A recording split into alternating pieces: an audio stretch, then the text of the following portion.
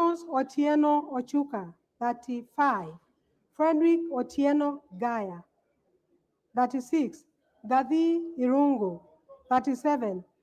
Joseph Mijire Gaku. Honorable members, by the close of the nomination period on Wednesday, 7 September 2022 at 8:30 p.m., the following 19 persons had returned to the clerk their respective nomination papers for election as Speaker of the National Assembly. 1. Dr. Noah Winja. 2. Moses Masika Wetangula. 3. Gideon Kiplangat Cheruyot. 4. Timothy Ayako Olingo. 5. Marshall Mungare. 6. William Washira Mwaniki. 7. Isaac Wangengi Wainaina. 8. Kevin Mabeta Nyamira. 9. Dorothy Kemunto Nyangori. 10. Matthew Eric Dea Okongo. 11. Joshua Kipkemoi Boit. 12. Viangeta Frederick Mukaria. 13. Dr. Mbi Augustine Kavindu. 14. Jinan Zioki Mbiuva. 15. Samuel Mwangangi Zamalu. 16. Kenneth Otiato Marende. 17. Josh Gitangu Thiongo. 19. David Ikava Mwangangi. 19. Danson Gadudi Karaya. Honorable members, I wish to also notify the House that I also received a letter from one Mr. Omar Dambi, dated 7 September 2022, withdrawing his candidature for election as the Speaker of the National Assembly. Additionally, honorable members, I wish to report that Mr. Isaac Aluoch Polo Aluochir, one of the persons who collected nomination papers, did not return the completed form. However, he did appear before the clerk and verbally withdrew his candidature. Further, honorable members, the following 15 persons who returned their nomination papers did not qualify as candidates for election as Speaker of the National Assembly, as their nomination papers were not accompanied by names and signatures of 20 members in support of their respective candidates as required by Standing Order 5.3. 1. Dr. Noah Winja. 2. Gideon Kiplangat Cheruyot. 3. Timothy Ayako Olingo. 4. Marshall Mongare. 5. William Washira Mwaniki. 6. Isaac Wangengi Wainaina. 7. Kevin Mabeta Nyamari. 8. Dorothy Kemunto Nyangori. 9. Joshua Kipkemoi Boit. 10. Dr. Mbi Augustine Kavindu. 11. Jinan Zioki Biuva. 12. Samuel Mwangangi Nzamalu. 13. George Gitangu Thiongo. 14. David Ikavi Mwangangi. And 15. Danson Gadudi Karaya. Honorable members, you will recall that at the close of the nomination period yesterday evening, I did notify honorable members of the two candidates qualified to participate in the election of the Speaker of the National Assembly. In my notification, I stated that my office was in the process of verifying the documentation submitted in support of two other applicants, namely Mr. Diangeta Frederick Mukaria and Mr. Okongo Matthew Eric Dea. Honorable members, I wish to inform the House that verification of the documents submitted by the two applicants against the copies of identification documents are available to my office by the various members purported to have supported the candidature for today's election revealed glaring anomalies. With regard to the nomination papers returned by Mr. Biageta Frederick Mukaria, it was noted that the Kenya National Identification numbers purported to appended to the names of several honorable members are at variance with the information officially available by honorable members to Parliament as part of their biodata. Similarly, honorable members, it was noted that the nomination papers returned by Mr. Okongo Matthew Eric Dare appended signatures purported to belong to several members that did not tally with the signatures recognized by my office from the biodata forms signed by the affected members. Indeed, I have today since received written complaints from a number of the affected members regarding falsification of their support to the two candidates. In particular, honorable members have disowned their purported endorsement of the said candidates.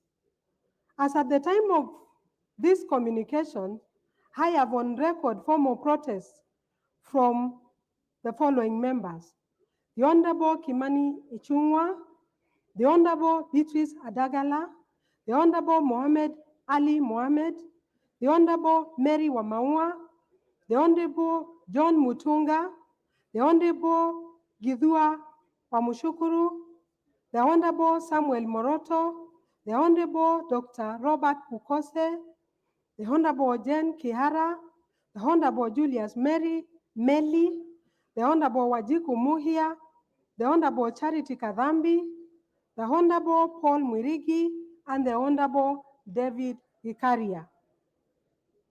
Honorable members, in light of the above cited anomalies and the form of protest received from members, I have disqualified the two persons from contesting in the election for the Speaker scheduled for today, 8 September 2022. Cognizant of the fact that the willful submission of documents containing misleading, falsified, or fraudulent information for use in proceedings of a very crucial nature by this House may constitute a criminal offense, I have formally requested the Directorate of Criminal Investigations to investigate the circumstances under which the documents were submitted and take appropriate steps thereafter. Honorable members, pursuant to the provisions of Article 106 of the Constitution and Standing Order number 5 of the National Assembly Standing Orders, out of the 19 persons who completed and returned their nomination papers, the following two persons qualified as candidates for elections as Speaker of the National Assembly. 1. Kenneth Otiato Marende.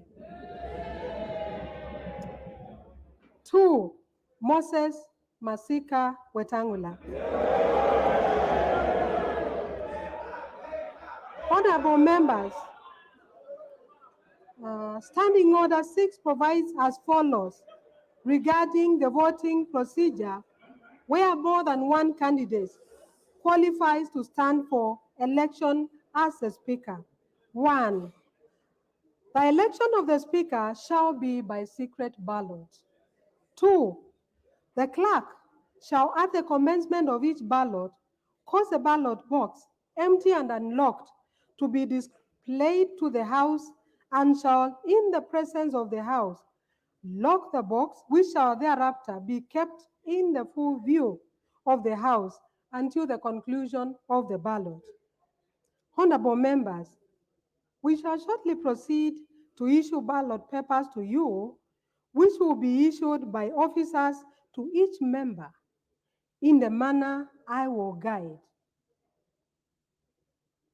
And so, when your name is called, You will receive one ballot paper at the table and proceed to the voting booth. Mark your ballot paper and proceed to cast your vote. For clarity, honorable members, a member who wishes to vote shall mark his or her ballot paper by placing a visible mark in the box provided for beside the name of the preferred candidate as a member wishes to vote for. Thereafter, the member should fold the marked ballot paper before leaving the booth and deposit the folded ballot paper in the ballot box.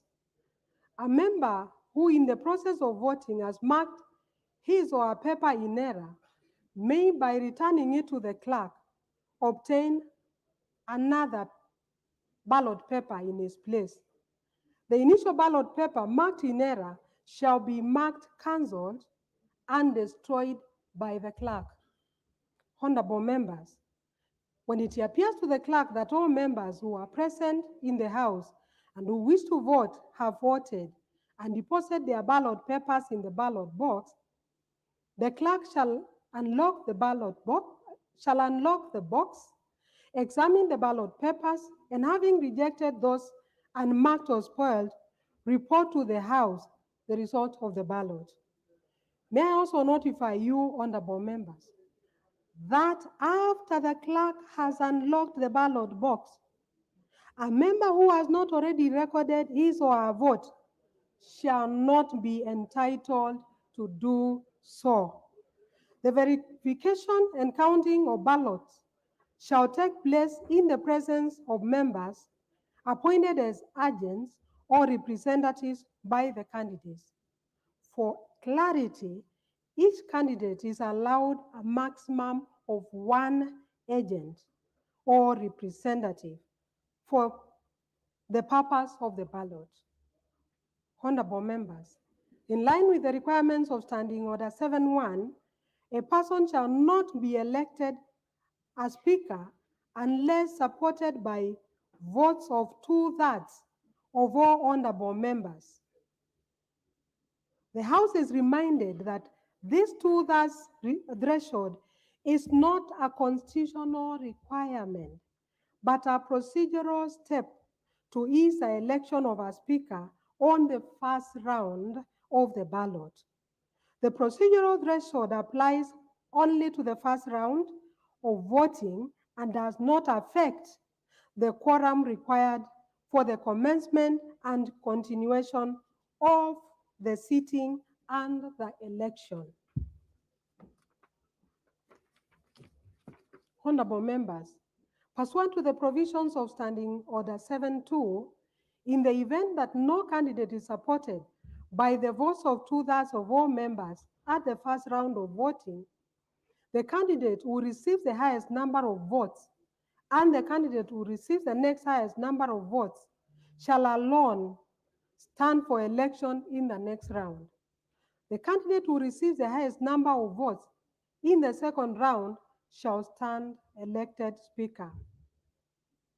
Honorable members, we have arranged the voting booths next to the dispatch table. There are two booths on each side of the table. Members on my right hand side will cast their ballots in the voting booth placed on the side of their side at the table, and vice versa for the members on my left.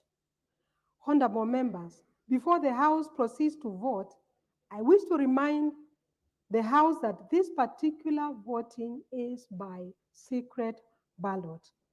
Members are not allowed to display their marked ballots to the House or to the galleries.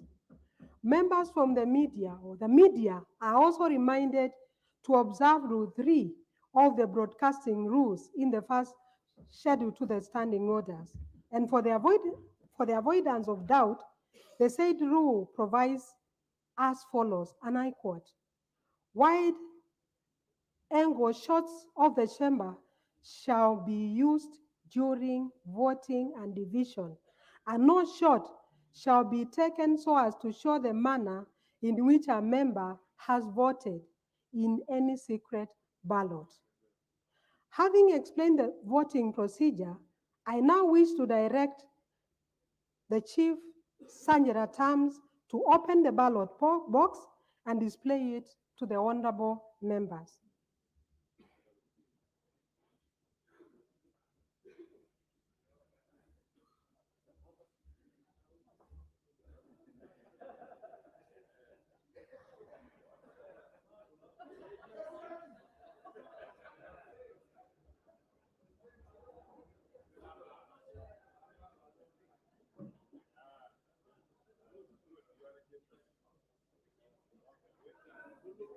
Honorable members,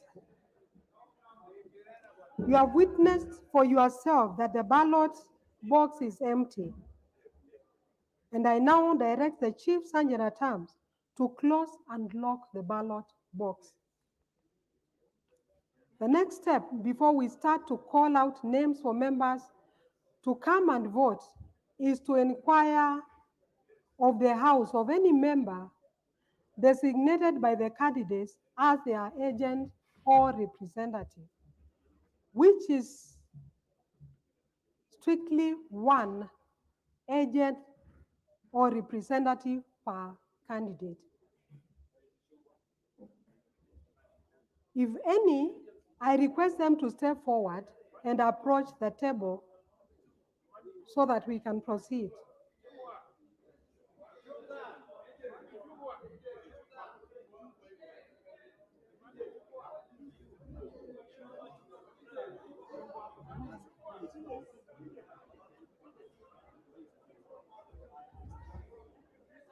Honorable members, who is for Honorable Marende? Okay. Okay. So the Honorable TJ Kajwang. And who is for the Honorable Wetangula? The Honorable Dr. Pukose. Okay. Now,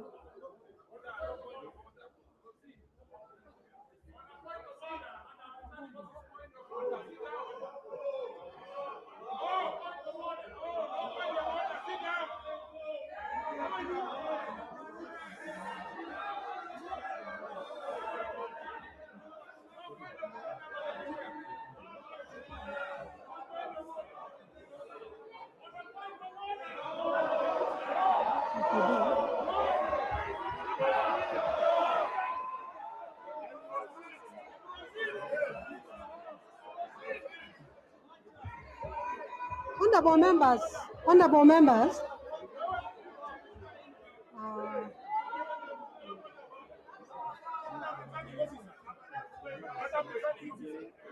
we have legitimate issues and interventions to make. You said that out of this you are going to call me. That is why I'm asking that you should have allowed us to make interventions. Honorable members,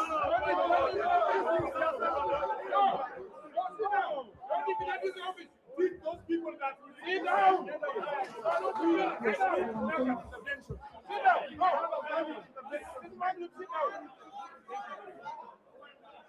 members, please be seated so that I can guide the House. Just be seated. Take your seats. Take your seats, honorable members. I want to guide the House. I will allow a few interventions from the members before we proceed to the ballot. And I will now allow the Honorable TJ Kajwang to yes.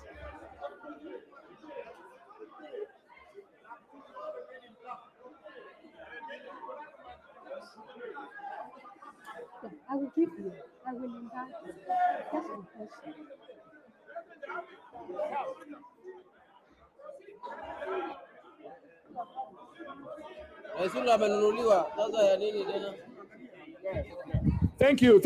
Thank you, Madam Returning Officer. And first of all, because this is the first time we are interacting with the table, we want to thank you for preparing elaborately this house to enable to accommodate all of us. I have a constitutional fundamental issue to raise. And members who have been here before and members who are joining us for the first time, this is a debating chamber. And we'll be here for 5 years. And so all the issues that need to be spoken, which the nation needs to know, should be spoken, because that is why we have come, and that is why we took off to present these issues. And so I raise a constitutional fundamental issue on the candidate on the table, which is number 4, Honorable Senator Moses Wetangula, touching Madam Returning Officer. I am sure that when members will keep quiet and listen, they will be able to follow me and be able to respond. And all those issues can be responded to in a very civilized manner. Whether that candidate is legible as a candidate for speaker.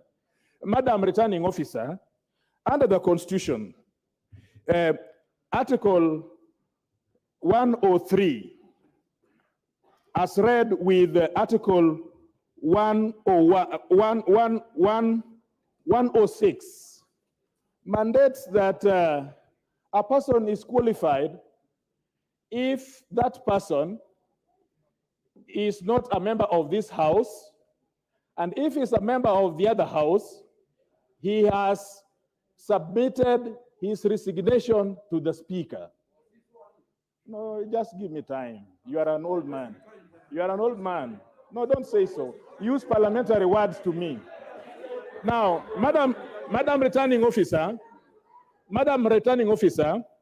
as much as I've been able to check out, the member who is number 4 is actually an elected senator of the other house. Now, if he is elected member of the other house, he ought to have presented this resignation to the speaker. I have learned reliably that that person presented this resignation letter on 9th of August to the speaker, allegedly to the speaker of that house. Now, if you look at Article 10, when you look at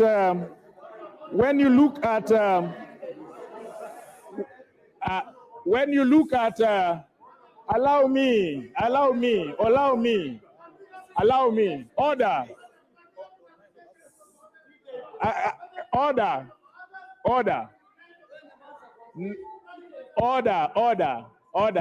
A day after the elections. I'm explaining myself, please. Now, the speaker to whom he allegedly delivered his resignation letter was already an elected governor. It means according to the Constitution, 103 says that the term expires on 102 at the date of the general election.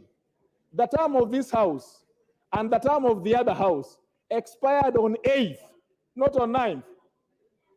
The term of the speaker of that house expired at that time when that person was elected as governor. It means that on 9th, there was no speaker to whom the candidate would have given his election papers.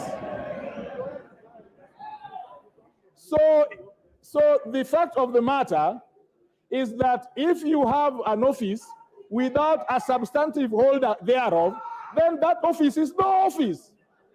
So if, as I am reliably informed, that he tendered his resignation to an office without the substantive member being the substantive holder of that office being validly in that office, then he resigned to no speaker.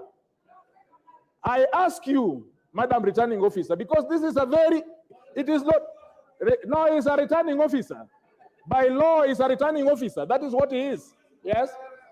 this is an issue which is not only important to us, but important to all those other candidates who have a valid, some of them who are not in this house, who have a valid responsibility to ask. The last one, and this may draw a lot of protestation from somebody who does not like my thinking, and in this house, we must not like each other's thinking. The same person that is the candidate, there is a valid resolution of this house. There is a valid resolution of this house, which in record, saying that that particular person is not eligible to hold a public office in Kenya. Madam Returning Officer, this is a house of records. This is a house of records. There is a resolution of this house, passed by this house, implementable by this house, that the person should not hold a public office arising out of matters concerning integrity. So in both those grounds, I ask you, Returning Officer, to find that one Moses Wetangula is not eligible to be a candidate for the Speaker of this House. I thank you so much. Good speaking in this house is very easy.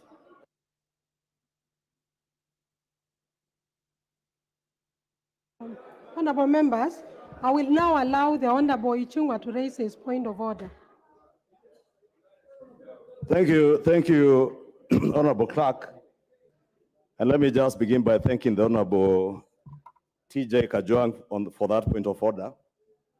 Although unfortunately, Honorable Clerk, and I would really beg this 13th Parliament that we allow each other time to be heard, because the Honorable TJ Kajwang has a right to raise whatever issue he wants to raise, and we all have a right to respond, and eventually the presiding officer will probably make a determination. But allow me to just go straight to some of the issues that the Honorable TJ Kajwang has raised. And it is indeed true that one can only be elected as Speaker if you are not a sitting member of Parliament. That includes members of the Senate. But it is also not true what the Honorable TJ Kajwang alleges, that the Honorable Senator Wetangula resigned on the 9th of August. It is indeed preposterous for the Honorable TJ Kajwang to make an allegation in this house that he cannot substantiate by way probably of tabling a copy of that letter that he purports the Honorable Senator Wetangula resigned on the 9th of August. It is also in my know, Honorable Clerk, that the Honorable Moses Wetangula indeed resigned 2 days after the gazettement of senators by IEBC in the Kenya Gazette. And those are facts. And I want to believe, Madam Clerk, that in your office, you have a copy of that letter, which the Honorable TJ Kajwang does not have. What is purporting here can only be equated to what they said was opaque. Honorable Speaker, it is also not true that indeed when the Constitution that the Honorable TJ Kajwang is quoting says that the term of Parliament of the 12th Parliament ended on the 8th of August. It is true for the Honorable TJ Kajwang and myself and the Honorable Senator Wetangula, who was a senator in the 12th Parliament. But the office of the Speaker exists in perpetuity. And until another Speaker, today as we speak, Madam Clerk, Speaker J.B. Muturi is still the Speaker of the National Assembly until a new Speaker is elected this afternoon. Honorable Speaker, what's the Honorable TJ Kajwang, and he knows because he's a seasoned lawyer, he knows what he's telling the country on live television as a lawyer is not true. because the Speaker's office exists into perpetuity, and it will until and unless we elect a new Speaker. Speaker J.B. Muturi remains in office. In fact, as we speak, TJ Kajwang, you know Speaker Muturi is seated in his office and transacting business. Indeed, Honorable Speaker, let me not even belabor that point. Honorable Speaker, I just want to beseech that we do not spend a lot of time arguing things that could be described as rumors, hot air, things that are opaque. And Honorable Speaker, I would beg that you, Honorable Clerk, I would beg that you stick to the rules and procedures of this House and occasion the election of a new Speaker to progress without wasting much time. We saw these shenanigans in Bomas of Kenya. The same people who were in Bomas, some of them are here, Mr. Speaker, Honorable Chair, and I really want to beg that you do direct that we proceed. Thank you, Honorable Clerk. Honorable members, I will allow 2 more members. I will allow the Honorable Wandai. Yes, it's a different issue. No, not about election of Speaker. Okay, then I will allow the Honorable Duale, please.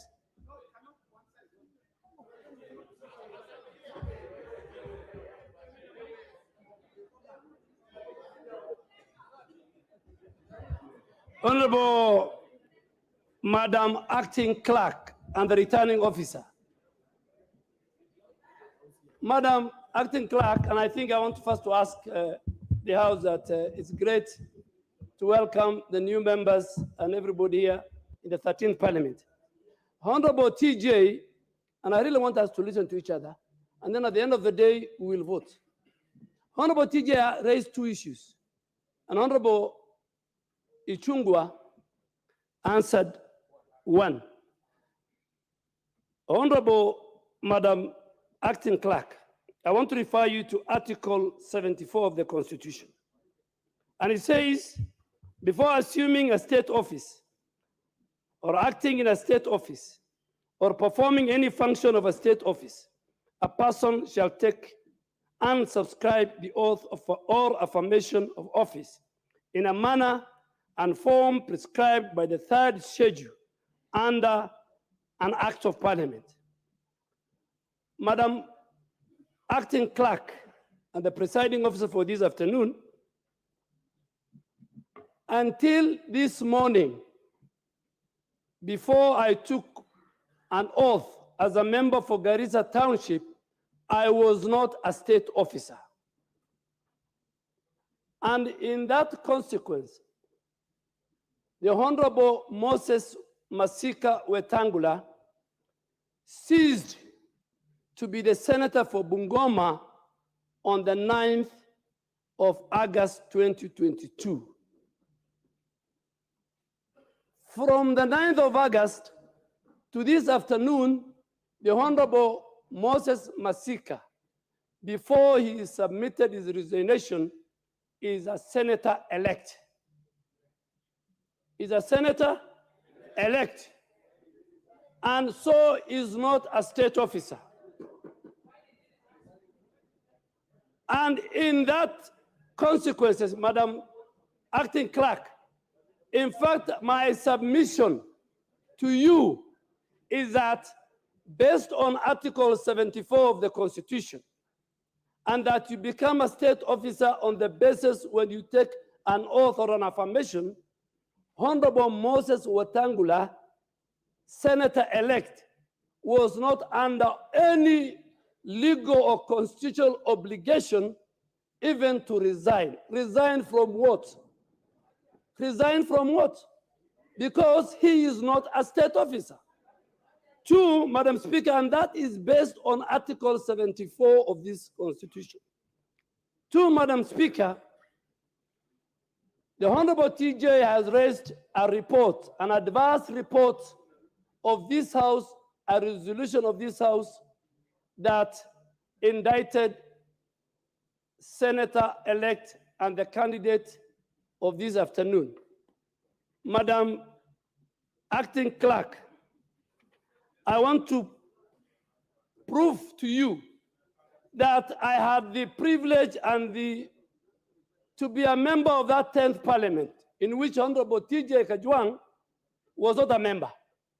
And that report was done by the Defense and Foreign Relations Committee, in which a ranking member was the chair, the Honorable Eden Kainan.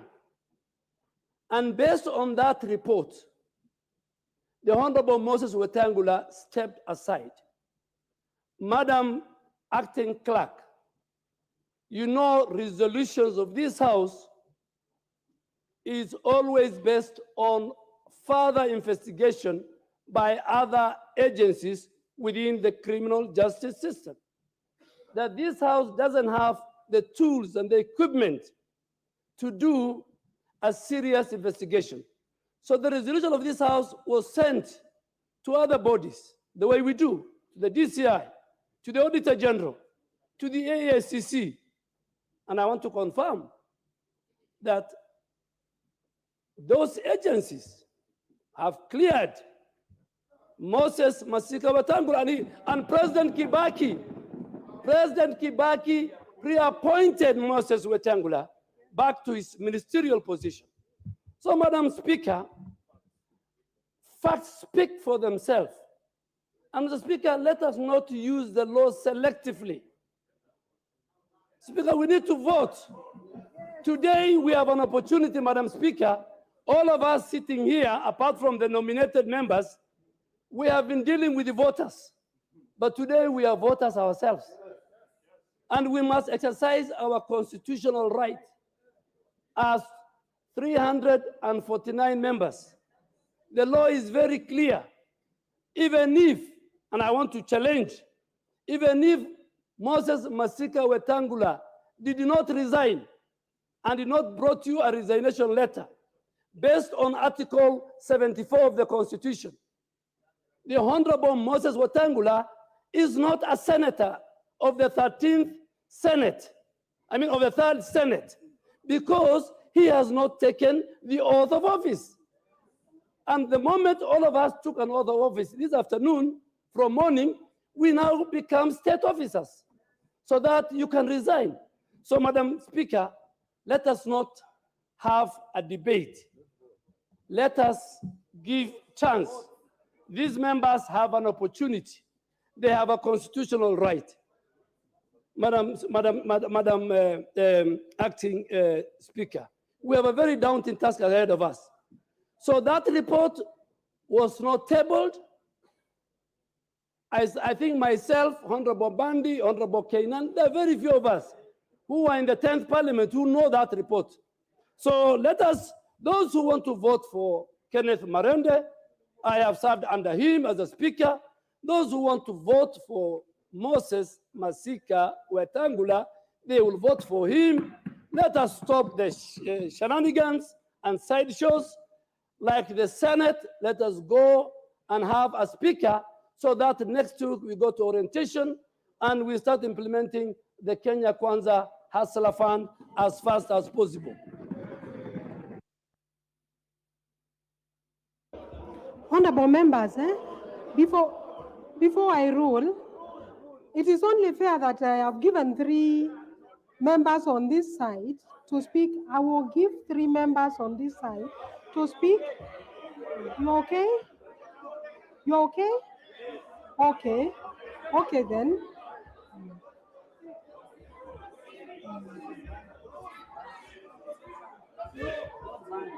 I will allow the Honorable Bandi, please. Let me give the Honorable Bandi. Thank you very much, Madam Presiding Officer. Madam Presiding Officer, allow me also she's presiding over the elections. She may be returning officer. I don't know whether she was gazetted or she gazetted herself.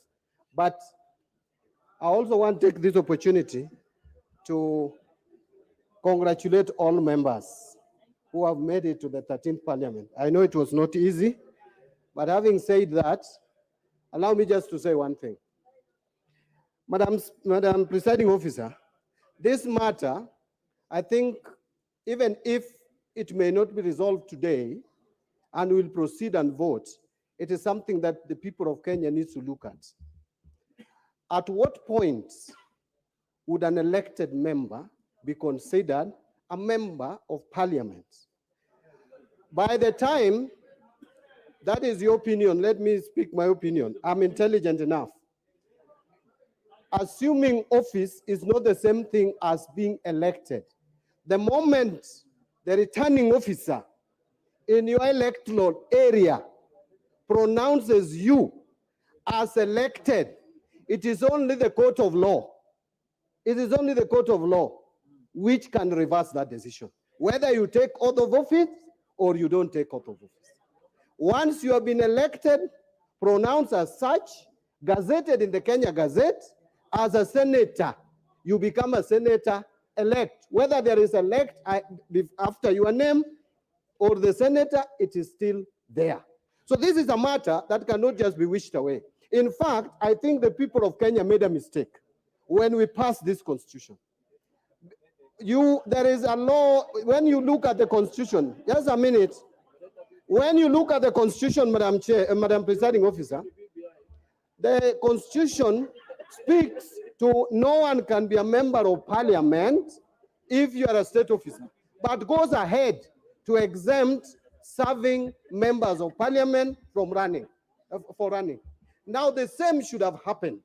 I don't see why a sitting member of National Assembly cannot run for the office of the Speaker and resign after being elected. That is what happened in 2008 when Kenneth Otiato Marende was the MP for Emuhaya. So if something is wrong with our laws, we need to accept it. Let us not speak, just take sides. You took an oath just a few minutes ago to protect this constitution. There is a problem in the constitution, we need to fix it.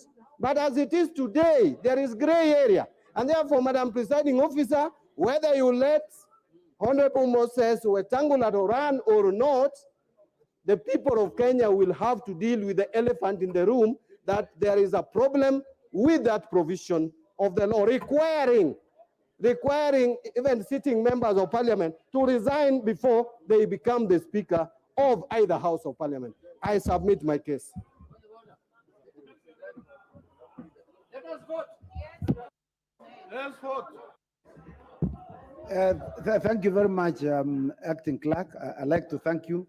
And I just like to say that I believe in freedom of speech. But I just want to raise, Madam Clerk, pursuant to Standing Order number 83, as read together with Standing Order number 107. I'm very surprised that you've been allowing people who have been in this house for some time just to rise on points of order based on no particular order. You know, you know, like my very good friend Honorable Mbadi, I respect him a lot, but he just rose on no point of order.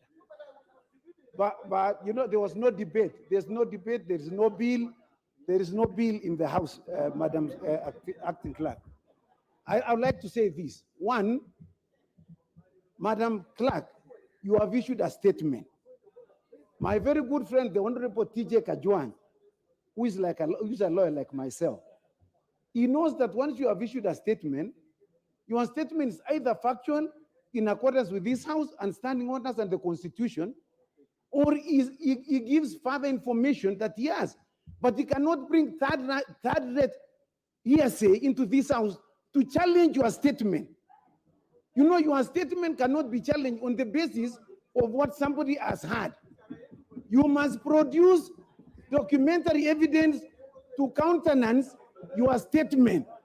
In the absence of that, Madam Clerk, you should rule everybody out of order. May I read, Madam Clerk? According to Standing Order 107, a member commits an act of disorderly conduct of that member if he deliberately gives false information to the House. We were told that Senator Moses Wetangula resigned on the 9th of August. That information has not been given to us here. And you just allowed that member just to sit. And he's a very senior member in the bench, of the bar. And I have a lot of respect for him. My submission, kura tutapiga, where we are going to vote. My submission, Madam Clerk, in the absence of any documentary evidence contrary to your statement, I submit that we vote. Thank you.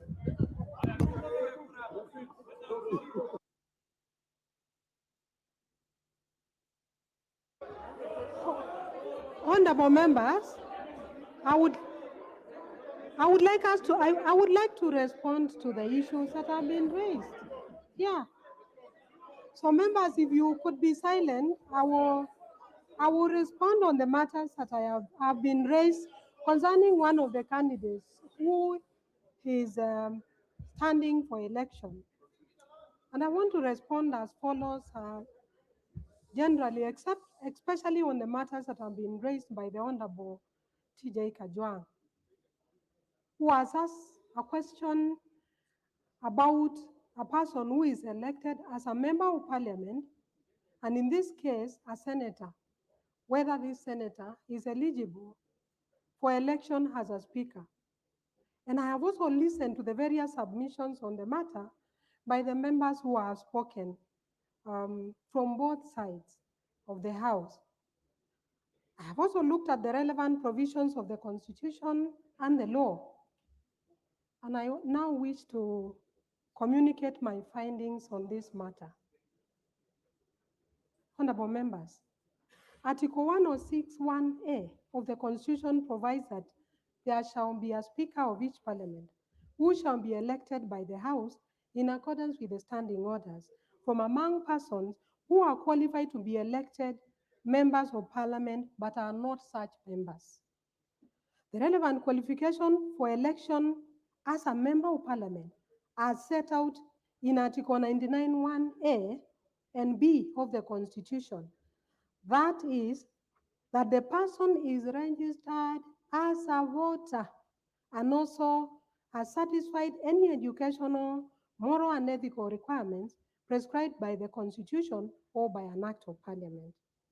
Additionally, Article 99(2) provides that a person is disqualified from being elected a member of Parliament if that person is a state officer or a public officer other than a member of Parliament, has at any time within the 5 years immediately preceding the date of election held office as a member of the Independent Electoral and Boundaries Commission, has not been a citizen of Kenya for at least the 10 years immediately preceding the date of the election, is a member of a county assembly, is of unsound mind, is an undischarged bankrupt, is subject to a sentence of imprisonment of at least 6 months as at the date of registration as a candidate or at the date of election, or is found in accordance with any law to have misused or abused a state or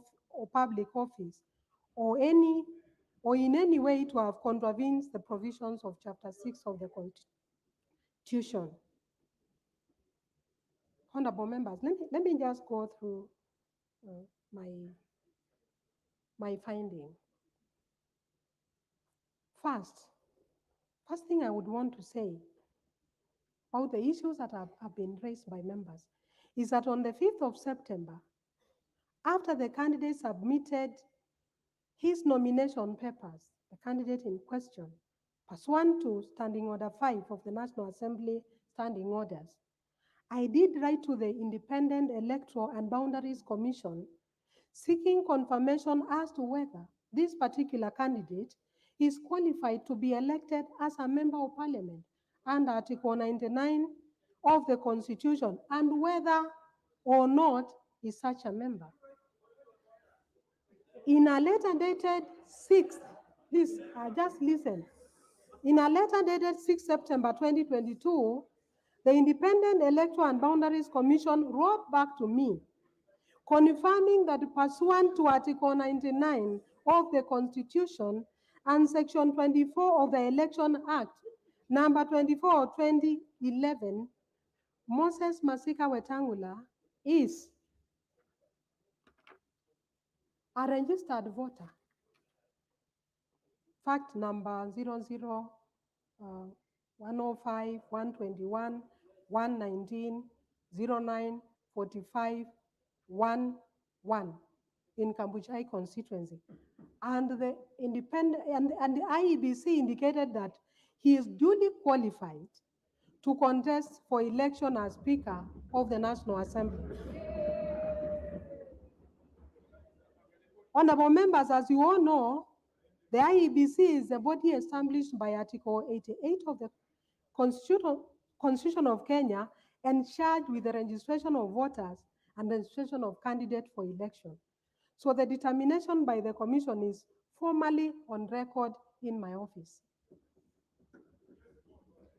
Secondly, honorable members, now allow me to draw you to Article 74 of the Constitution, which the Honorable Duale has made reference to, and which provides that before assuming office or a state office, acting in a state office or performing any functions of a state office, a person shall take and subscribe the oath or affirmation of office in the manner and form prescribed by the third schedule or under an act of parliament.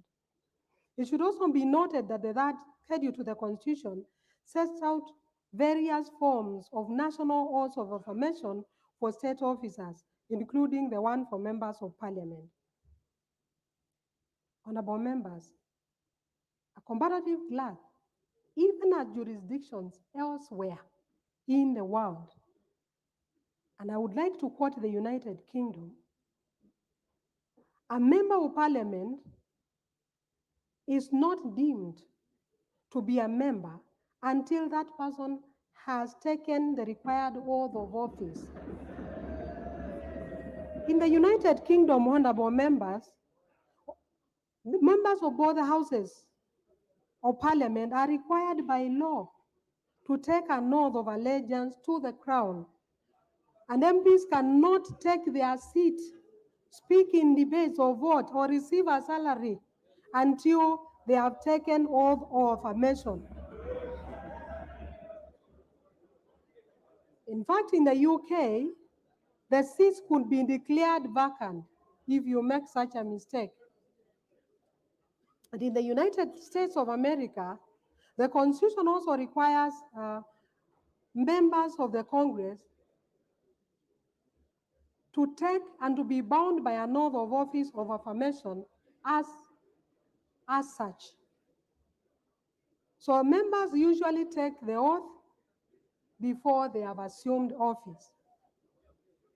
In view of the stated provisions of Article 74 of the Constitution, members, it is clear that a person who has been elected to serve as a member of parliament retains his status as a member of the public until they assume office as a member of parliament by taking or subscribing to the oath or affirmation of a member of parliament as set out in the third schedule to the Constitution. And lastly, honorable members, let me finish. In any event, even if we were to overlook the provisions of Article 74 of the Constitution relating to the assumption of office, as I have enumerated, and argued that there was need for the senator to resign from office, may I now confirm that I am in receipt of a letter dated 29 August, written by the Honorable Moses Masika Wetangula, addressed to the Speaker of the Senate, in which he communicated in writing to the Speaker of the Senate his decision to resign from his position as a senator-elect for Bungoma. Now, this letter is addressed to the office of the Speaker of the Senate, which by virtue of the provisions of Article 106(1)(2) only became vacant when the new Senate first met today. So the spirit of the Constitution espoused under Article 103(1)(c) is that the seat automatically becomes vacant upon receipt of the resignation of a letter, and there is no corresponding obligation imposed on the Speaker to accept or decline the resignation. Therefore, honorable members, in the present circumstances and guided by the provisions of Article 74 of the Constitution and the letters from the Independent Electoral and Boundaries Commission and from the Honorable Moses Wetangula, I have satisfied myself that the Honorable Moses Masika Wetangula is qualified for election as a Speaker of the National Assembly. The House is accordingly guided.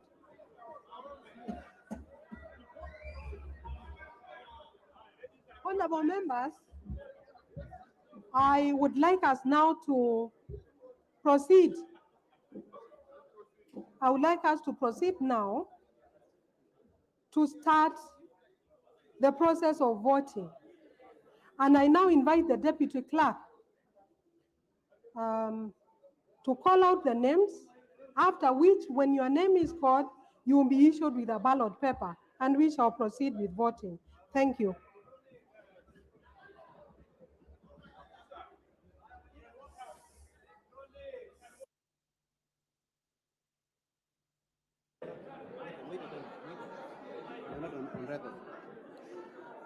Duale Adan Bare.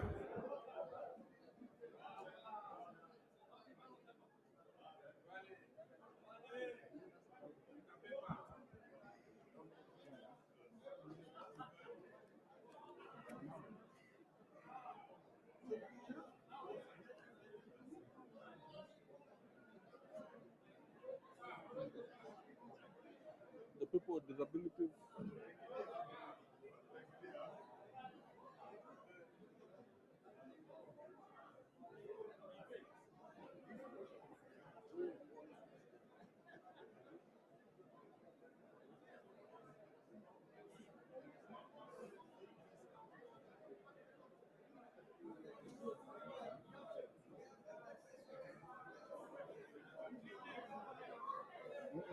Okay, good.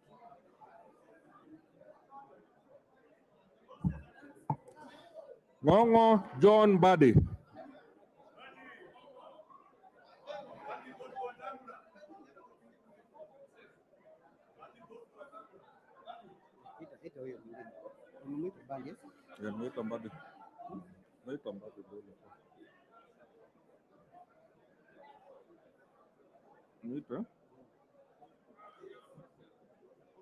Maalim Farah.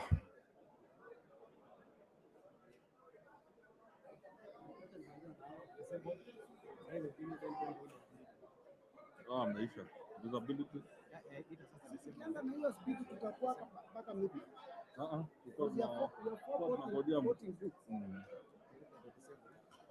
Mumo Rose Museo, Wetangula Timothy Wanyonyi, Lomwa Joseph Samal.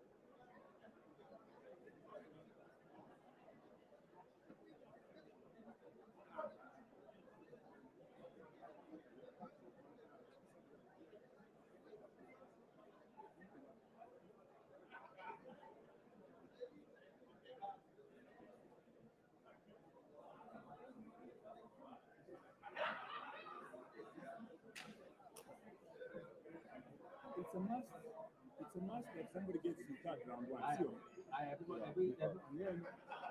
Then we'll go to round two.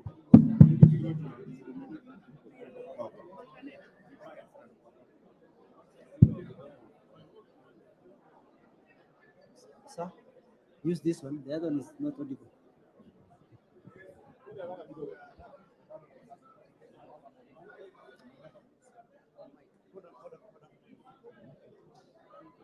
We need to take the boxes to these two members. Honorable members, I will allow the clerks to take the papers to the members with disability, please. That is the Honorable Lomwa Joseph Samal, the Honorable Masara Peter Francis, and the Honorable Koskei Jackson, and also the Honorable Mumo Ross Museo.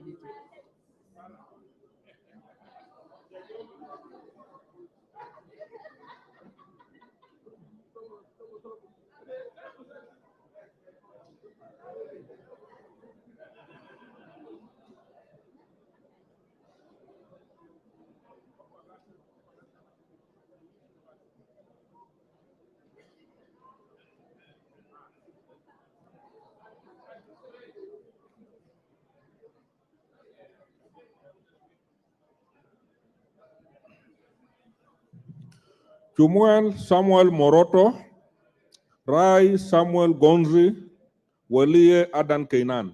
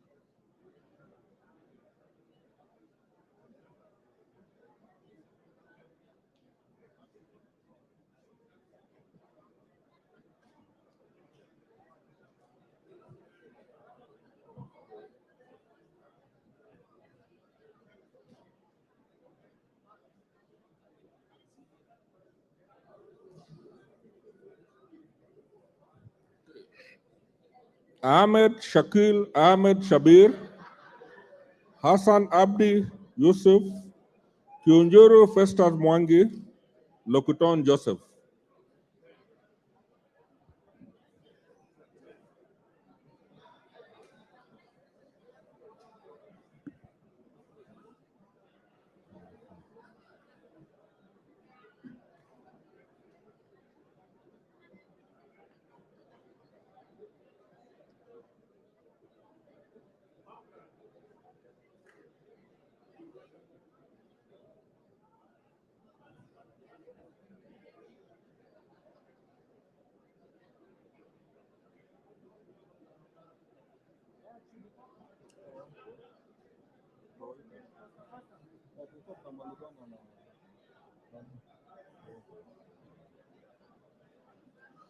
Mbiuki Jafet Miriki Kareke,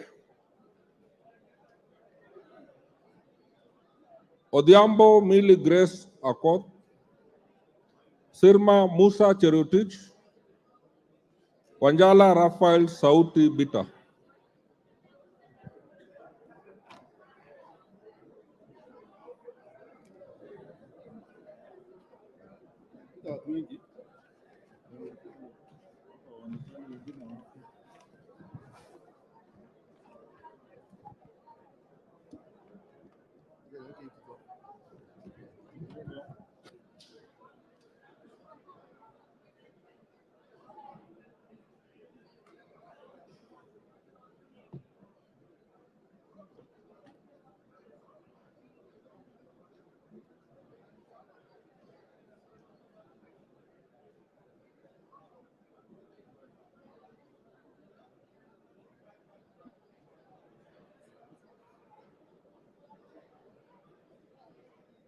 Abdul Rahim Dawood, Arama Samuel, Aramat Lemanken, Badi Twalib.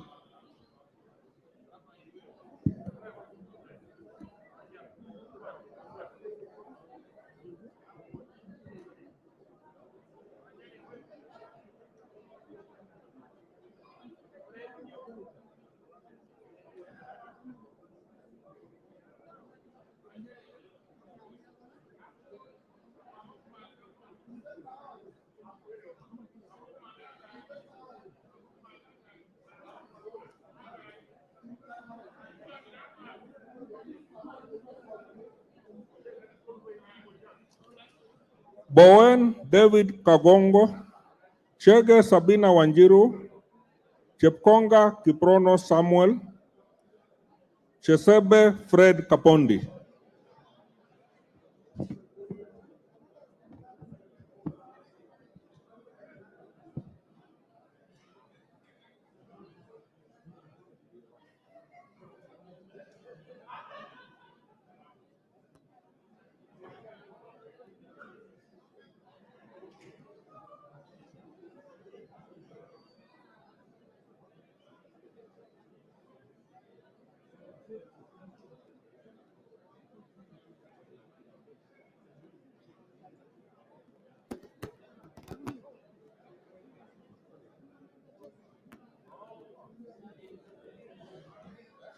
Francis Kajwang Tom Joseph, Gakuya James Mwangi, Gikaria David, Gimose Charles Gumini.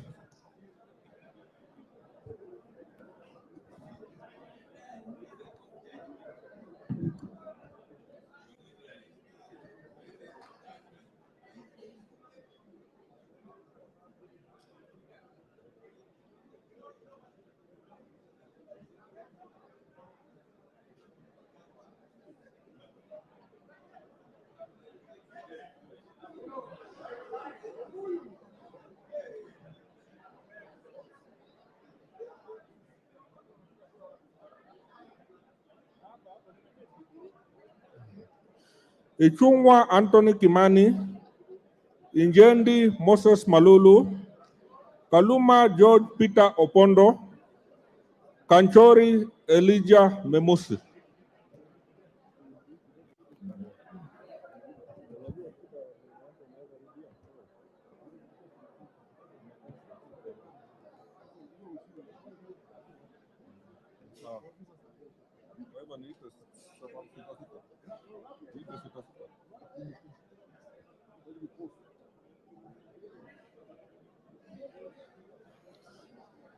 Kiaraho David Njuguna, Kihara Jane Wanjiru Njeri, Kingola Patrick Makau, Kibuot Julius Meli, Kipiogon Johanna Ngeno.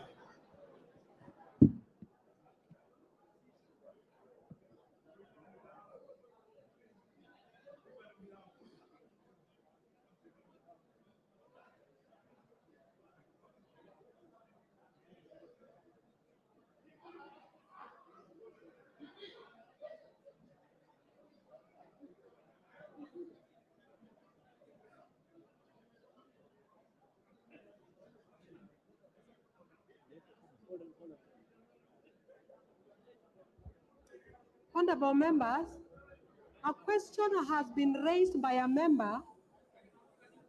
I just want to give you guidance because a member has raised concern about how to mark the ballot paper.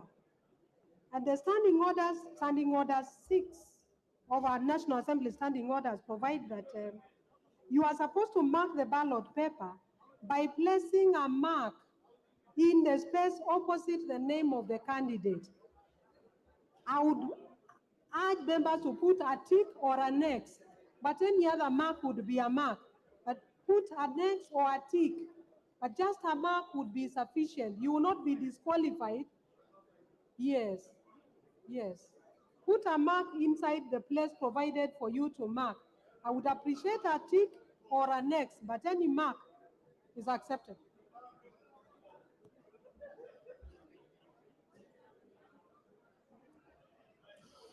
Kombe Harrison Garama, Correres Sara Paulata, Koi John Waluke, Koyo James Onyango, Langat Benjamin Kipkurui, Balu Jessica Nduku Kiko, Boko Mishi Juma Hamisi, Bui Robert, Mohammed Junaid Sheikh Nur, Mule Stephen Mutinda.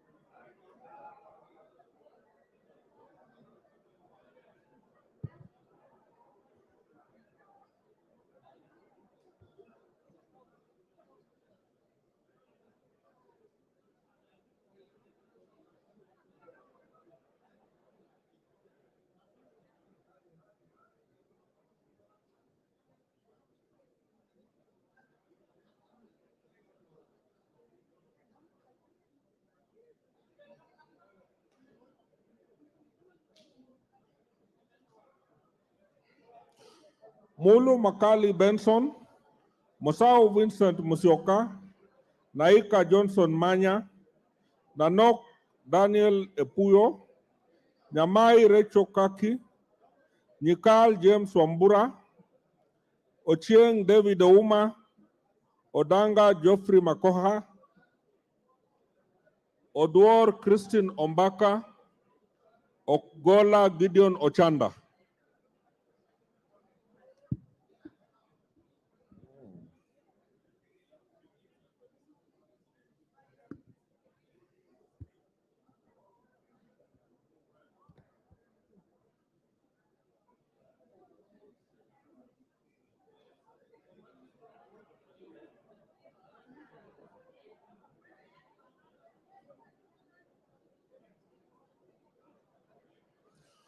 Owor Joshua Aduma, Kosing David Lesiaku, Pukose Robert, Raso Dido Ali, Robbie Mataz Nyamabe, Shimbwa Omar Munyi, Shinyali Bernard Masaka, Sitati Daniel Wanyama, Sudi Oscar Kipchumba, Sunkuli Julius Lekakenyi.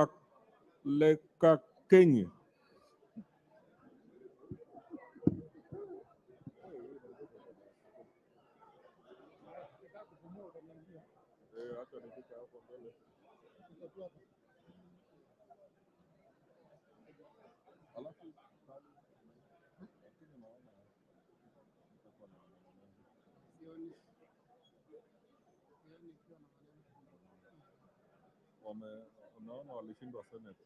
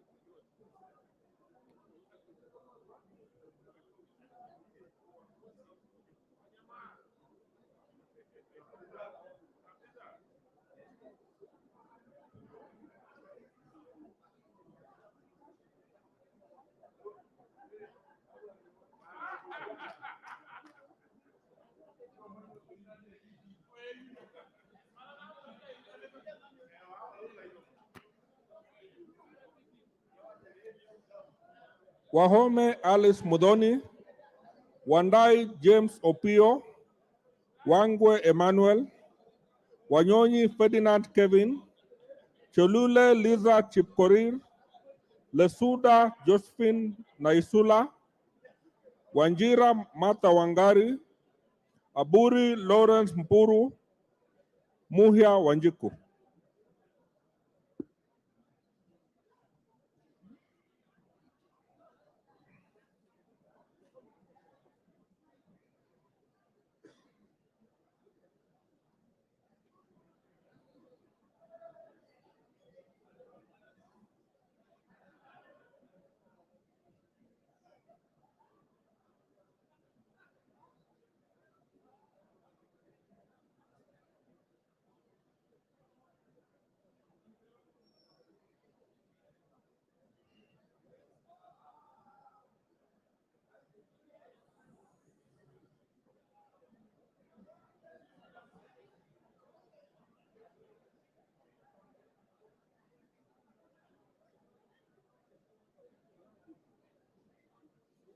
Oundo Wilberforce Odiambo, Abdullahi Bashir Sheikh, Adagala Beatrice Kahai, Akuja Protas Ewasit, Alpha Miruka Ondieki, Amolo Paul Otiende, Atandi Samuel Onuga, Badar Salim Faisal, Baya Owen Ya, Bedzimba Rashid Juma, Buyu Rosa Akinyi.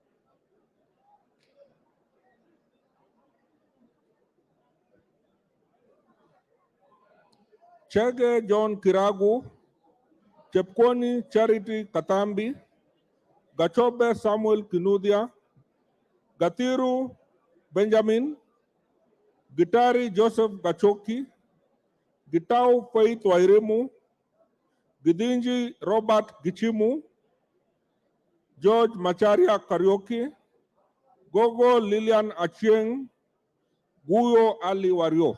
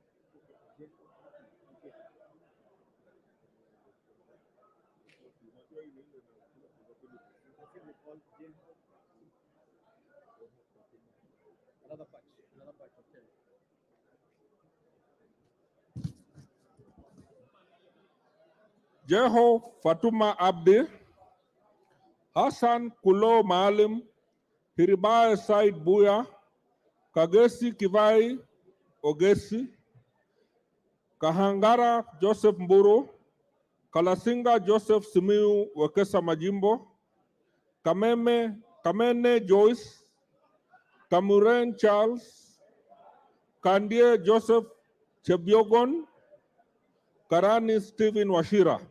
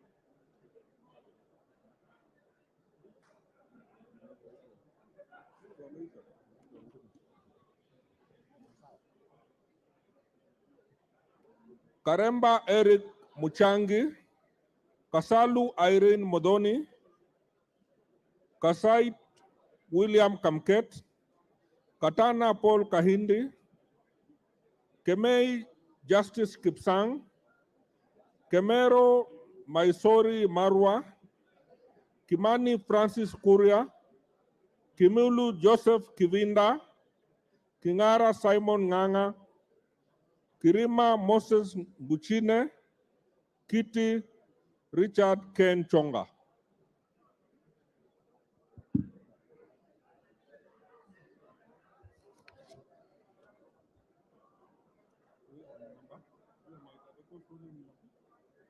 But I realized this one is different. It's to be Bidu Mohammed. Around 340 or 341.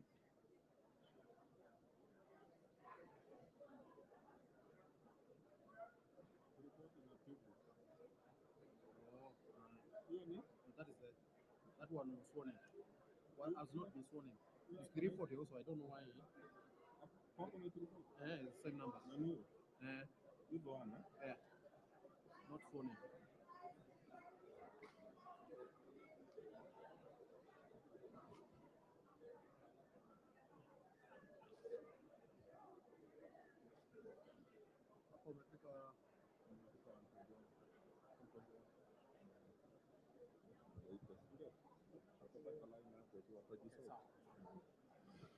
Koech Nelson, Kosgei Hilary Kiplangat, Kwenya Duku Zakari, Jackson Leku Montare, Peter Lochakapong, Luyai Kalebamisi, Mawade Julius Musili, Bai Nimrod Bituka, Mizigi Lydia Haika, Mohammed Ali.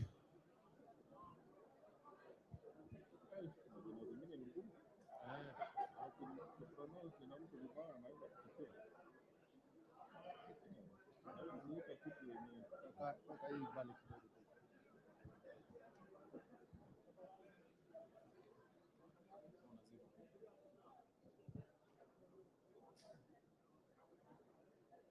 Unaona ile?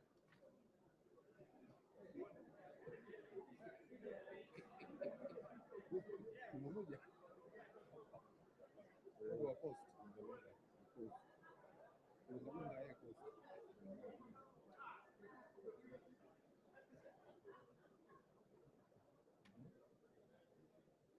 Kuna laini sasa.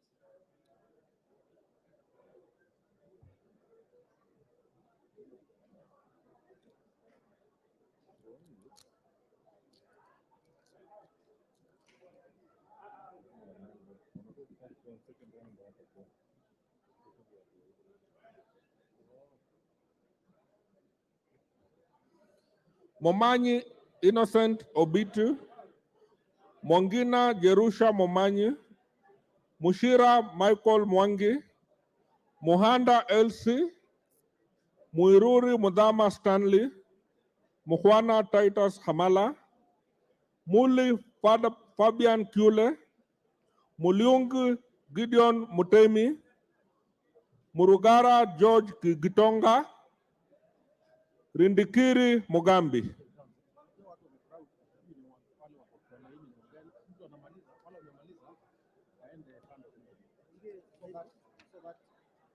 The only people who are there, the ones who are missing. Now, agent. I don't know whether you can get Kajua ni agent.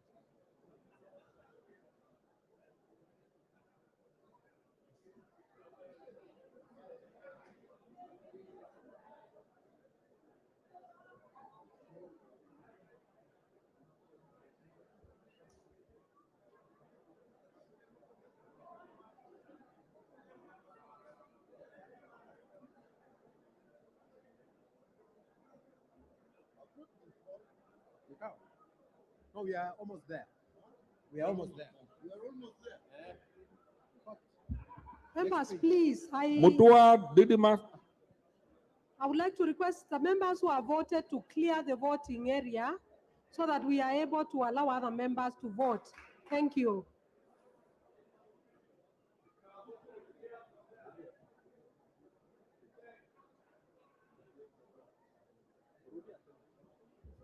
Members, please, once you have voted, clear the voting area to allow other members to vote.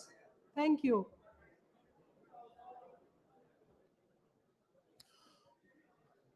Mutua Didimas Wekesa Barasa, Mutunga John, Mwakuona Danson, Mwale Nicholas Tindi, Mwalika David Mboni, Mwanyanje Gertrude Mbeyu, Mwirigi John Paul, Nabulindo Peter Oscar, Dungu George, Nganga Alice Wambui.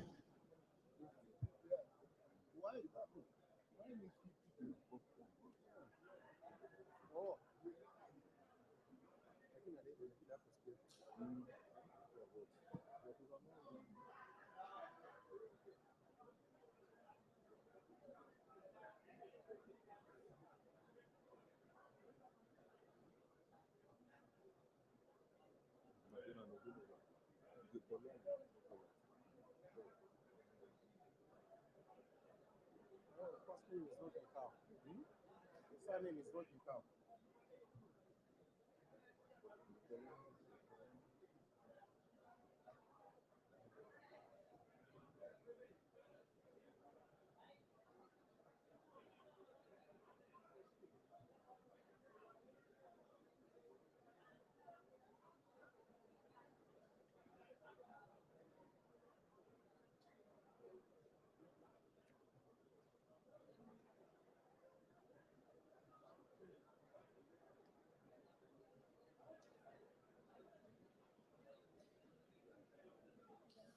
Ngikolong Nicholas, Nguna Charles Ngusia, Joroge Mary Wamaua, Ntwiga Patrick Munene, Nyamita Mark Ogola, Nyamoko Joash Nyamache, Nyenze Edith Vetki, Nyoro Samsung Ndindi, Zamba Tadeas Kitua, Zengu Paul Musimi.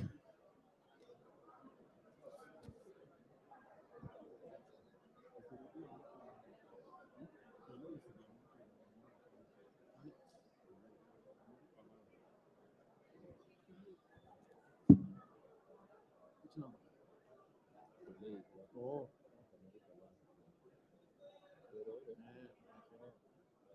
Hiyo ndio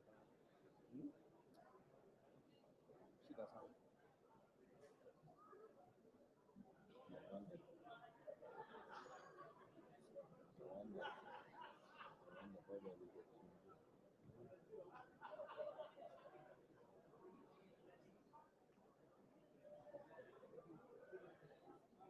So you look there. No, nasema note kwa boss Shule that she has voted. But actually,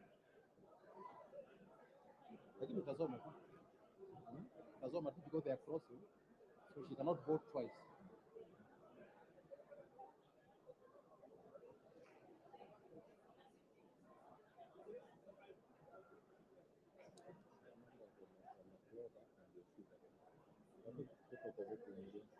Yeah.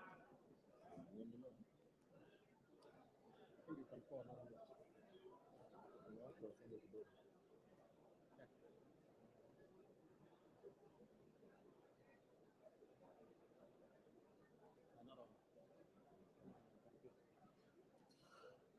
Dioka Erastus Kivasu, Obare Eve Akinyi, Obo Ruwaida Mohammed, Odege Tom Boya, Odhiambo Elisha Ochieng, Odoyo Okelo Jared, Oku Edward Kaunya, Okwame Andrew Adipo, Oluosh Anthony Tom, Omboko Milemba Jeremiah.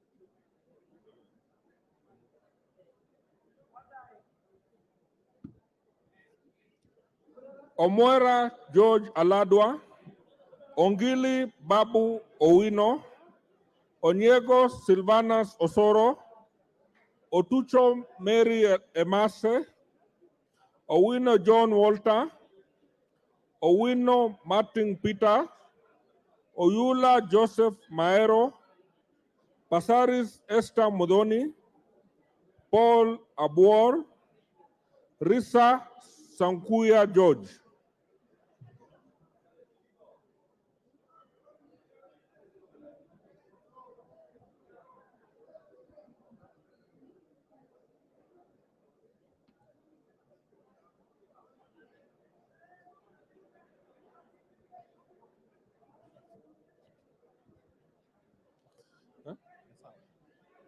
Sane Ibrahim Abdi,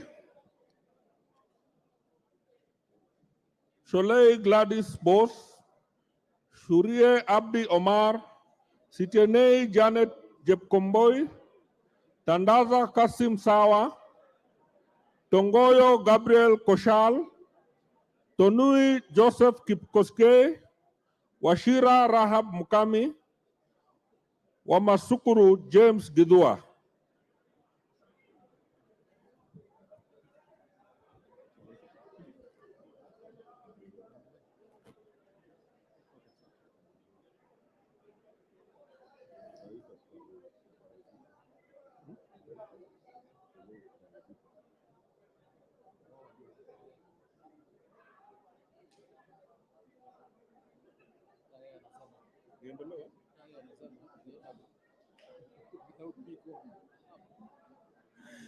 Wambilianga Catherine Nanjala, Wamuchomba Gadoni, Wangaya Christopher Aseka, Wanjiku John Juguna, Waweru John Kiarie, Were Charles Ongondo, Yegon Brighton Leonard, Yusuf Adan Haji, Elachi Beatrice, wa Naomi Jilo.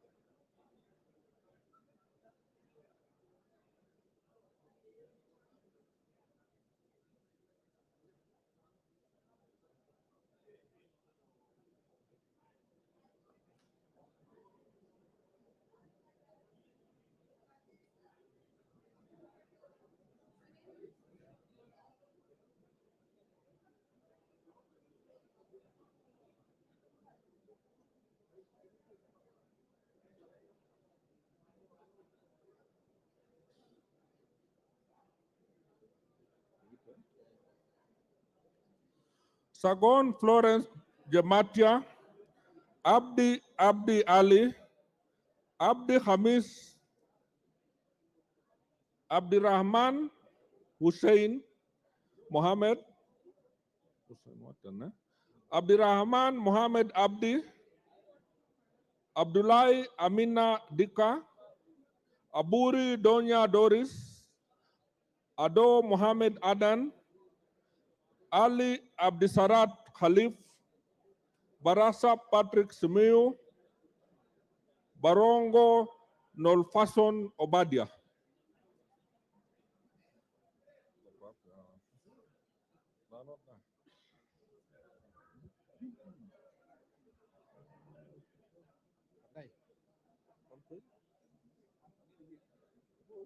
No, Liquid and Vile, I think it was consultations allowed.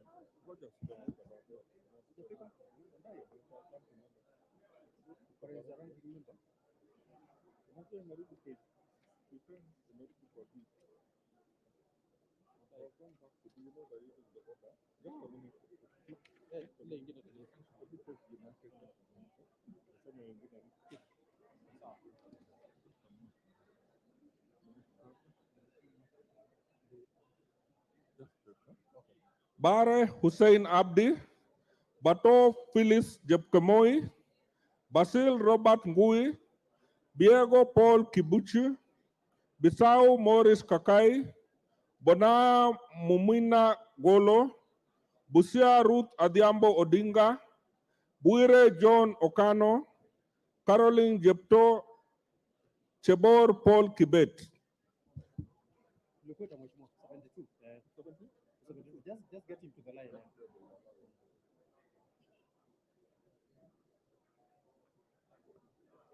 Yeah, come on.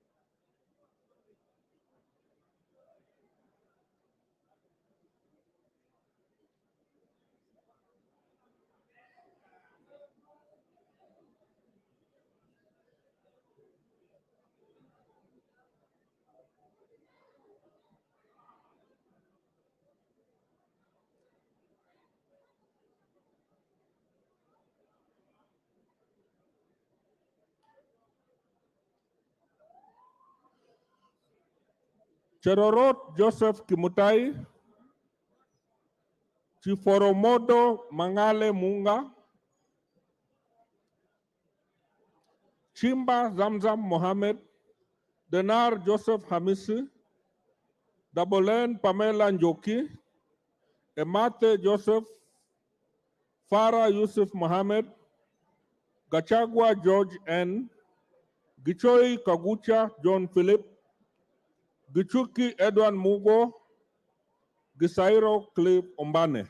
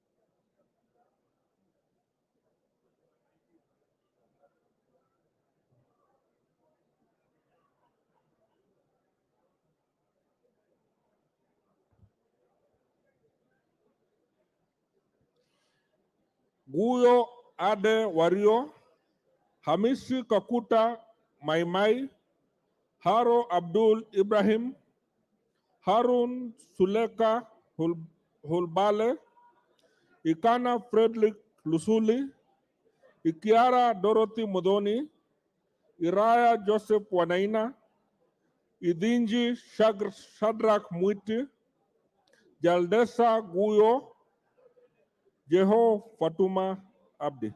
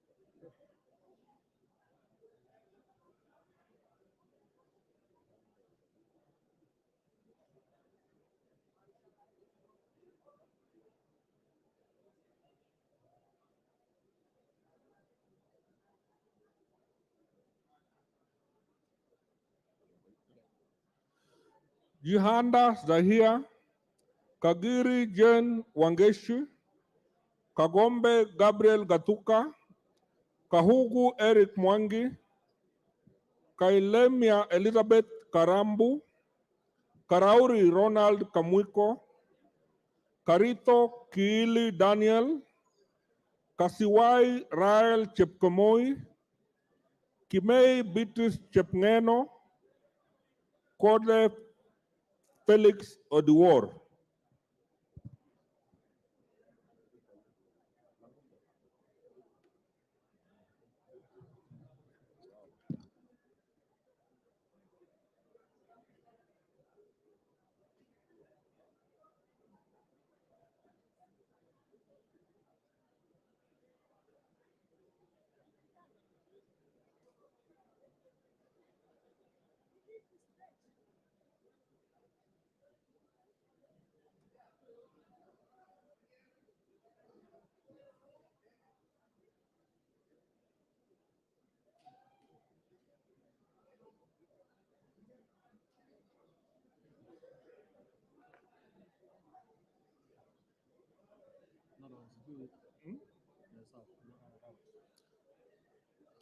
Kiamba Susan Dunge, Kibagendi Anthony, Kihungi Peter Irungu, Kilel Richard Cheriot, Kipkoech Gideon Kimayo, Kipkoros Joseph Makilap, Kiplagat David, Kipngor Ruben Kiborek, Kiprono Mutai Alfred, Kirwa Abraham Kipsang, Kitani Marien Chebet.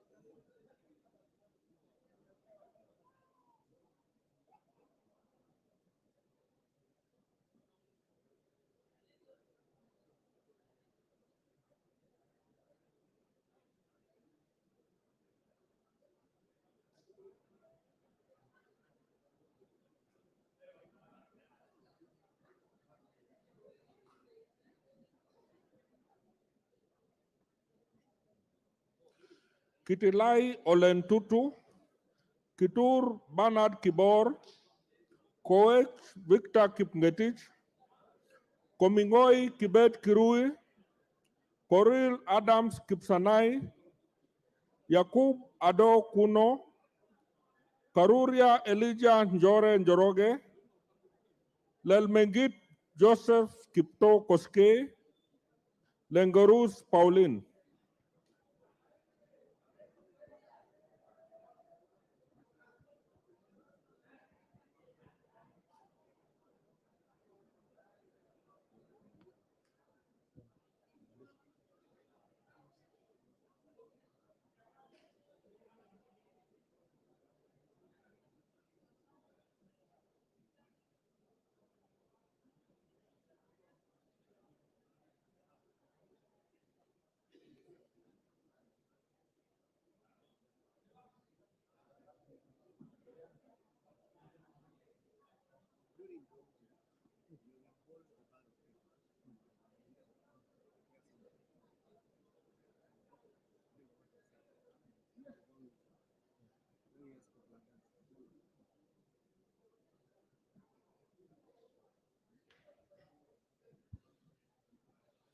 Letipila Dominic Eli, Lynette Chepkorir, Logova Sloya Clement, Titus Loti, Mnaiba Julius Taitumu, Mashal Mohammed Sood, Maina Betinjeri, Maina Jen Jeri, Maina Mwago Amos, Maingi Mary, Makali John Okwisia, Mamwacha Onchoke Charles.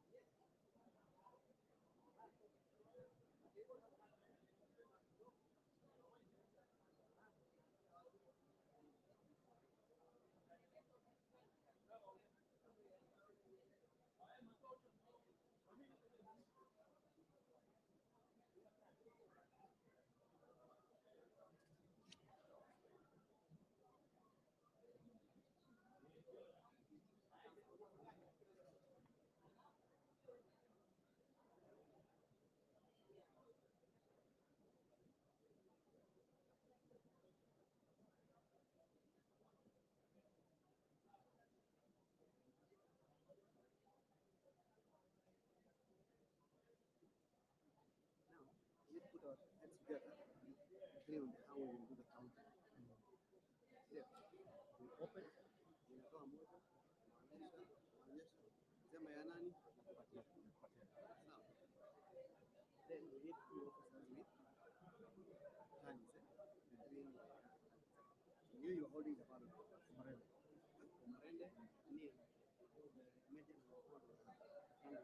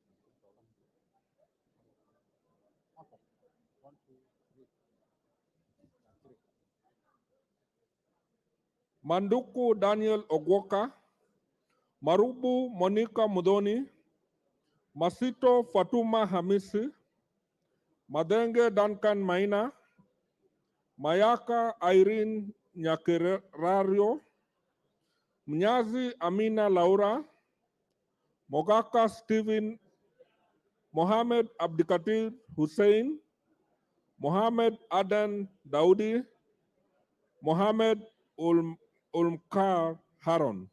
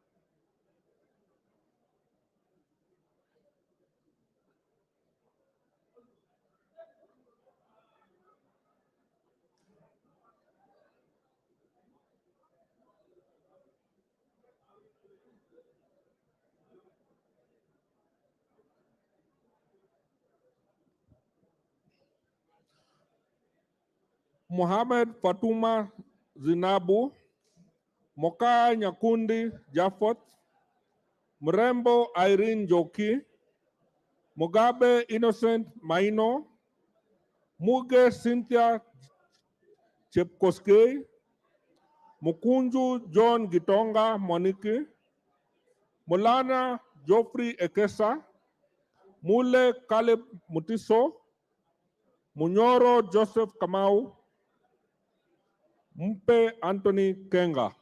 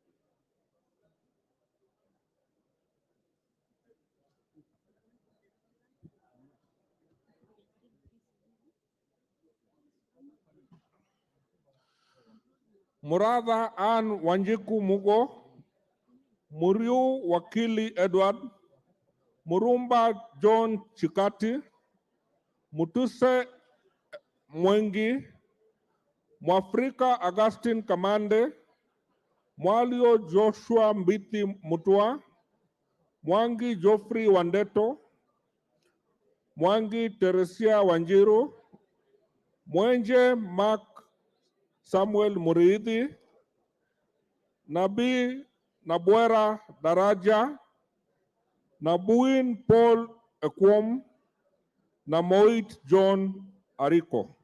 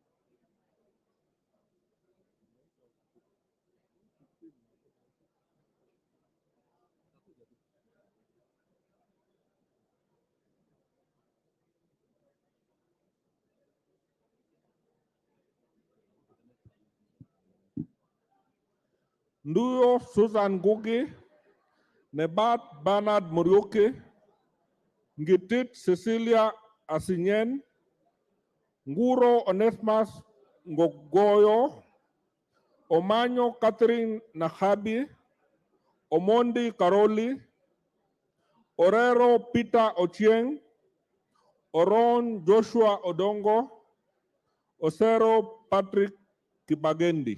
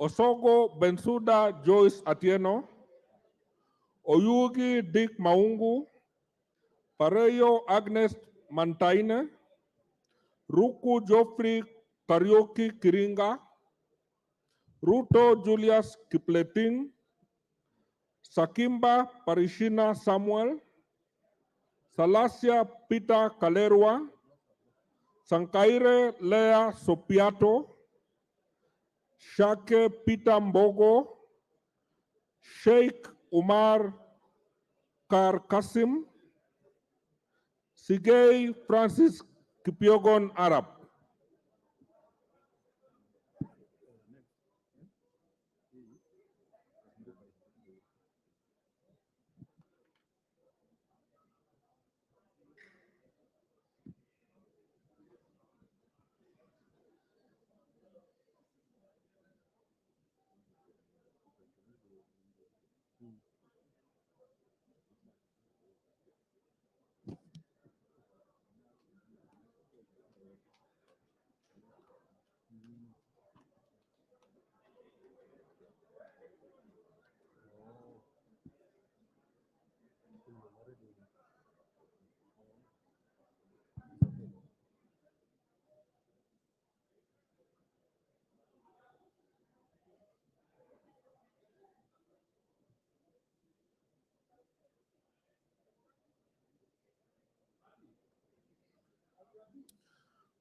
Siad Amina, Siyoi Lilian Chibet, Tonkei Rebecca, Toroitish Timothy Kipchumba, Tungule Charo Kenneth, Wanaina Anthony Njoroge, Wanaina Michael Wambugu, Waidaka John Machua, Wamboka Nelson Jack.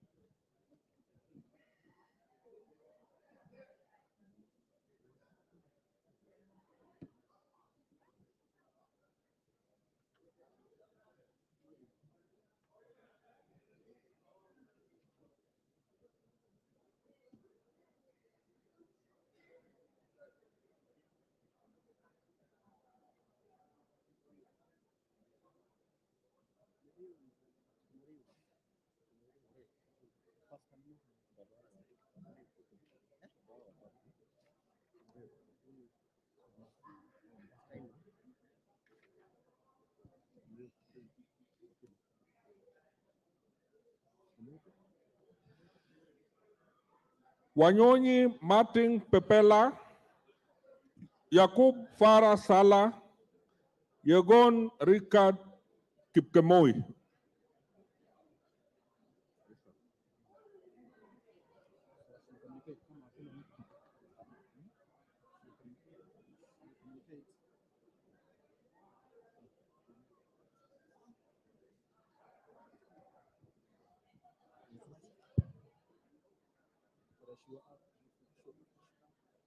Ask them to take their seats.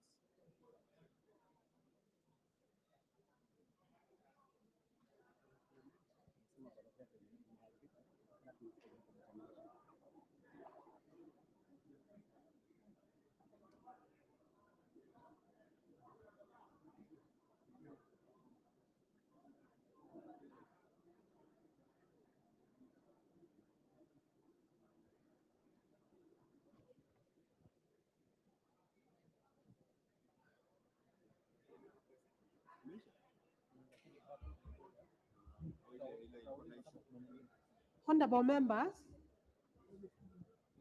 we are almost coming to the conclusion of the voting.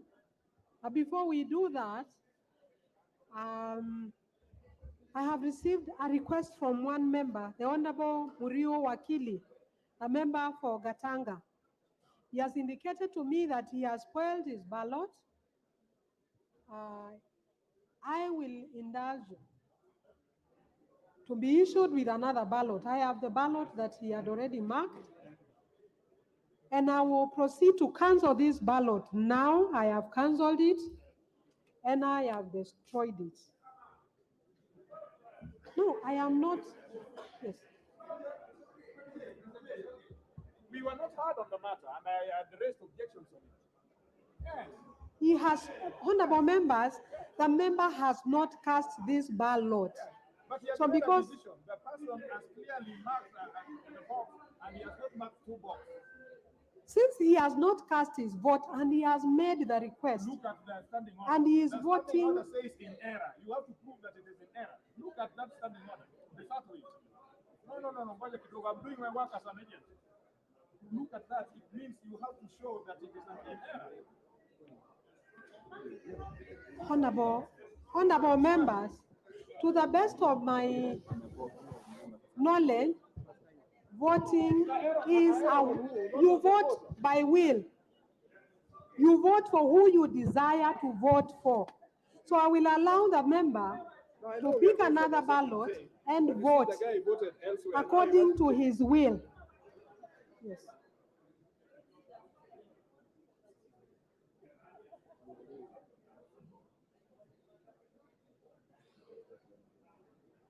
Now, Dombi, has that ballot been registered as a spoiled ballot? As a spoiled ballot? So the person is not entitled to a reissue? No, he has been reissued. In fact, he has Hii voted. sheria gani sasa hii? He has voted. Hata ya Chebukati si hivyo. If you have spoiled your ballot box, huwezi kupata kura ingine. The communication was if you spoiled, you are reissued with a new one. Murui Wakili Edward. Share vote. Huh? The vote was cast. So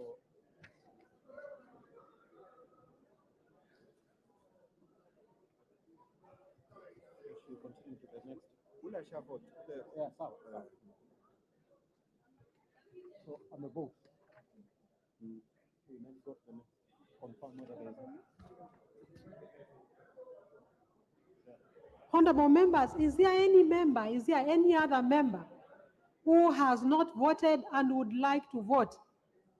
Any other member present in the chamber who has not voted and would like to vote?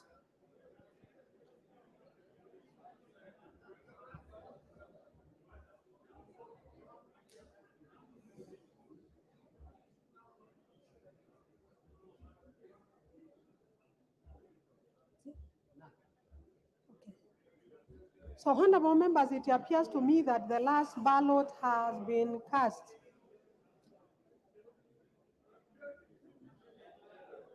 However, if there is any member who has not voted, he or she may now step forward and vote.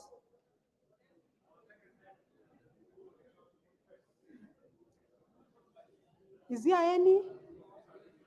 Okay, there is none. So, honorable members, pursuant to Standing Order 6.6, it does therefore appear to me that every member present who wishes to vote has voted. Now, therefore, I invite the two agents, one for each candidate, to come forward and witness the counting. Witness the counting.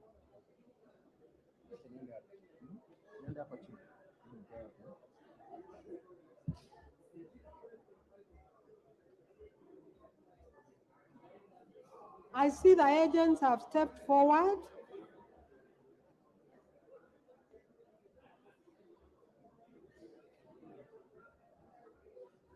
I now order that the ballot boxes be unlocked for examination of the ballot papers.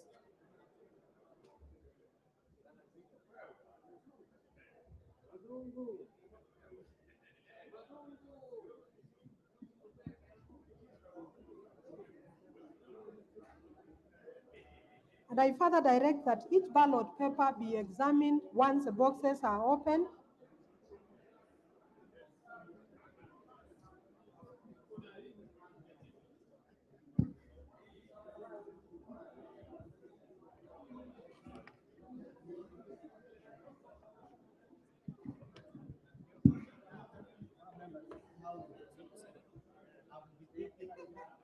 Officers, please proceed to count and tally the votes.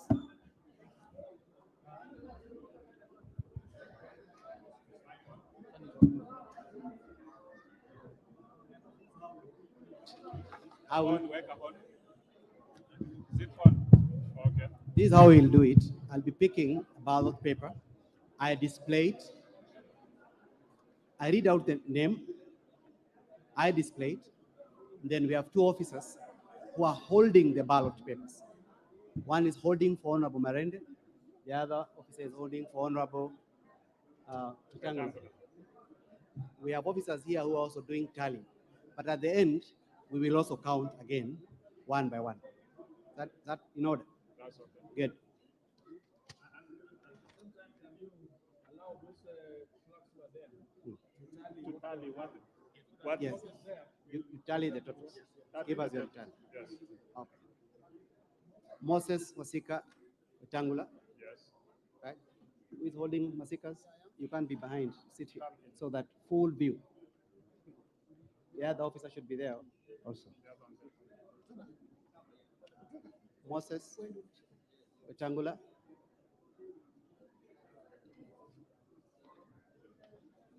Kenneth Otiato Marende.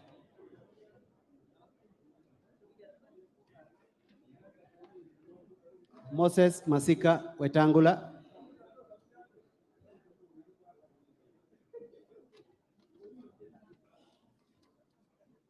Moses Masika Wetangula.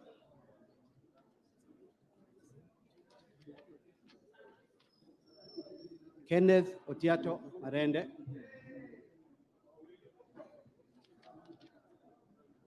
Moses Masika Wetangula.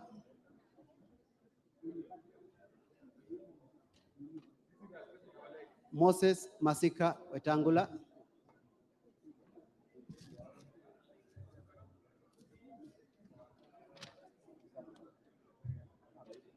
Kenneth Otiato Marende.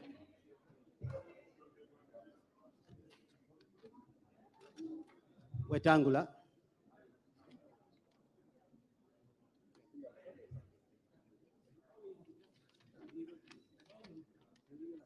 Marende.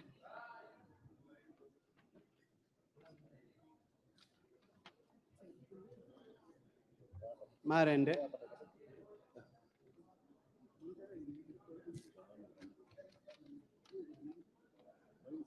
Marende.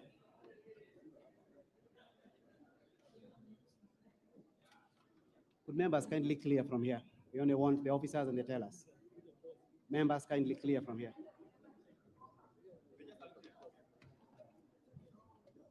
Marende.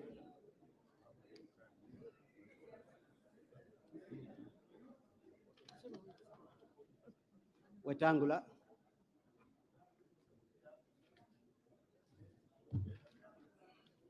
Marende.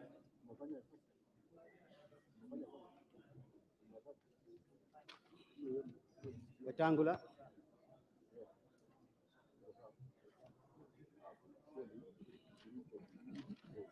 Marende.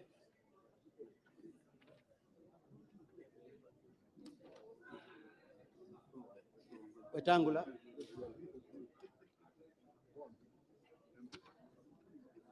Marende.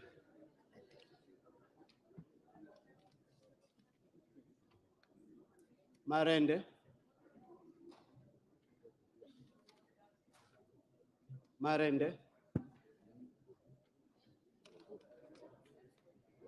Marende. Wetangula.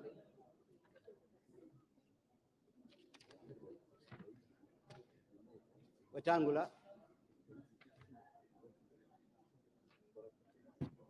Wetangula.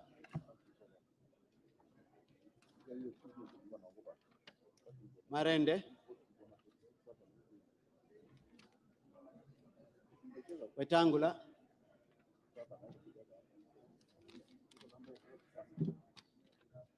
Wetangula.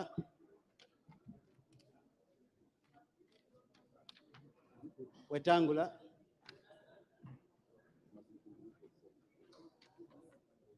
Wetangula.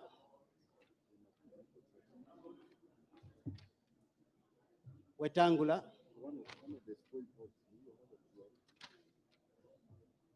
Wetangula. Marende.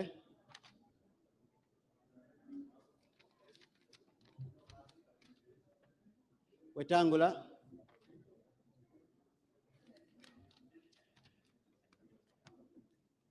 Marende.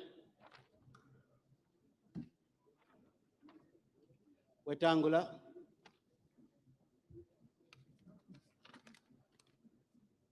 Wetangula. Marende,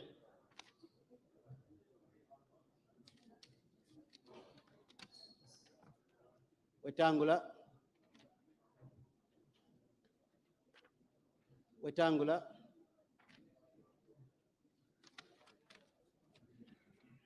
Wetangula,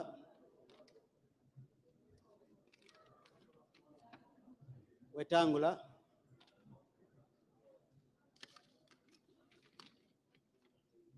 Wetangula,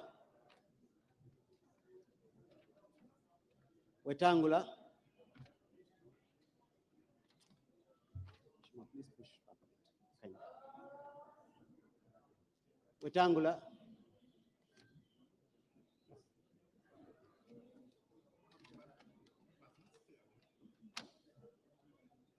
Marende,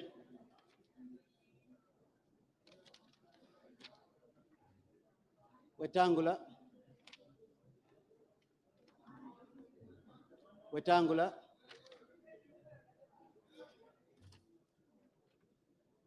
Wetangula,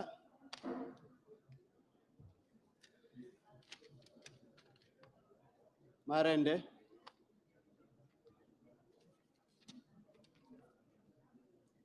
Wetangula,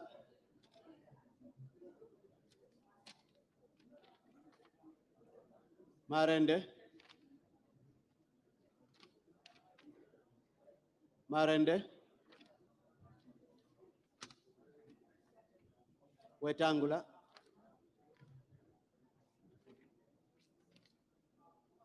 Wetangula, Marende, Wetangula, Wetangula, Marende,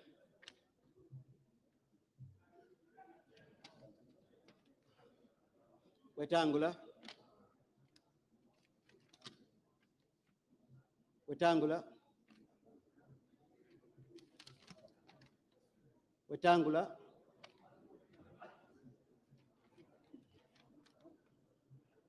Wetangula,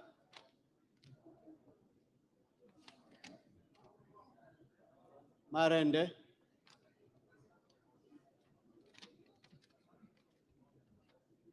Marende,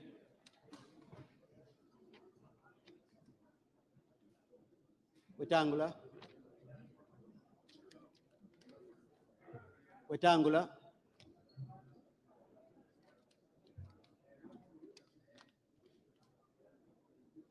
Marende,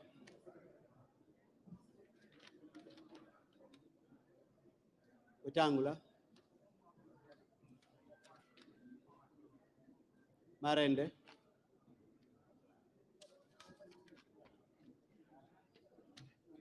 Wetangula,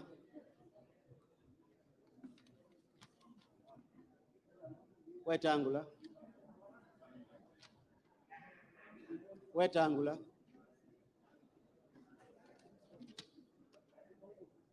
Marende, Wetangula,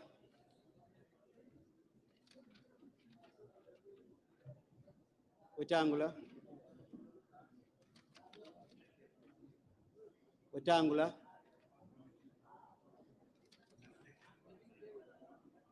Wetangula, Marende, Wetangula, Wetangula, Wetangula, Marende,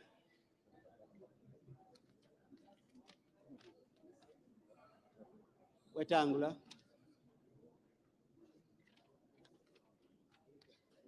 Wetangula,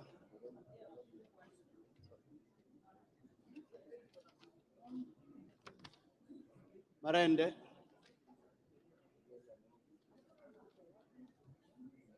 Marende,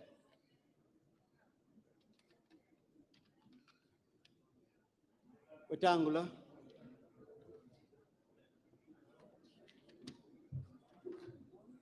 Marende,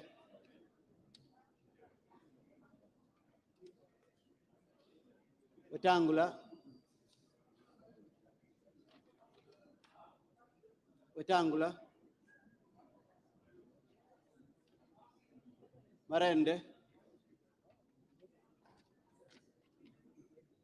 Wetangula, Wetangula, Wetangula,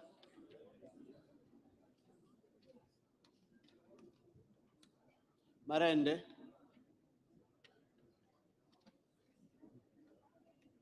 Marende,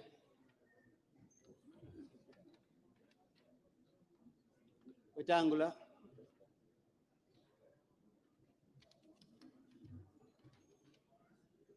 Marende,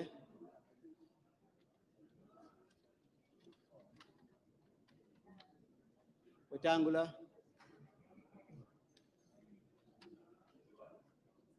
Wetangula,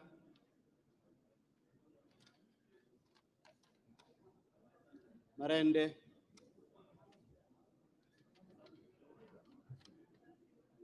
Wetangula, Wetangula,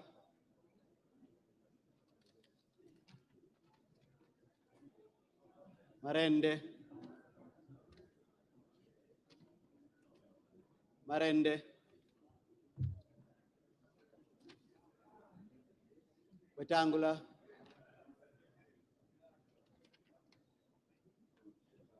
Marende,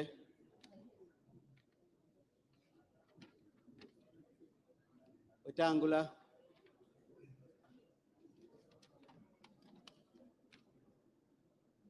Marende,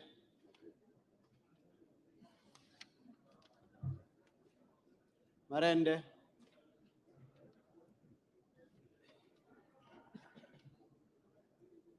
Wetangula, Marende,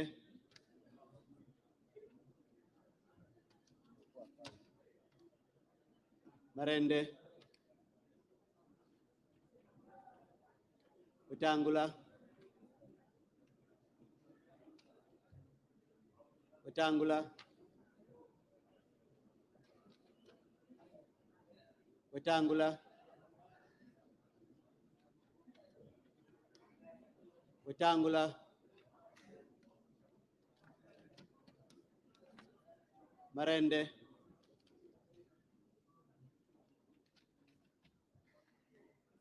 Wetangula, Marende,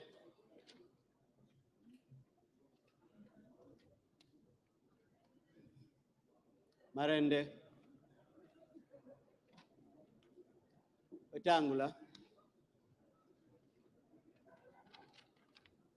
Marende, Marende,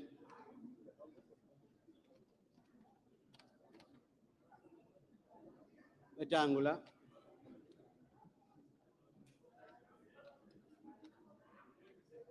Marende,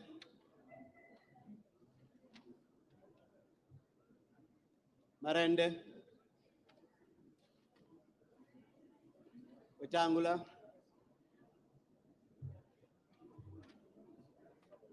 Wetangula,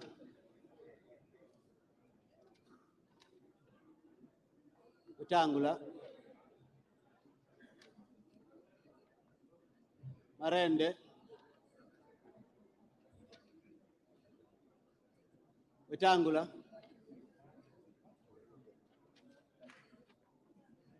Wetangula, Wetangula,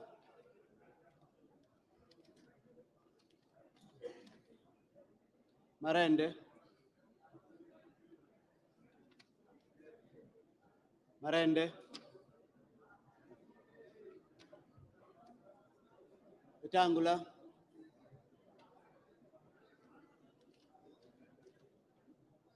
Wetangula, Wetangula, Wetangula,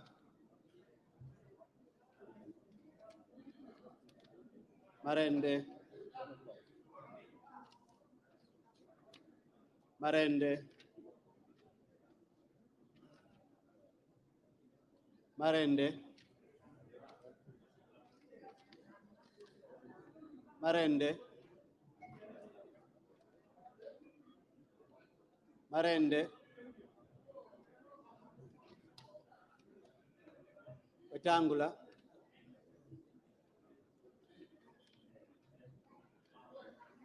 Wetangula,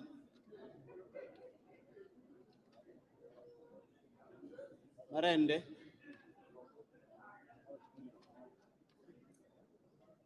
Wetangula,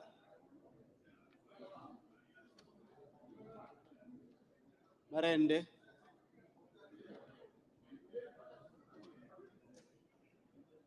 Wetangula,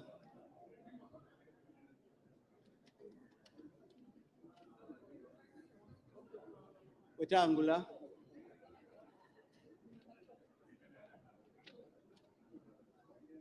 Wetangula,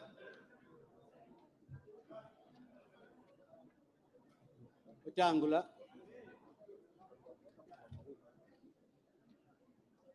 Marende,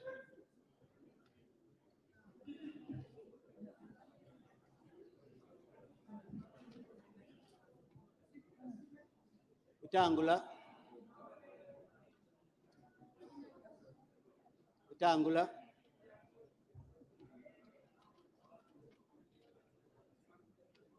Wetangula, Wetangula,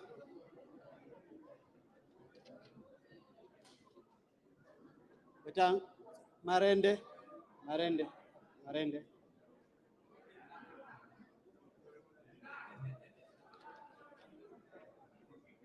Wetangula,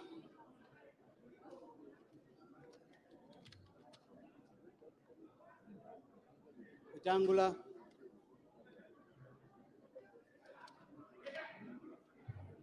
Wetangula,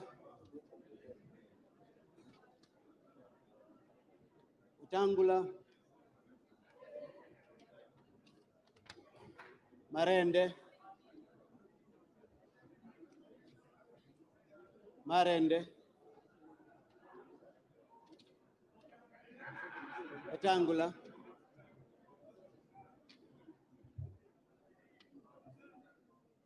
Wetangula, Wetangula,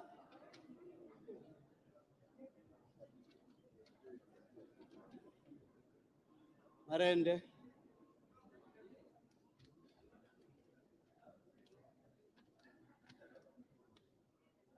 Wetangula,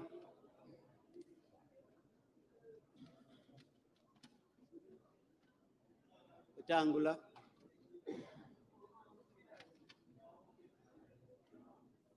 Wetangula,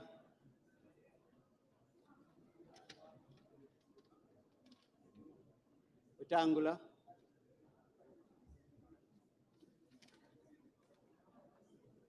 spoiled.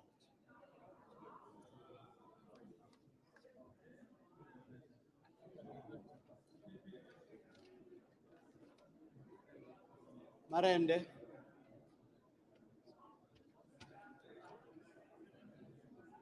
Wetangula,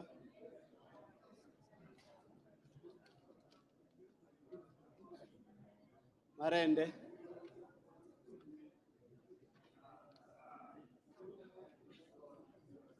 Marende,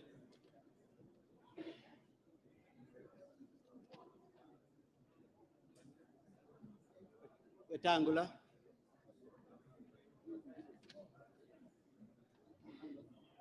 Wetangula,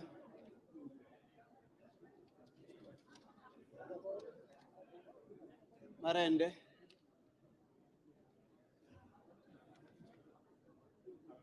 Marende,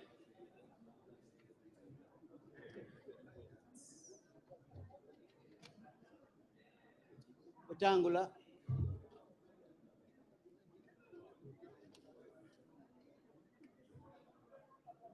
Marende,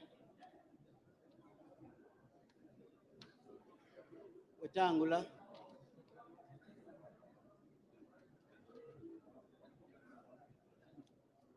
Marende,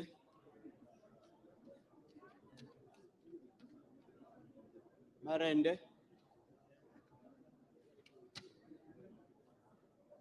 Wetangula,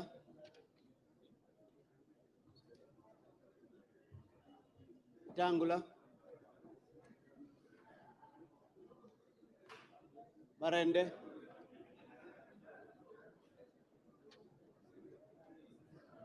Marende, Wetangula,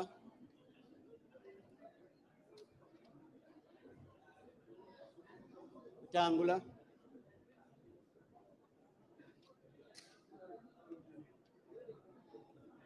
Wetangula,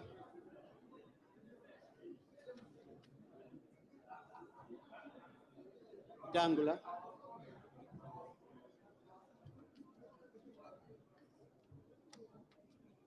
Wetangula, Marende,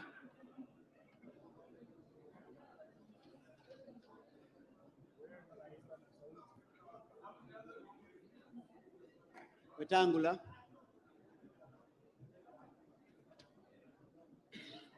Marende, Marende,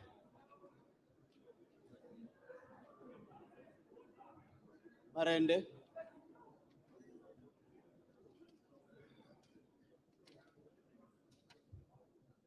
Wetangula,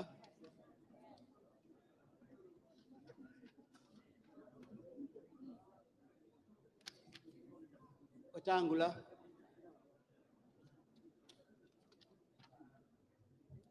Wetangula, Marende,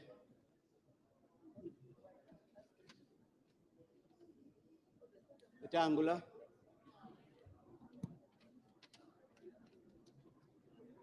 Marende,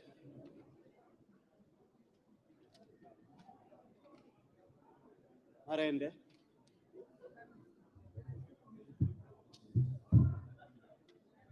Wetangula,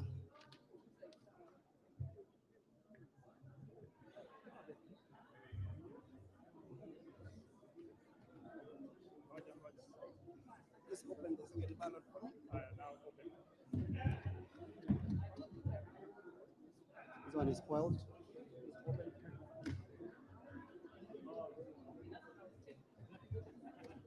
Hadi. Rejected, eh? It's there. Rejected.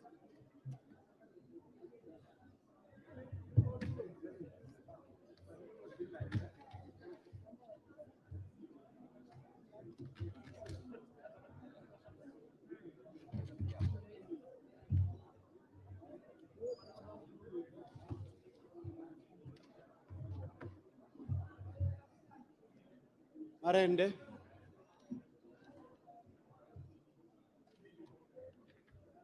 Wetangula, Wetangula,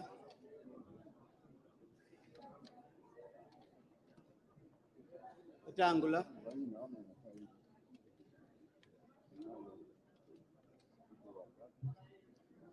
Marende,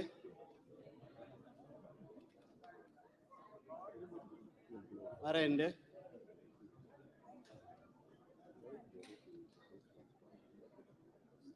rejected. No, there is a mark there. Yeah, iko sawa. Disputed. No, iko sawa. No, it is completely full. Iko Disputed. sawa. Disputed. It has to be disputed. Disputed.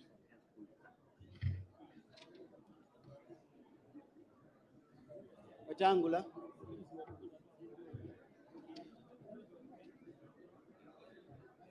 Wetangula, Marende,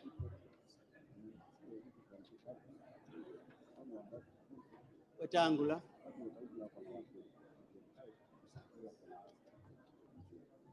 Wetangula, Marende, Marende,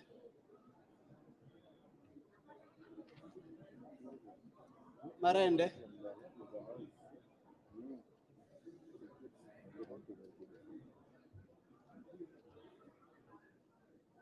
Wetangula.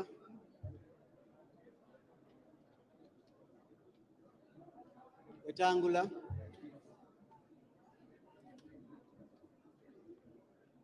Wetangula. Wetangula.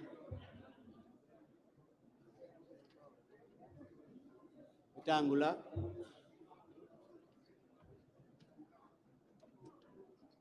Wetangula.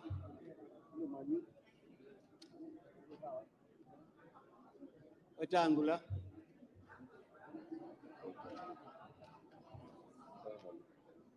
Wetangula.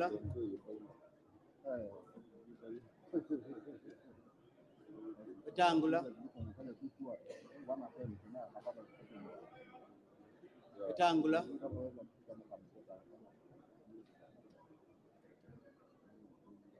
Wetangula.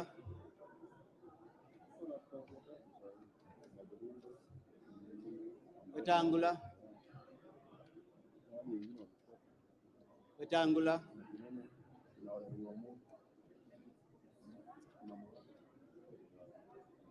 Marende.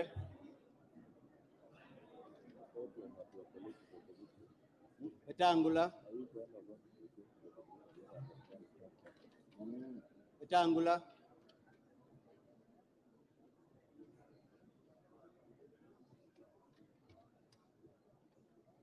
Marende. Marende.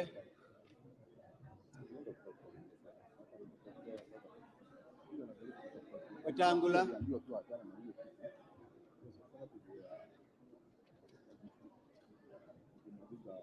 Marende.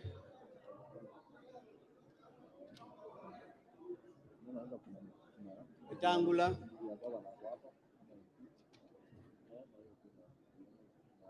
Wetangula.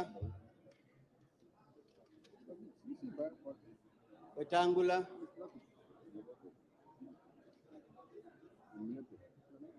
Wetangula.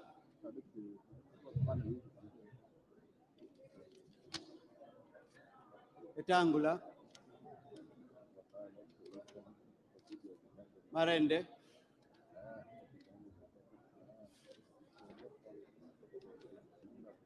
Marende.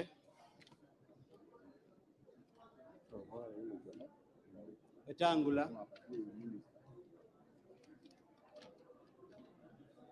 Wetangula. Wetangula.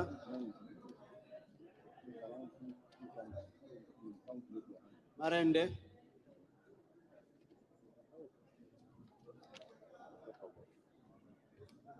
Marende. Marende.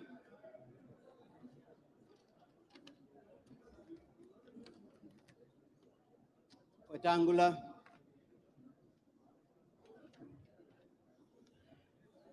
Wetangula.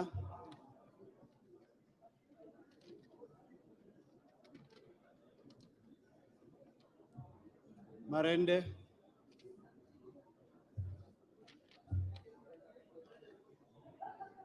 Wetangula.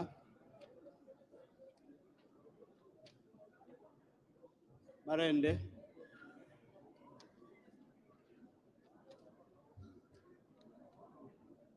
Wetangula. Marende.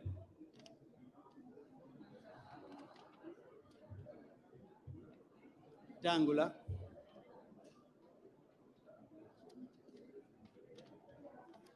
Marende. Wetangula. Wetangula.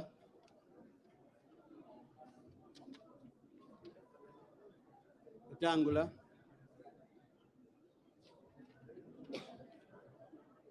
Wetangula. Marende. Marende.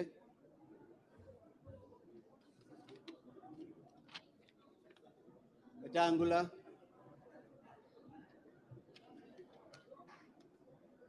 Marende,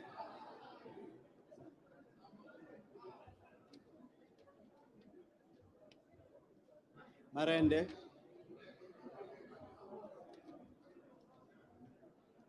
Wetangula,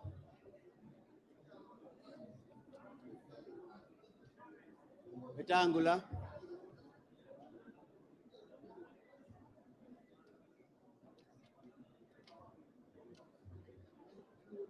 Wetangula,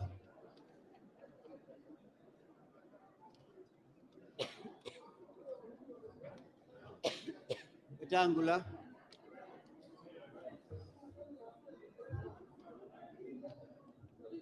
Wetangula,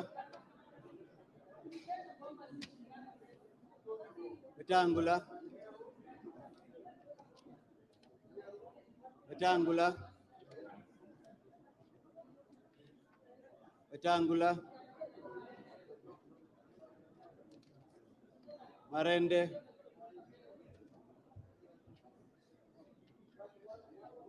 Wetangula, Wetangula, Marende,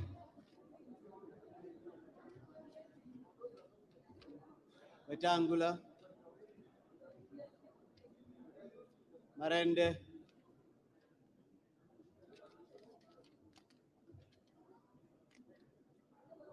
Wetangula, How many marks are those? Swali. Pamoja. 1 mark.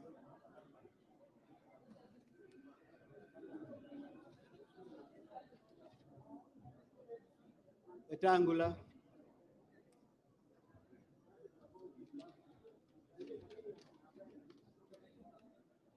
Marende,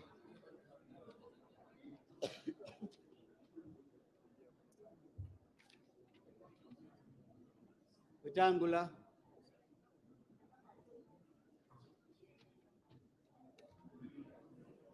Wetangula,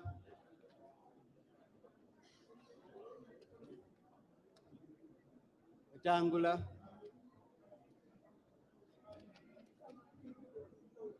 Wetangula,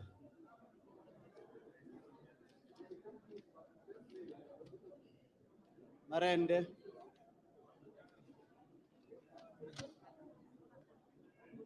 Wetangula,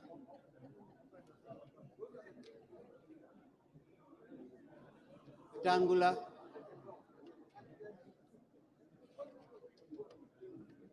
Wetangula, Marende,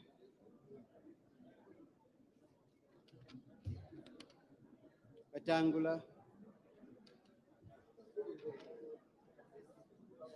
Wetangula,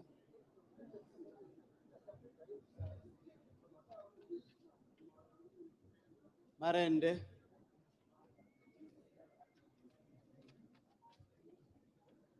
Wetangula,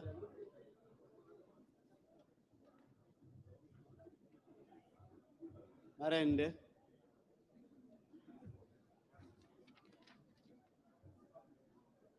Wetangula,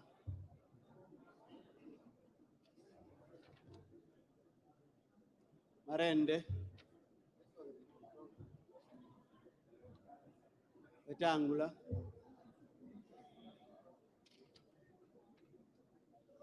Wetangula,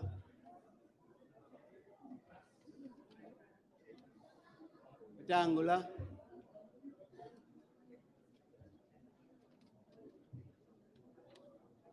Wetangula,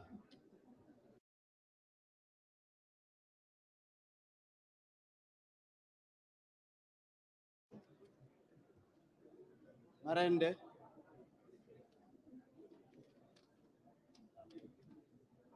Wetangula, Wetangula, Marende, Marende, Wetangula,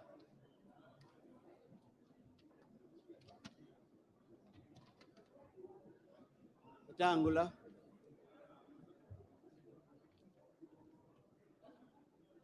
Wetangula,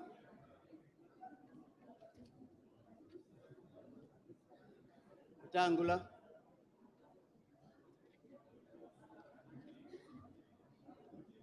Wetangula,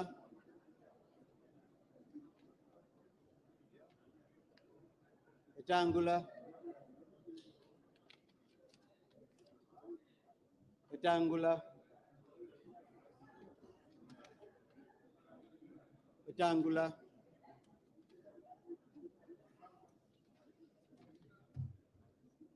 Marende,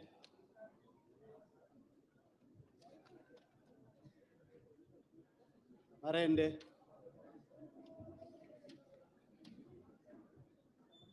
Wetangula,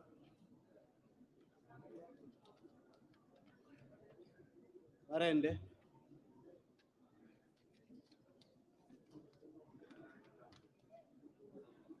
Wetangula,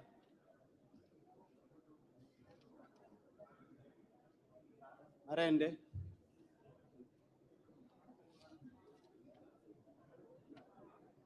Marende,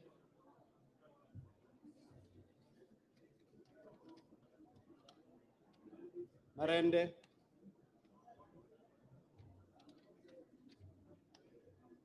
Wetangula,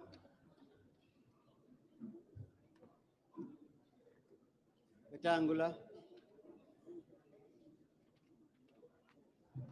Marende,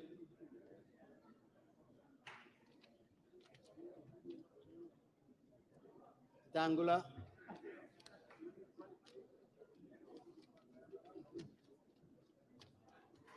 Marende, Wetangula,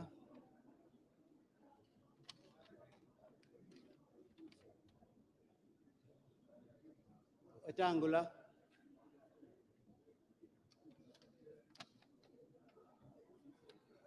Wetangula,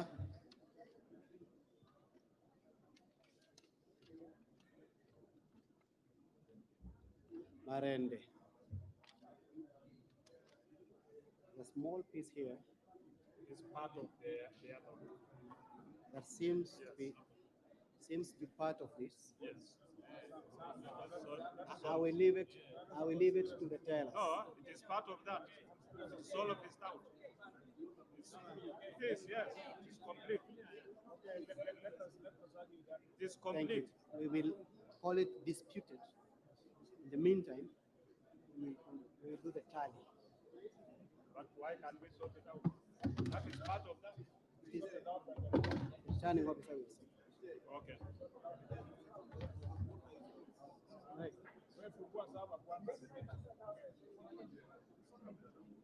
Sorry, I needed to show you that it's nothing there. Okay. I needed to show you it's nothing there. I've seen it on behalf of DJ. I've seen on your behalf. There is nothing. So, disputed, hold it with it. All members, please push behind. Please push behind. We will start counting. I will start with Honorable Marene.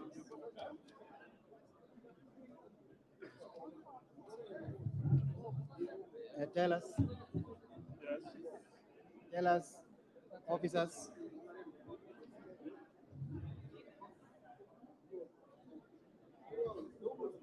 I'm here. Do I have your permission? Yes. And hey, Honorable TJ, I am starting, and when I count, I'll return it back. So this is for Honorable Marene. Okay. This is for Honorable Marene. Honorable Mbaya, please. You're not a teller. So we start. Okay. 1, 2, 3, 4,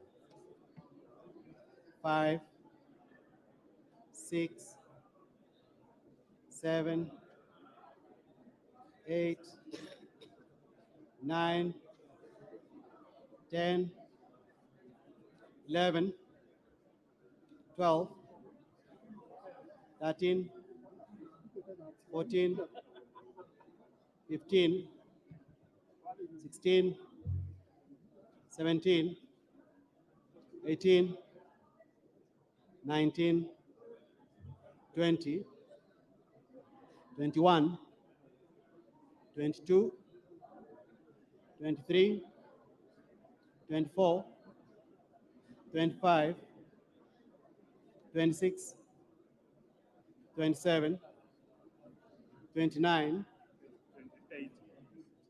28, sorry, 29, 30, 31, 32, 33, 34, 35, 36, 37, 38, 39, 40, 41, 42, 43, 44, 45, 46, 47, 48, 49, 50, 51, 52, 53, 54,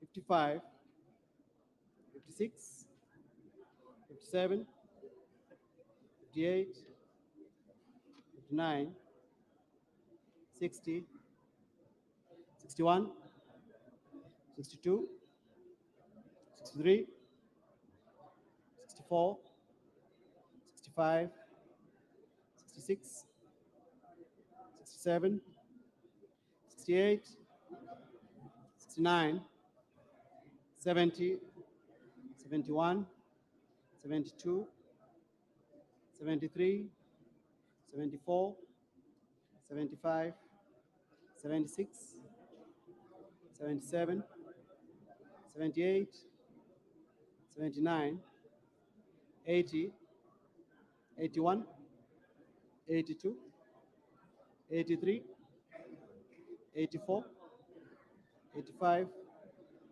86, 87, 88, 89, 90, 91, 92, 93, 94, 95, 96, 97, 98,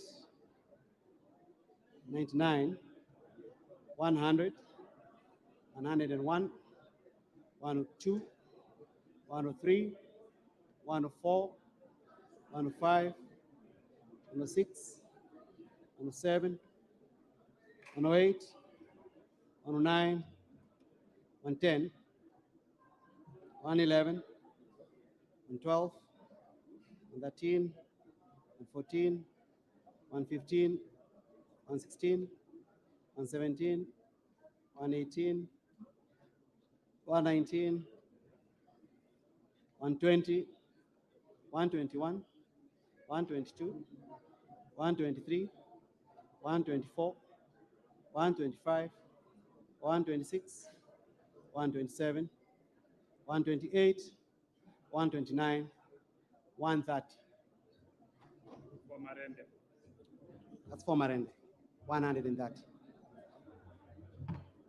Please get envelopes. See if these papers are on envelope.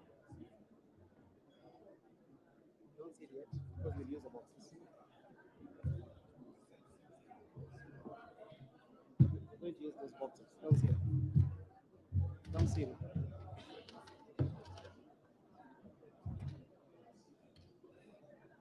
Okay. We're done with it.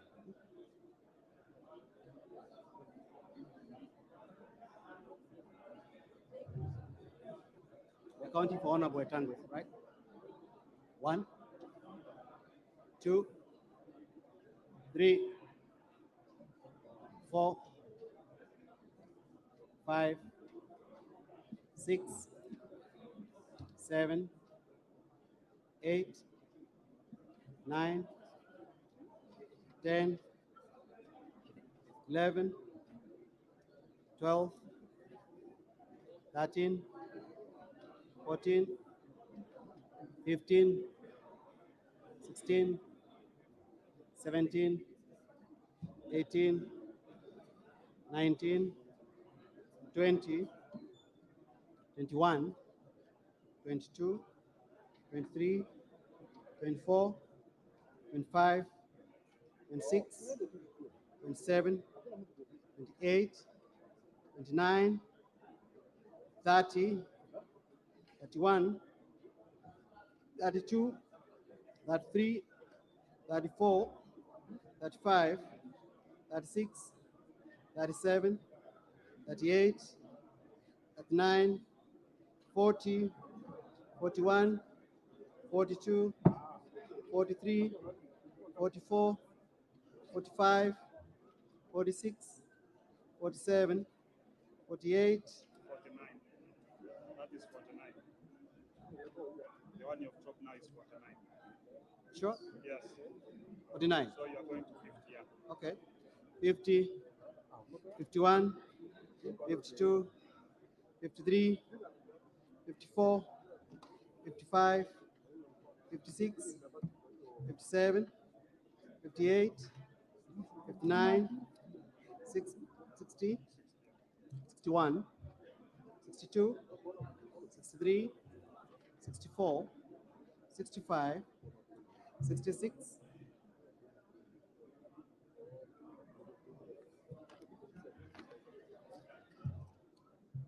67, 68, 69, 70, 71, 72, 73, 74, 75, 76, 77, 78, 79, 80, 81, 82, 83, 84, 85, 86, 87. Let's hold on. Right? This is 88, 89, 90, 91, 92, 93, 94, 95, 96, 97, 98, 99, 100, 101, 102, 103, 104, 105, 106, 107, 108, 109, 110, 111, 112, 113, 114, 115, 116, 117, 118, 119, 120, 121, 122, 123, 124, 125, 126, 127, 128, 129, 130, 131, 132, 133, 134, 135, 136, 137, 138,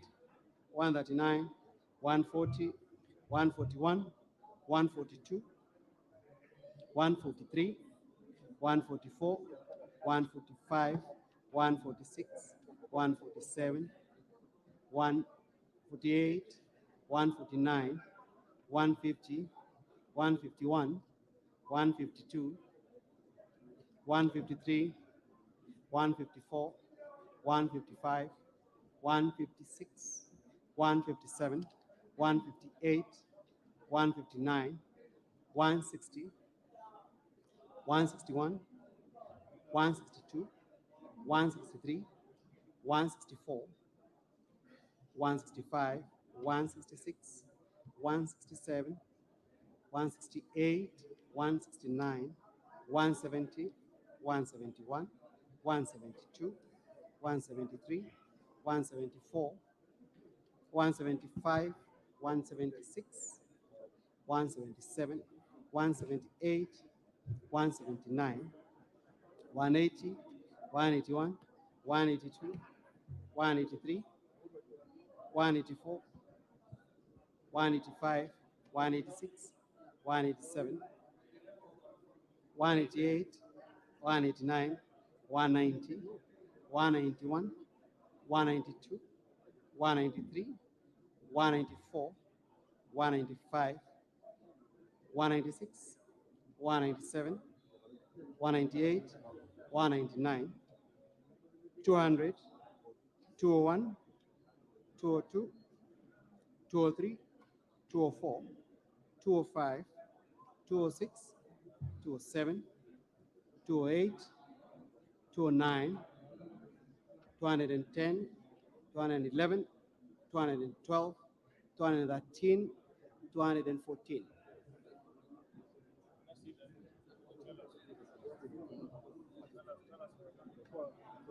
Tell us for rectangular.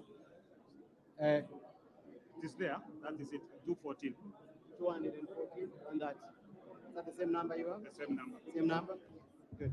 Now we have one disputed. One disputed. We have one disputed. So we'll Let's ask agree.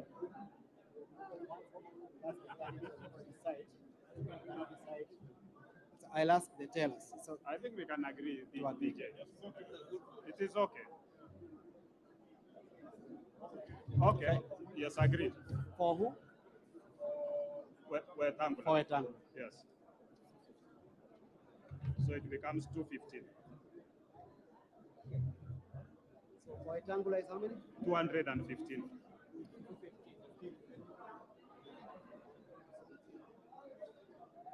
Marende? 130.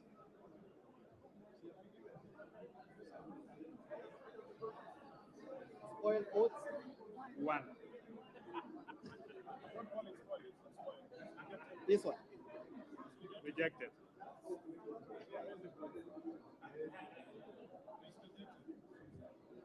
vote? 1. 1. Abstention? 0. Abstention? No, nobody recorded. So let's do the tally. Yes, sir. Can they register? Can the officers, This comes to 340, the officers who are the register, 345, 346. Ms. Maritim, Mr. Finley, Ms. Maritim, This comes to 346.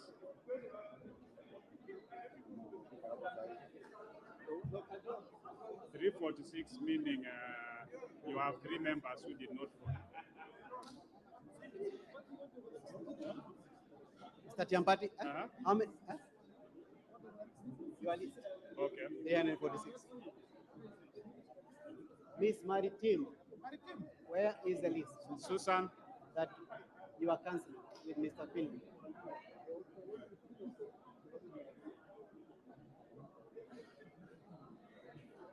so one has not been sworn in, one is sick, and then the other one? What is Okay. happening?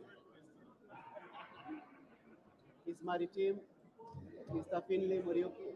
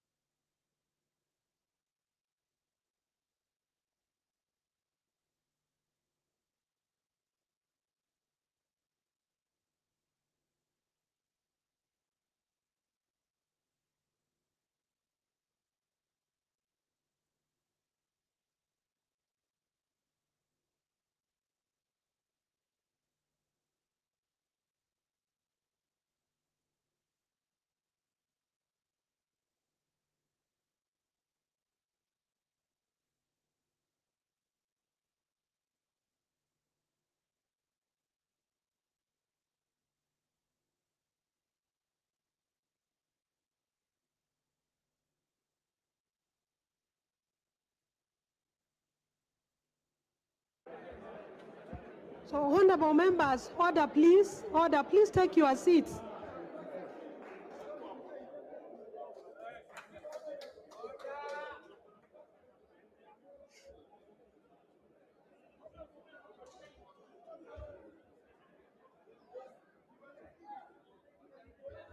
Honorable members, please take your seats.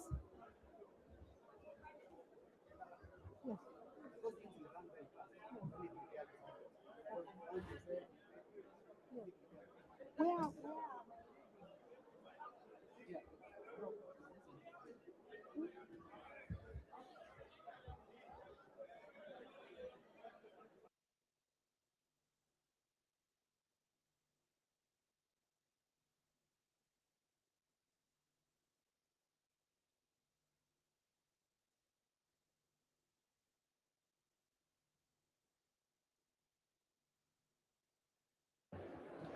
Honorable members, please take your seats so that I can guide the House on the next course of action.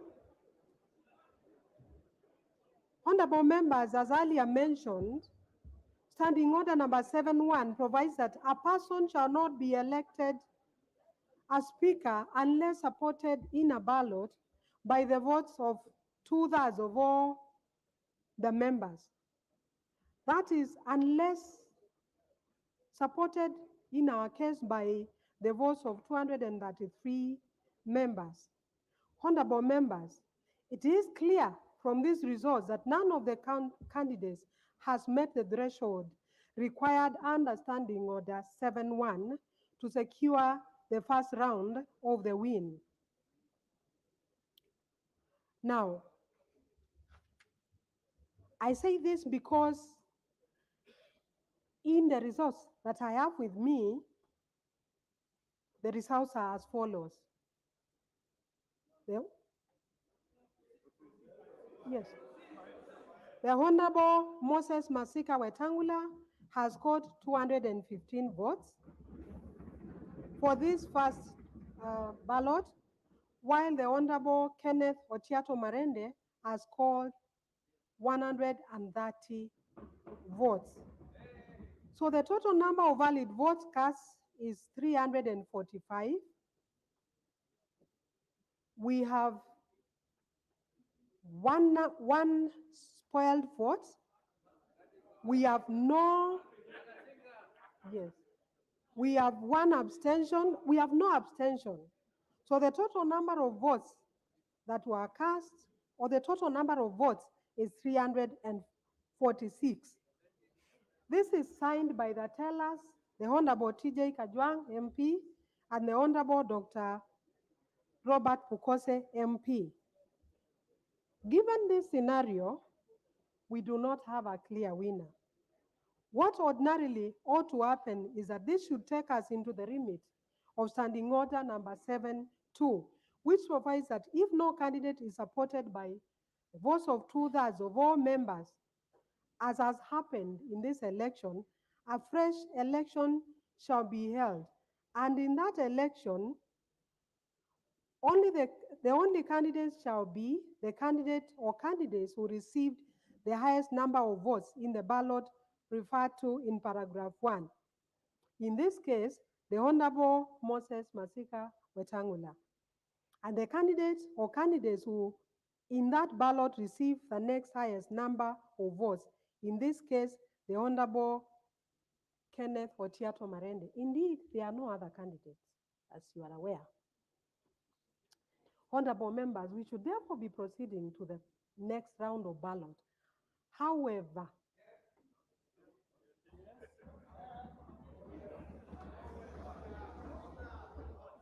I have,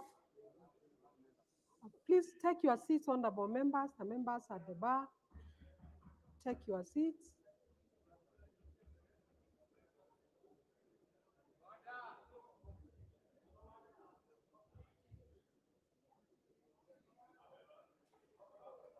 Please take your seats. However, I have received a written communication from one of the candidates, namely the Honorable Kenneth Otiato Marende, indicating that he does not wish to proceed to the next round of ballot.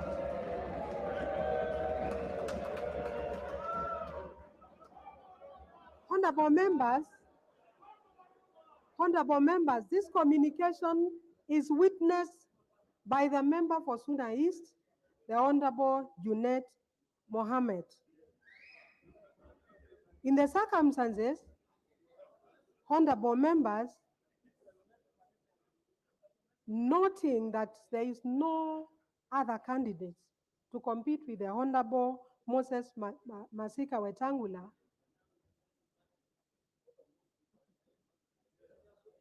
I now take this opportunity to declare that the Honorable Moses Masika Wetangula stands elected as the Speaker of the National Assembly.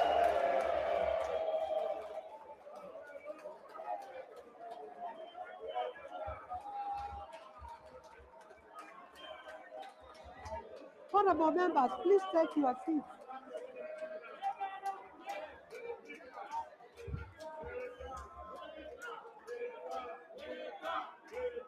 Honorable members, please take your seats. Please take your seats. Please take your seats.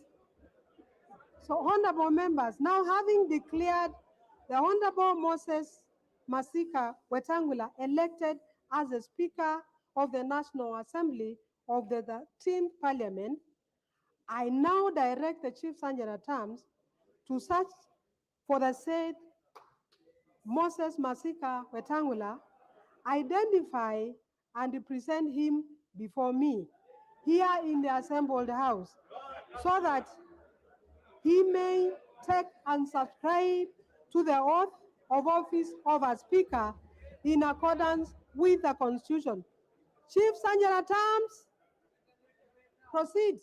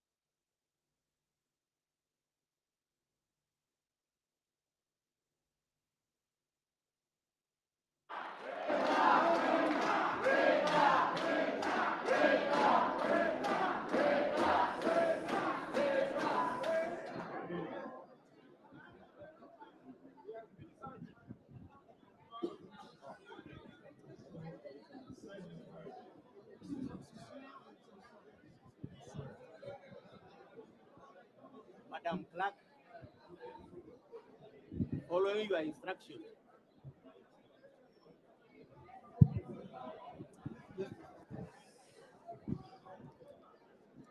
Madam Clerk, following your instructions, I now present to you Honorable Moses Masika Wetangula. Congratulations, Mheshimiwa. Yes.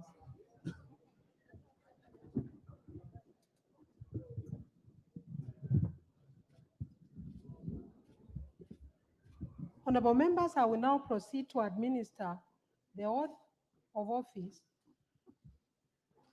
to the Honorable Moses Masika Wetangula. Would you like to swear or to affirm? Swear. Swear with the Bible. With the Bible. English or Kiswahili? Whichever. English. Please proceed.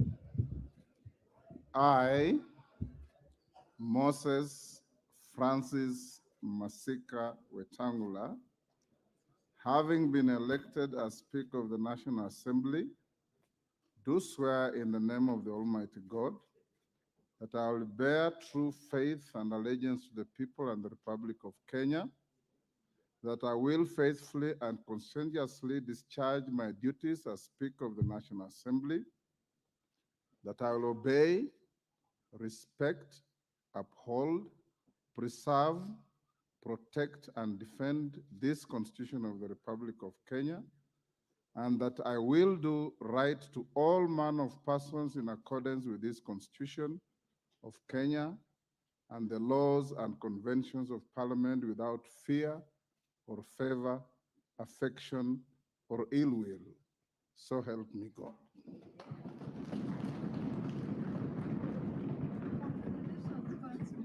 Thank you. Proceed to subscribe to the oath of office by signing the oath.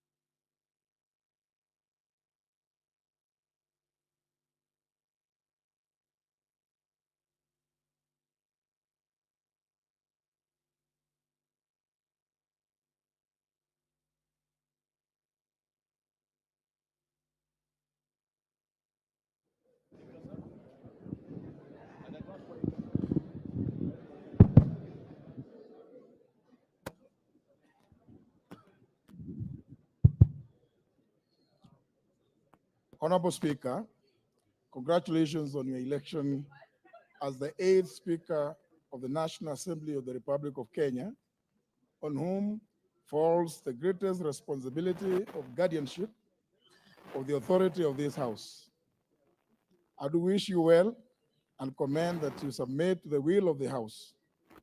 As you assume the office and embark on discharging the duties of the Speaker, I trust that you will find this set of past rulings by your predecessors most useful. Congratulations, Mr. Speaker.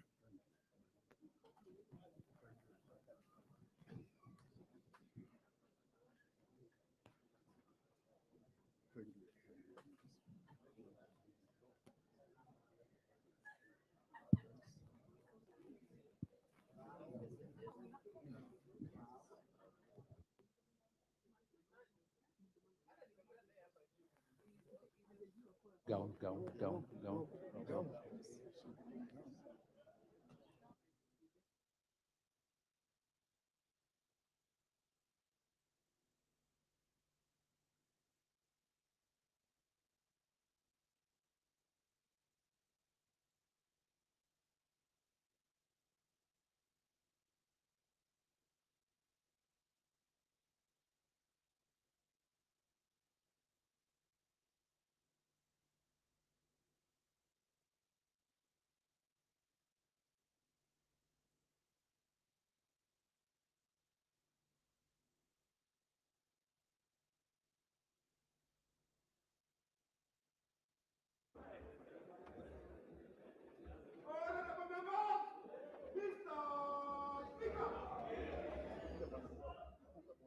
I want to go there.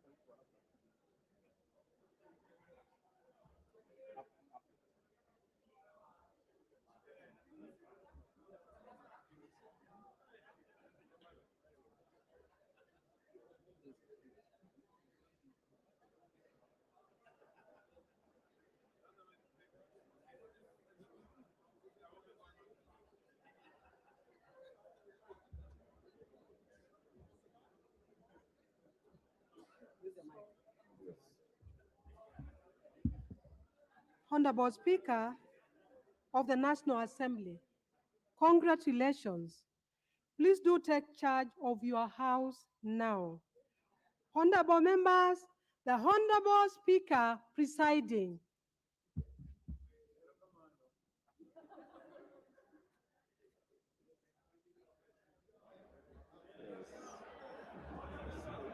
I see.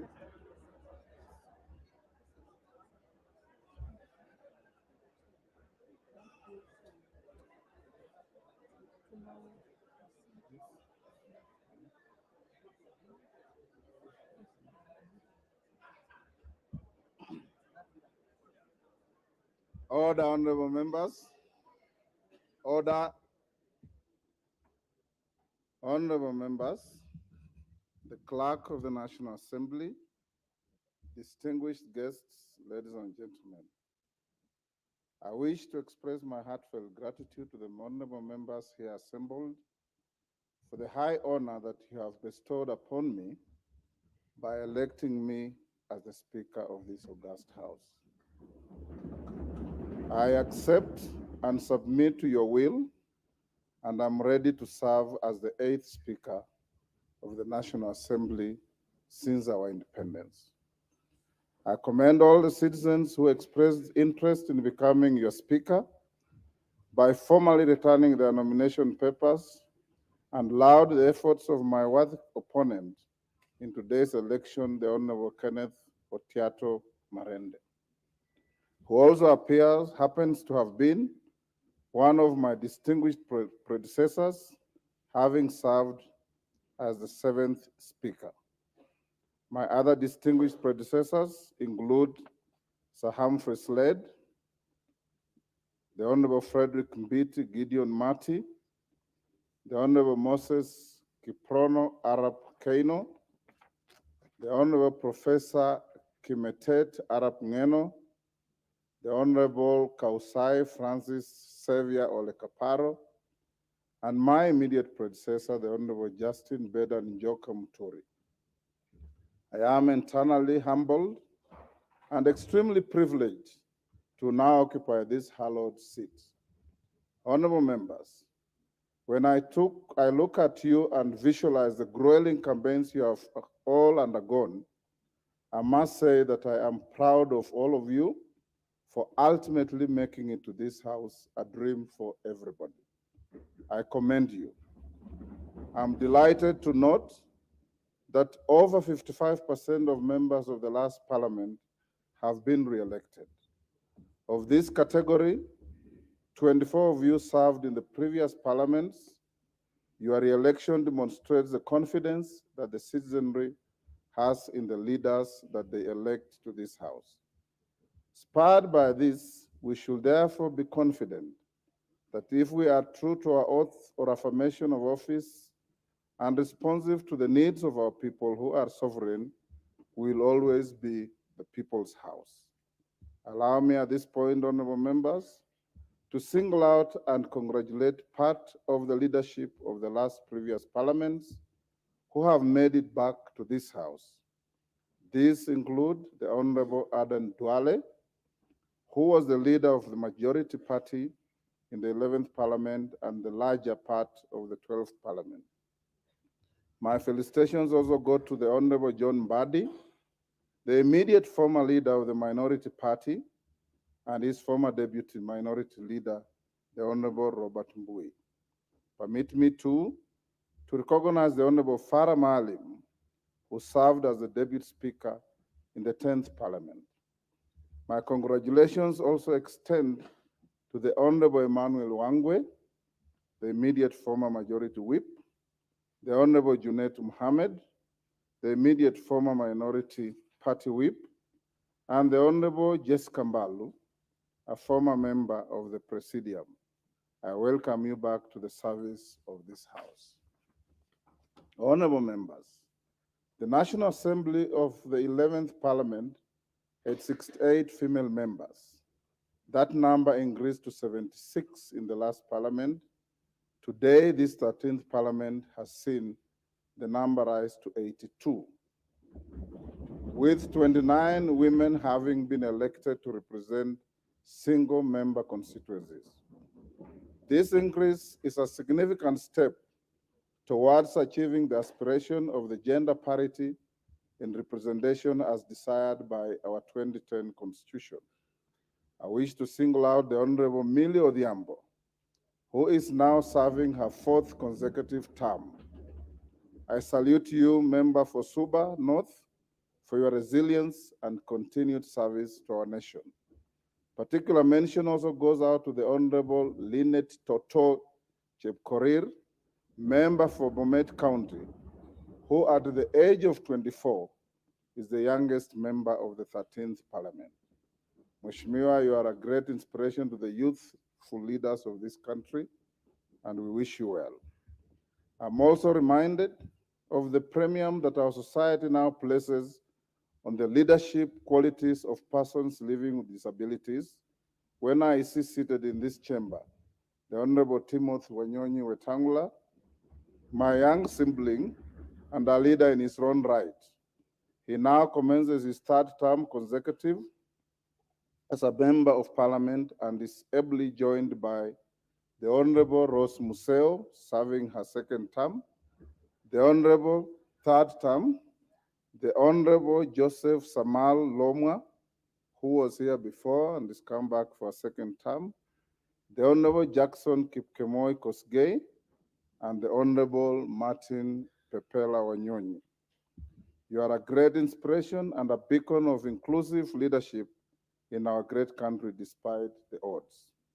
Honorable members, I also do recognize and acknowledge the Honorable Samuel Moroto, the Honorable Adan Kainan, the Honorable Gonsirai, who are currently embarking on their 5th terms, thus becoming what we refer to in the parliamentary parlance as the fathers of the House. Their parliamentary experience shall enrich the deliberations and output of this House. Honorable members, for those who served in the 12th Parliament, you will recall that the standing orders were reviewed before the final adjournment of the House. Notably, the standing orders now allow for co-sponsorship of legislative proposals and bills by members. Members of this House shall also be able to co-sponsor bills with senators and vice versa, where an unidentified member shall be in charge of steering debate on a Senate bill in this House. This, in my view, is a progressive addition to the procedures of the House.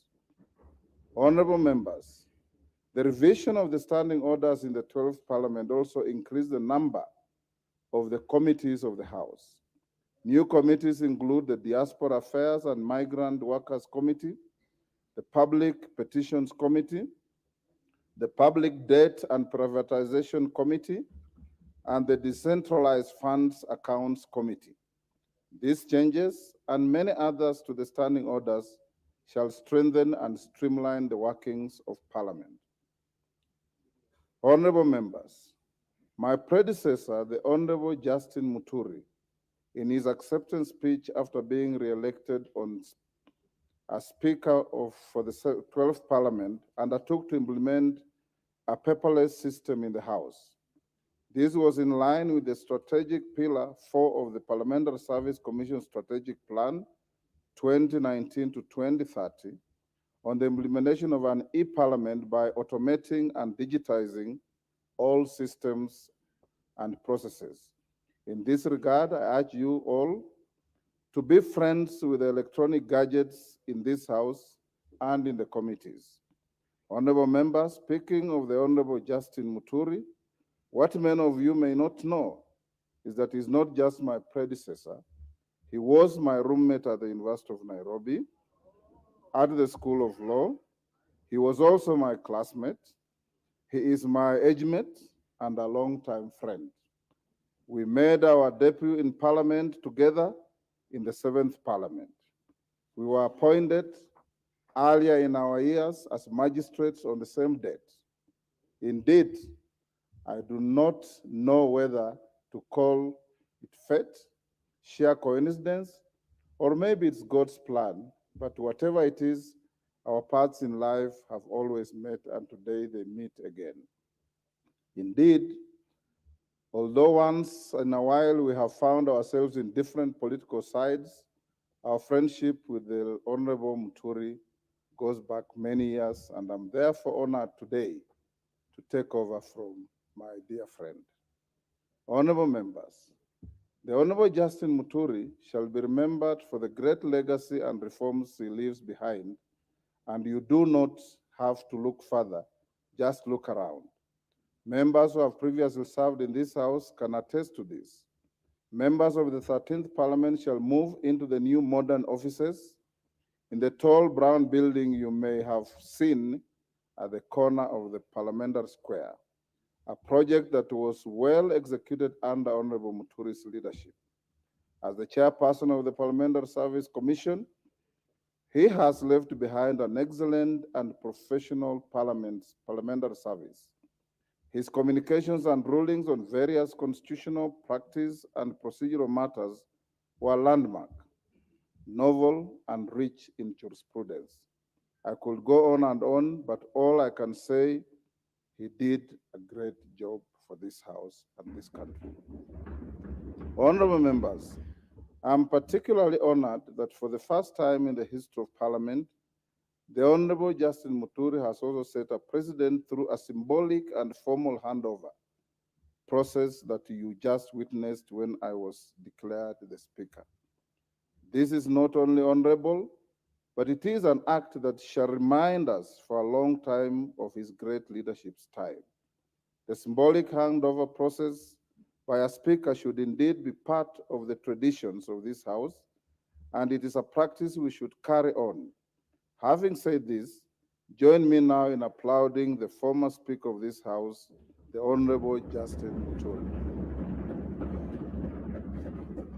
Thank you. Honorable members, the author Gary Levy, in the book Speakers of the Canadian House of Commons, notes that presiding officers in the Commonwealth customary relinquish their right to participate in debates. Put differently, despite the title, a speaker does not speak but allows members to speak and presides over debate in the House. I'm aware that the Constitution precludes the Speaker from voting on any question proposed for decision in the House. But as your Speaker, I'll let my work speak for me.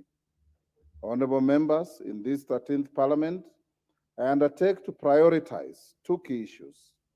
These are enhancing public trust in this House and the institution of Parliament, and nurturing and upholding comity between our two houses and between the National Assembly and other arms of government, with particular attention to our judiciary, which has often appealed for reasonable consideration by the legislature.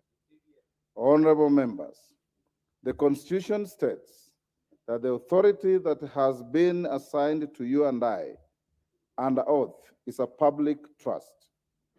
Hubert Humphrey, the 38th Vice President of the United States of America, is quoted to have stated that, I quote, "Anyone who has ever been elected to public office understands that one commodity above all others, namely the trust and confidence of the people, is fundamental in maintaining a free and open political system."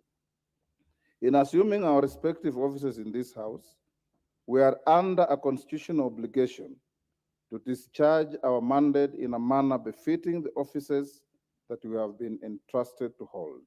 As your Speaker, I undertake to strengthen public trust in the institution of Parliament. I will be keen to midwife, through the Parliamentary Service Commission, live broadcast of committee proceedings and the full operationalization of Bunge TV channels to highlight the work done by this House and its members. In addition to the live broadcast of chamber proceedings, I will support efforts to further actualize the provisions of Article 119 of the Constitution on petitions made to the House by adequately facilitating the work of the new Public Petitions Committee.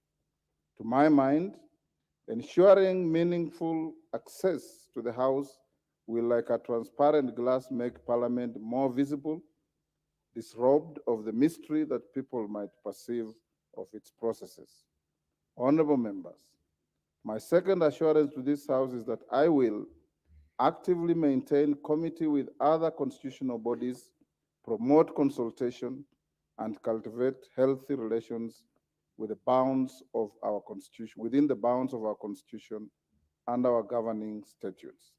In the exercise of our oversight functions over state offices and public bodies, I will strive to ensure that all material information necessary for the work of Parliament is availed in a timely fashion by the persons in the National Executive ultimately responsible to this House. I shall strictly enforce the requirement enshrined under Article 153, 3, and 4 of the Constitution, which requires cabinet secretaries to attend before the committees of the House to exhaustively answer questions and give full and regular reports on matters under their control. Honorable members, indeed, as some of you may be aware, I served in this House as a member, as from the 7th Parliament, and I therefore fully understand what it is to be one of you. I have also been a senator, and hence I also fully understand what it is to be a sibling brother. I have served in the executive as a minister and assistant minister in different portfolios. I have led various reforms to the rules of procedure of this House during the 7th Parliament, and was the head of the delegation of the African, Caribbean, and Pacific EU Union Joint Assemblies. And internationally, I'll continue building on the long and rich relationship we have to not just with the ACP EU, but also the East African Legislative Assembly, the Pan-African Parliament, regional integration bodies, the Commonwealth Parliamentary Association, and the International Parliamentary Union. Suffice to mention, honorable members, that the standing orders you enjoy using today with the committee system were drafted by yours truly, the late Bonaya Godana, Julius Sunkuli, whom I believe has been re-elected to this House, and one Bishop Kimani, then Member of Parliament from Nakuru. Honorable members, I have worn many hats, but one of the greatest leadership lessons I carry with me to date is that a leader is a servant of the people. I live by the great words of the 22nd and 24th US President, Grover Cleveland, who served between 1885 to 1889 and 1893 to 1897, who once said, and I quote, "Office holders are the agents of the people, not their masters." These words always ring true to me, and hence moving on, I'll be your servant and your agent. My eyes shall be keen to see and listen to all of you. My office will not be an ivory tower, it will be accessible to all of you. Understand to be impartial and promise to see to it that you are able to effectively discharge your constitutional mandate. I am fully confident of building on the past successes of this House and charting new paths that will lead us to more glory and maintain this House as the pride of all Kenyans. Honorable members, I wish to inform you that the National Assembly has organized an induction retreat for all members of this House, which will take place from 18th to 24th September 2022 at a venue to be communicated in due course. This retreat will be a great opportunity for you to thoroughly acquaint yourselves with your mandate, parliamentary processes, and the secrets and tools that will give you a head start as in serving your electorate. I encourage you to attend all these sessions. Honorable members, I wish to commend the acting clerk of the National Assembly and her able team of officers for the successful conduct of the pre-swearing in orientation last month. The acting clerk has informed me that more than 95% of the members stand up for this exercise. This is a clear sign of your passion to discharge your constitutional mandate, and I encourage all of you to maintain that enthusiasm to serve our people. Honorable members, as I conclude, I unequivocally submit myself to the collective will of this House and reiterate my singular desire to serve with the impartiality, fidelity to the Constitution and the laws of this land, our standing orders, practices, precedents, and traditions of this House. I thank you all. God bless Kenya. God bless our Parliament. Honorable members, I now direct the clerk to read the next order and proceed with the steps necessary for the election of the Deputy Speaker. Thank you. Order number 4, election of the Deputy Speaker.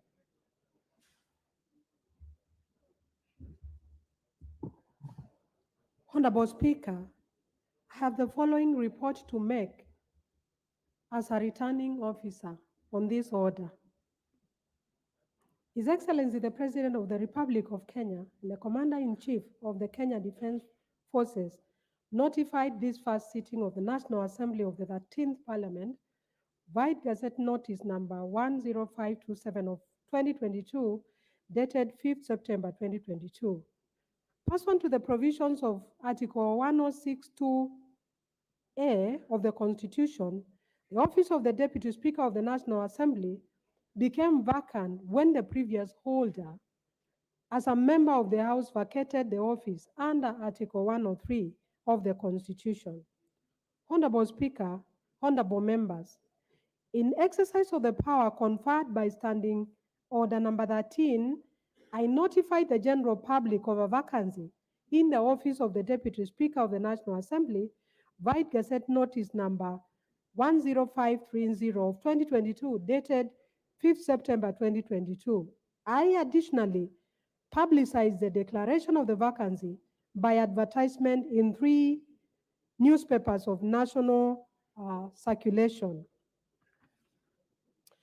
In the notice and the advertisement, I invited interested persons who qualify to be elected as Deputy Speaker of the National Assembly in accordance with the Constitution to submit their nomination papers for election as Deputy Speaker of the National Assembly.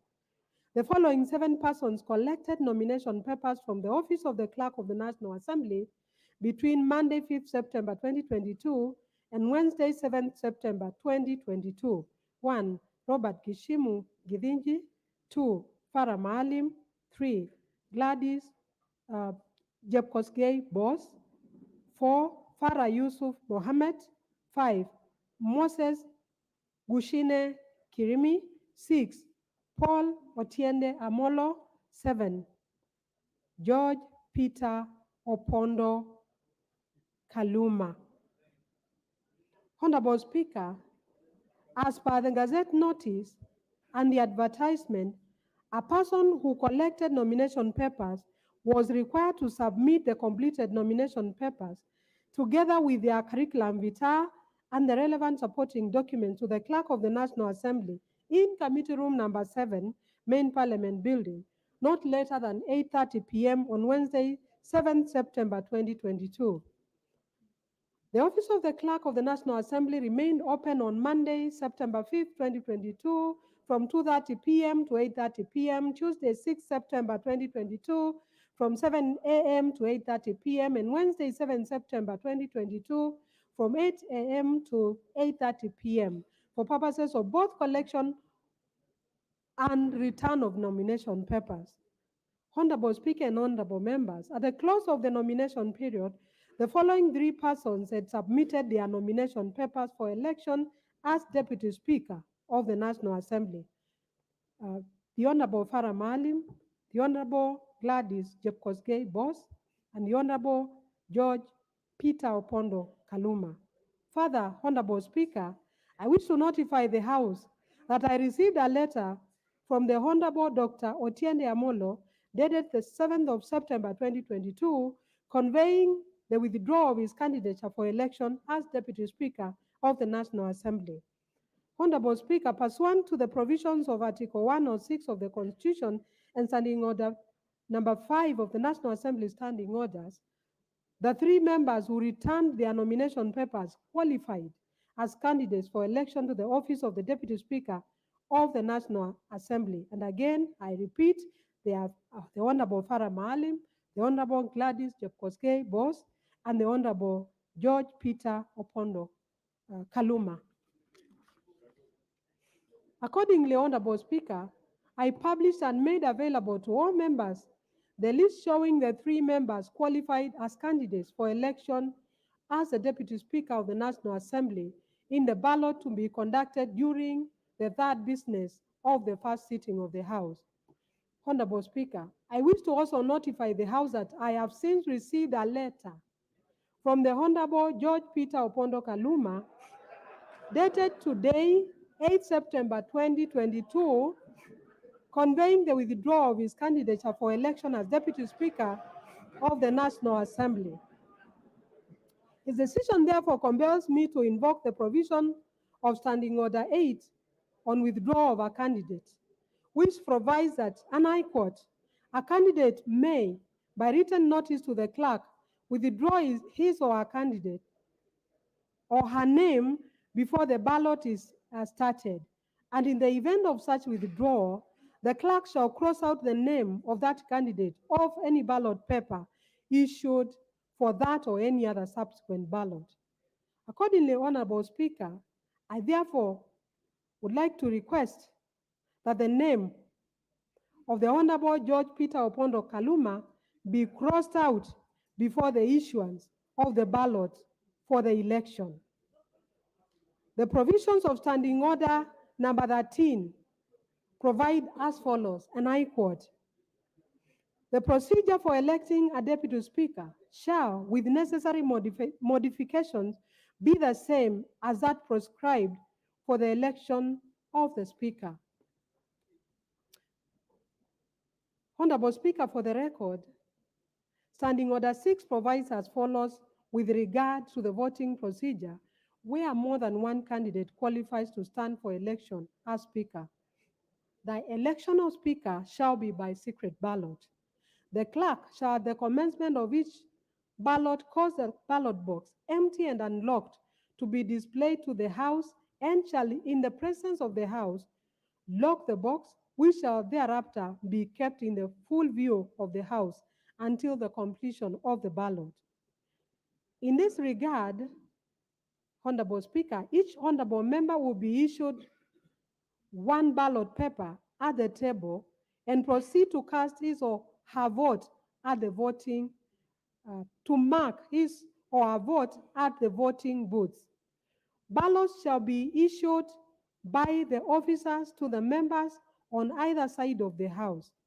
A member who wishes to vote shall mark his or her ballot paper by placing a visible mark in the space provided beside the name of the candidate he or she wishes to vote for. Thereafter, the member should fold the marked ballot paper before leaving the booth and deposit it in the ballot box.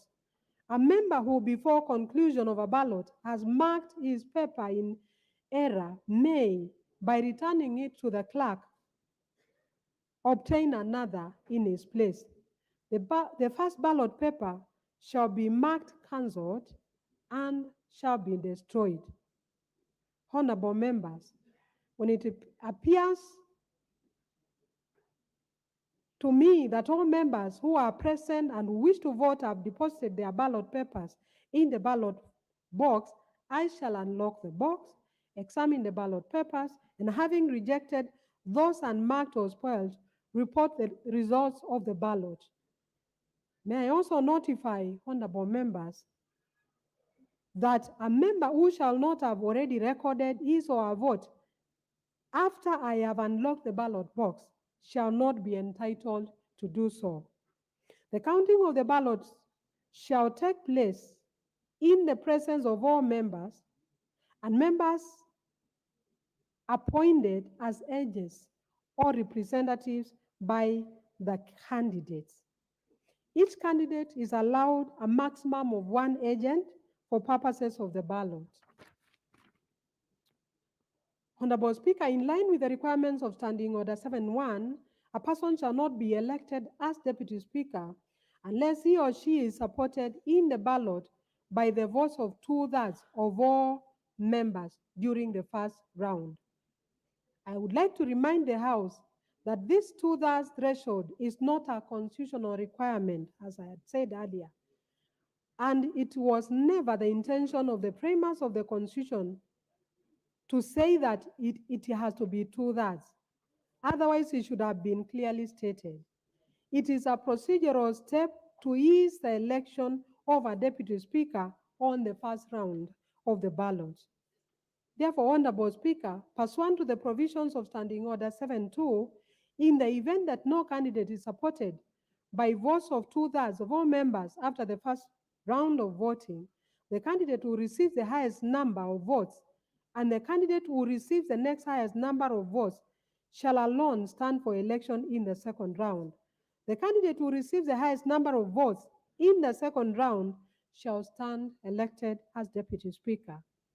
Honorable Speaker, I wish to remind the House that this particular voting is by secret ballot.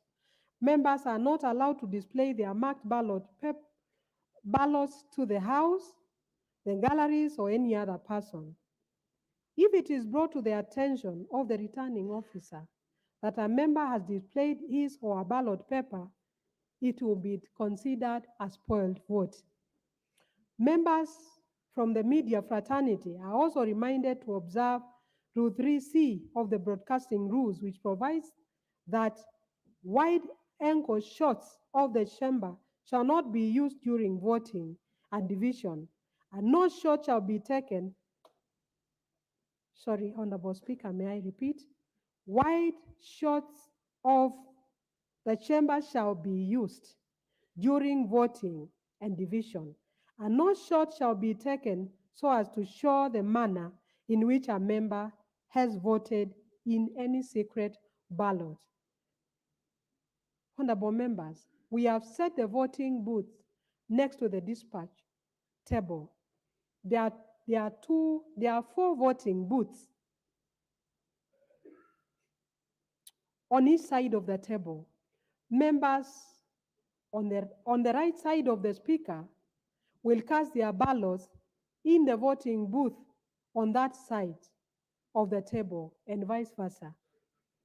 Having explained the voting procedure, I now wish to ask the Chief Sergeant at Arms to go forward to open the ballot box and display it to the honorable members.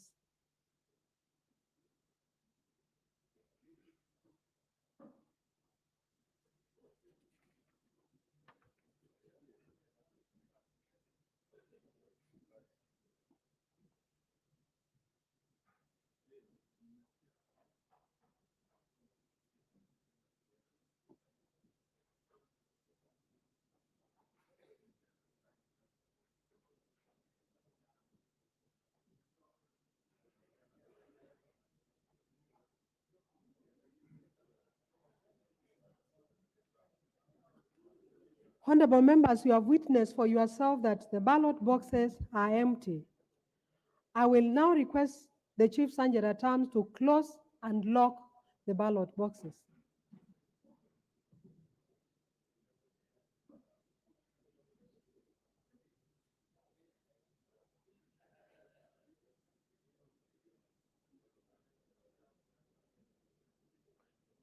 After the ballot boxes are closed and locked, the next step before we start to call out the names of the members to come and vote is for the candidates to appoint agents. I will start with the first candidate, who is the Honorable Farah Maalim. Mheshimiwa, do you have an agent? All right. I see. All right. I see the Honorable TJ Kajwang.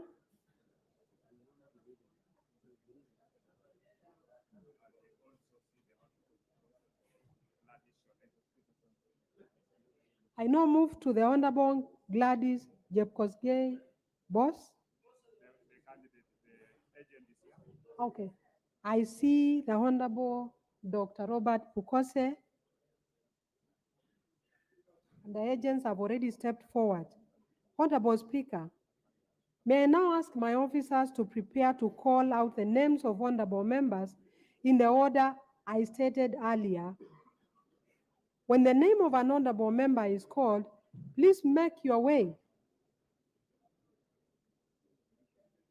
forward and pick your ballot paper and vote. We'll accord priority to the 3 senior members of the House and members with disability. And voting will start now.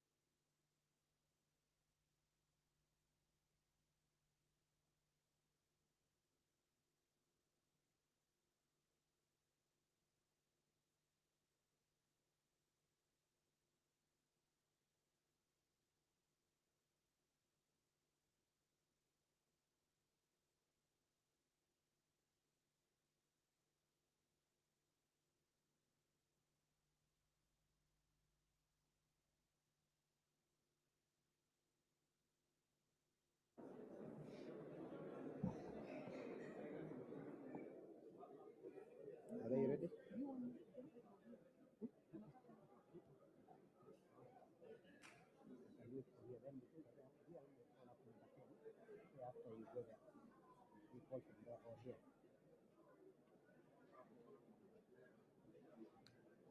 Duale Adan Bare, Mongo John Mbadi, Maalim Farah.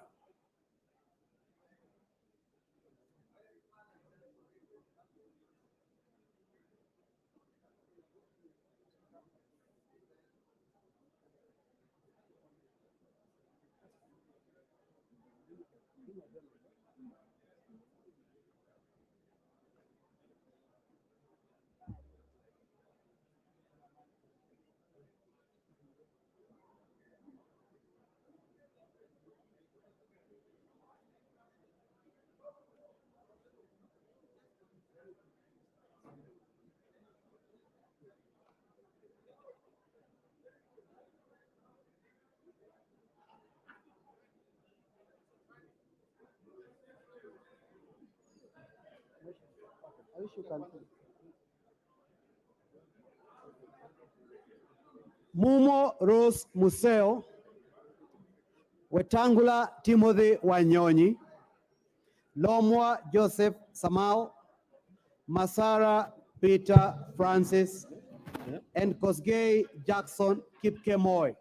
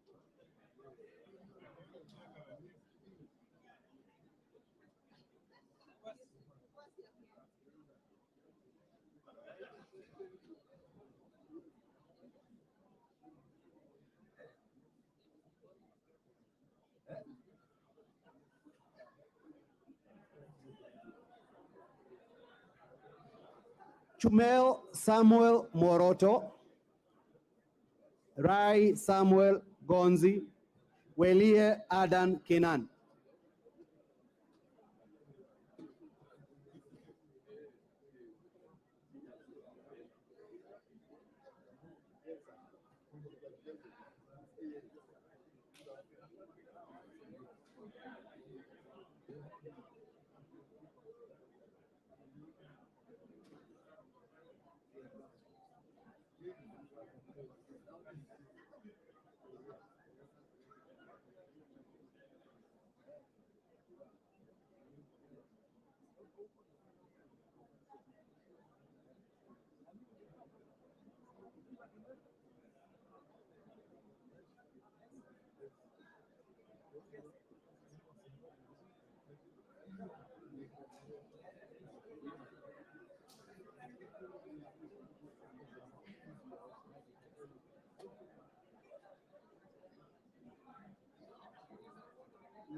Ahmed Shakil Ahmed Shabir,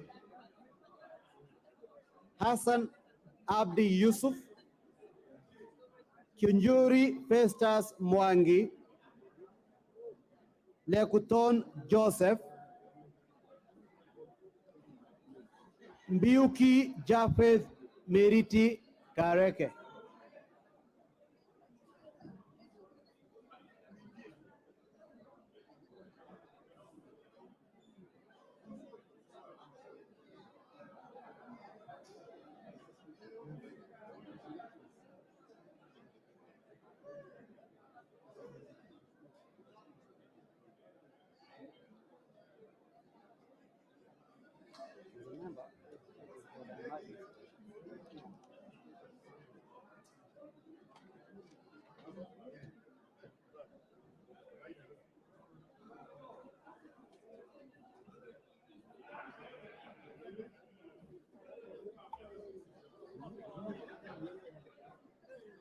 Odhiambo Millie Grace Akoth, Sirma Musa Jerutich, Wanjara Rafael Sauti Bita.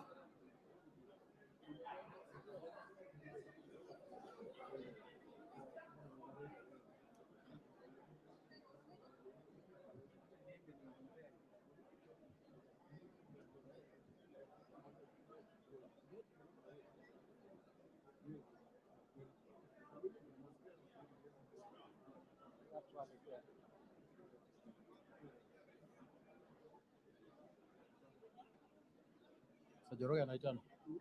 Enda Joroge. Enda.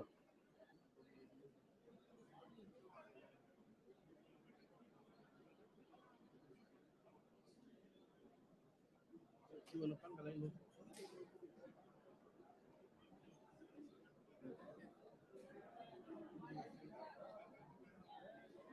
Nduyo Susan Ngugi, Nduyo Susan Ngugi, Abdurrahim Dawood, Arama Samuel, Aramat Lemanken, Badibadi Twalib.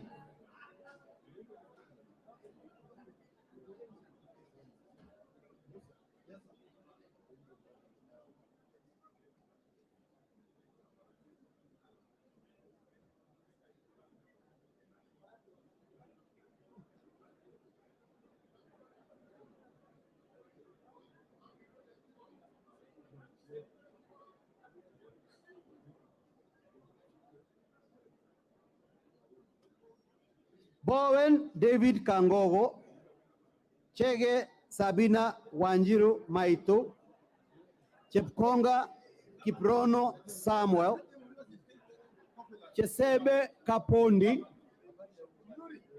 Francis Kajwang Tom Joseph, Gakuya James Mwangi.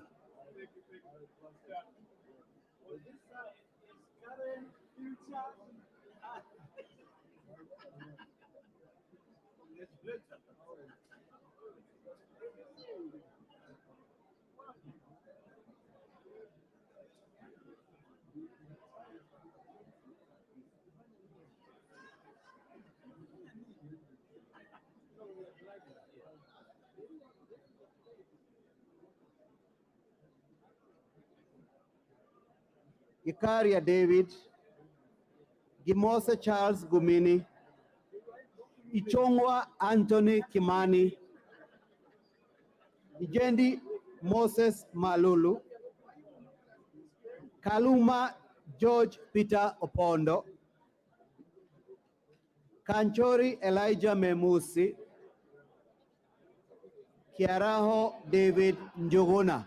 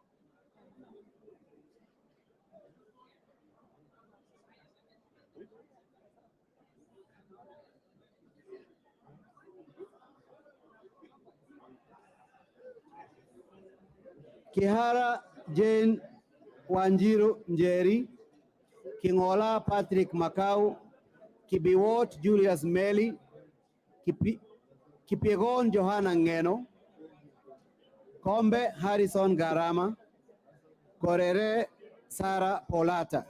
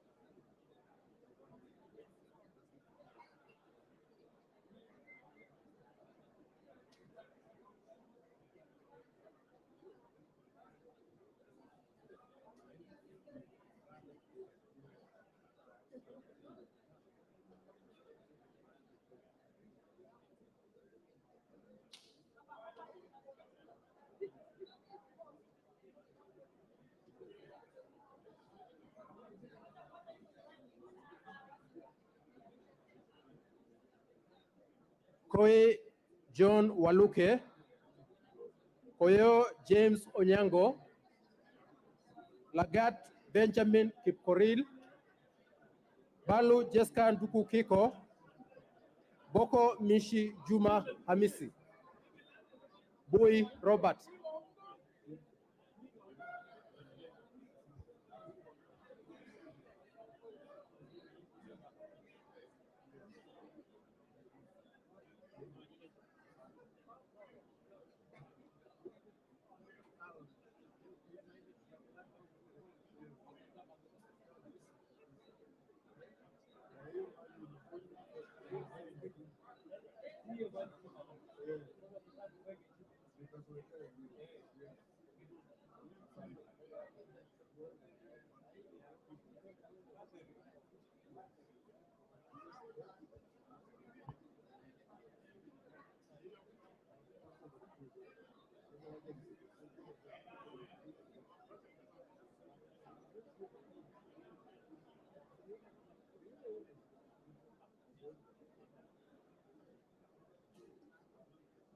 Mohamed Junet Sheikh Noor,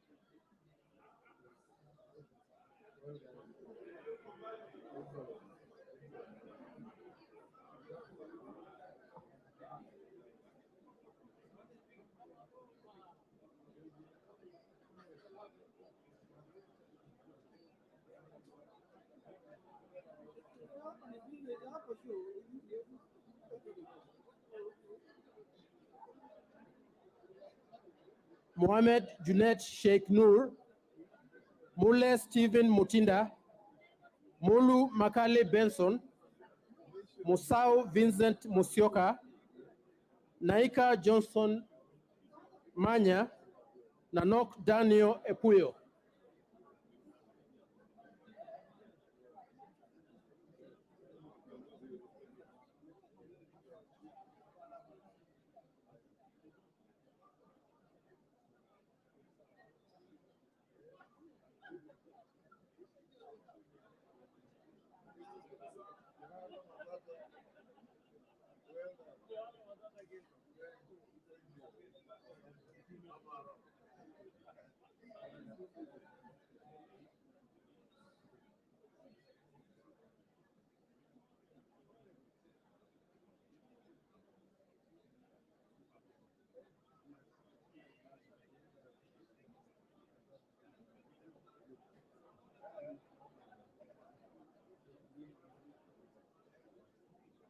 Nyamai Rachel Kaki, Nyikao James Wabura, Ochieng David Ouma, Odanga Geoffrey Magoa, Odwor Christine Obaka, Ogola Gideon Ochanda, Owor Joshua Aduma.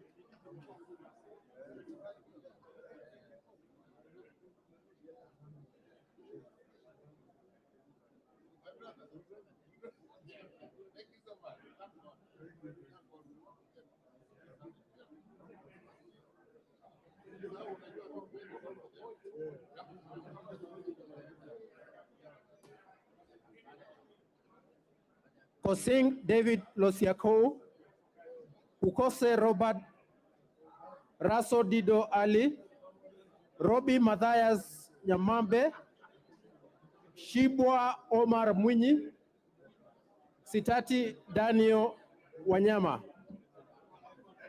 Shinyali Bernard Masaka.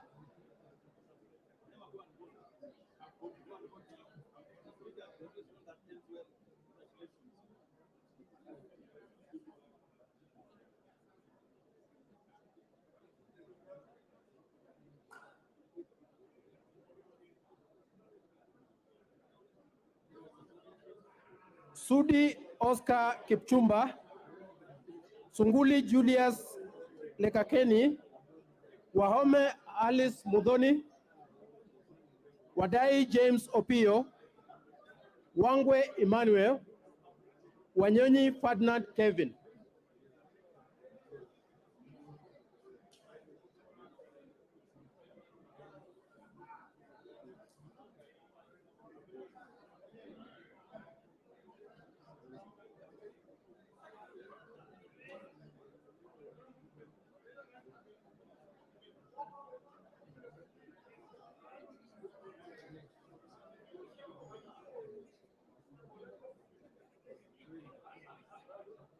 Chelule Liza Chepkoril, Lesuda Josephine Naisula, Wajira Martha Wagari, Aburi Lawrence Mpuru, Muya Wajiku.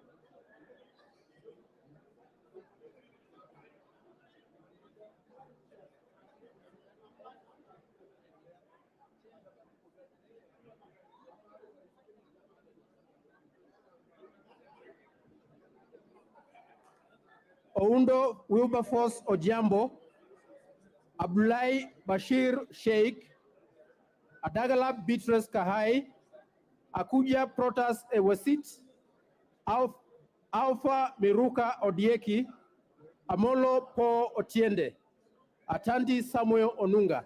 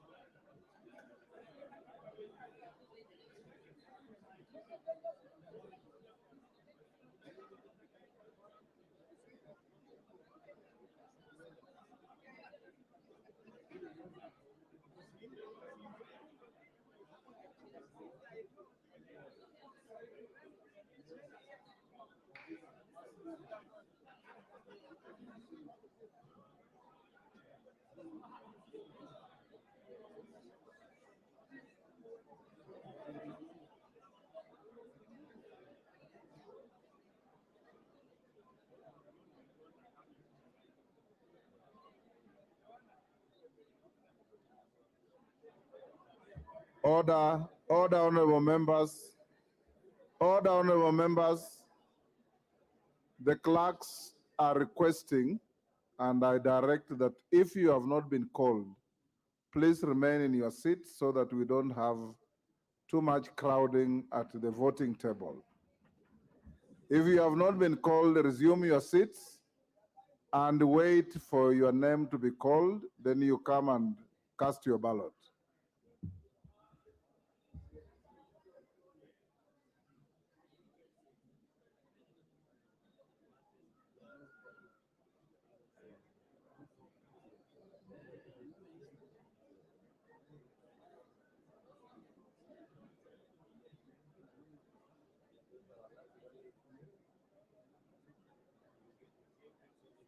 Bada Salim Veso, Baya Owen Ya, Benzimba Rashid Juma, Buyu Rosa Akinyi, Chege John Kiragu, Chepkonyi Charity Kadambi.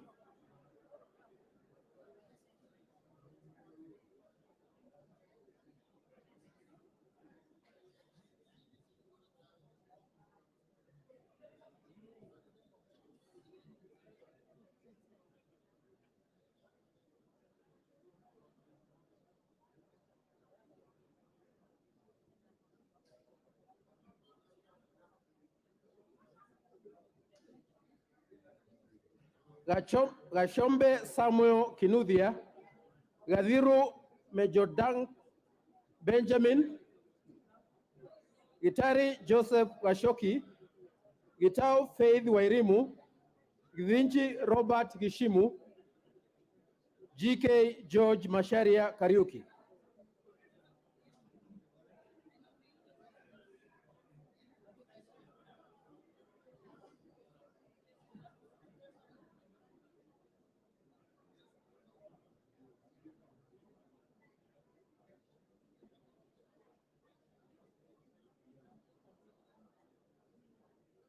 Gogo Lilian Achieng, Guyo Ali Wario, Hassan Kulo Mahalim, Iribae Said Buya, Kagesi Kivai Hanest Ogesi, Kaagara Joseph Buru, Kalasinga Joseph Simiyu, Kamene Joyce.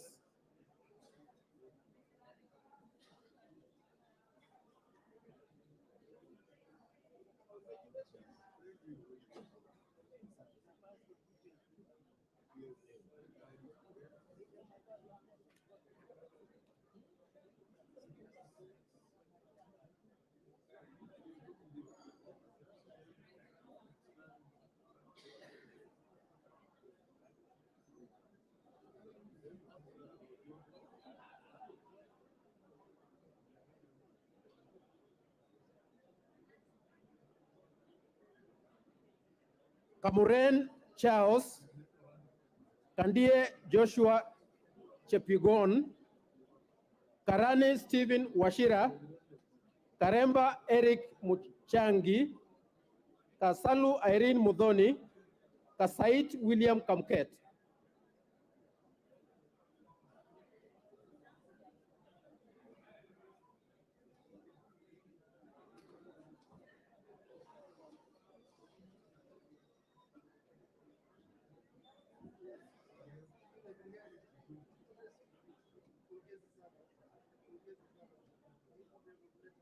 Katana Po Kahindi, Kemei Justice Kipsang, Kemero Maisori Marua, Kimani Francis Kuria, Kimilu Joshua Kivinda, Kingara Simon Nganga, Kirima Moses Bushine, Kitty Richard Ken Chonga.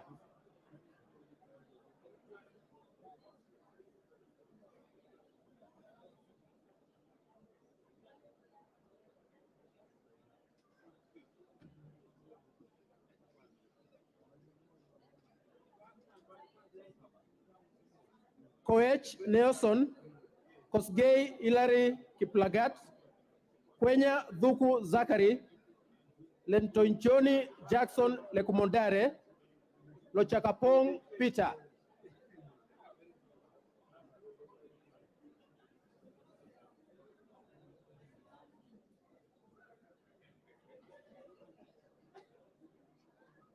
Luyai Caleb Amisi, Mawadhe Julius Musili, Bai Nimrod Bidhuka, Mizigi Lydia Aika Mnene, Mohamed Ali, Momanyi Innocent Obiri, Mogina Jerusha Momanyi, Muchira Michael Mwangi.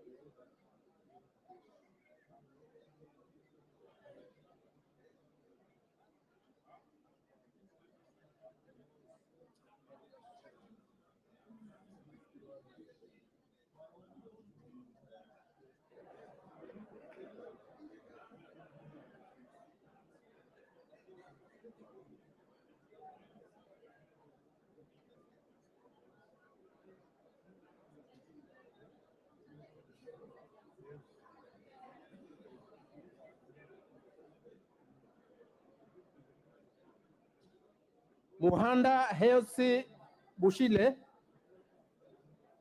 Muiruri Mudhama Stanley, Mukwana Titus Kamala, Muli Fabian Chule, Muliungi Gideon Mutemi, Murugara George Gitonga, Muridhania Ridikiri Mugambi,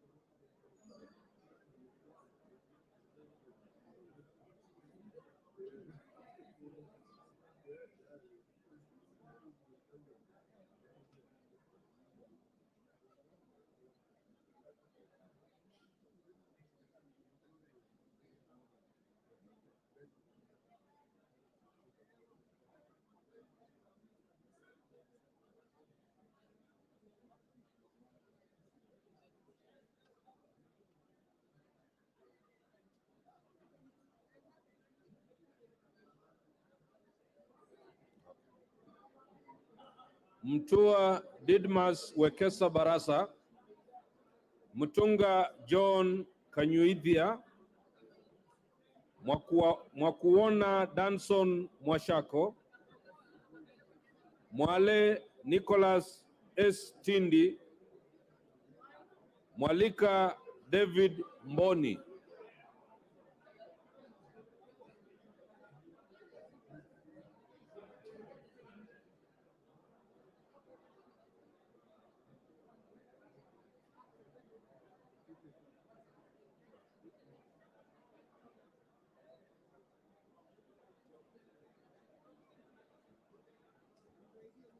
Mwanyanje Gertrude Mbeyu, Mwirigi John Paul, Nabulindo Peter Oscar, Ndungu George Koimburi,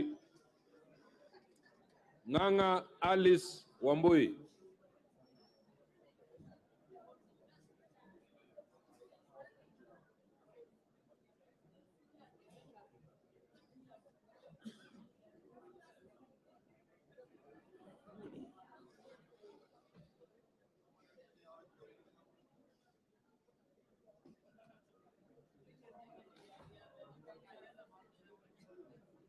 Ngikolong Nicholas Ngikor Nixon, Nguna Charles Ngusia,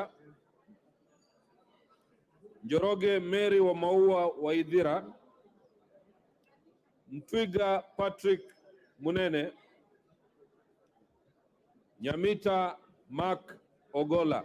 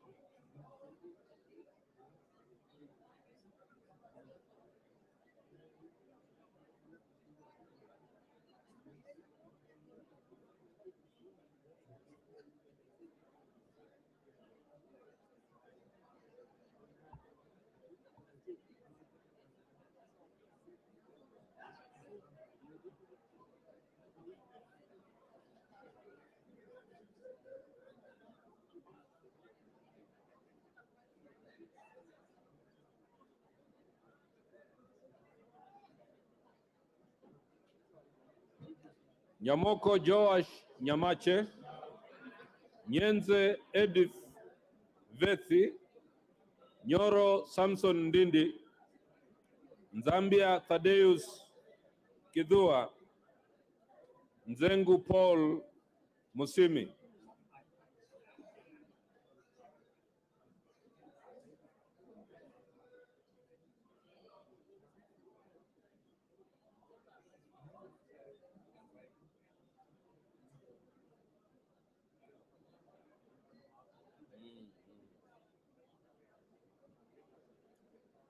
Nzioka Erastus Kivasu, Obara Eve Akinyi, Obo Ruweida Mohamed, Odege Tom Mboya, Odhiambo Elisha Ochieng.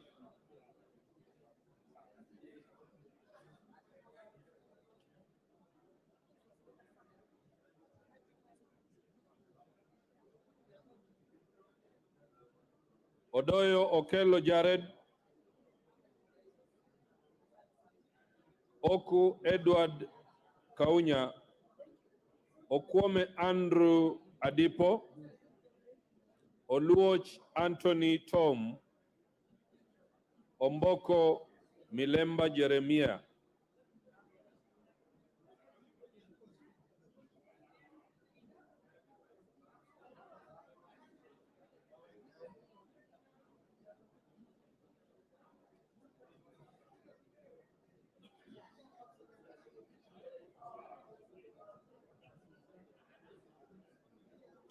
Omwera George Aladwa, Ongili Babu Owino Paul, Onyengo Silvanus Osoro, Otucho Mary Emaase, Owino John Walter, Owino Martin Peters.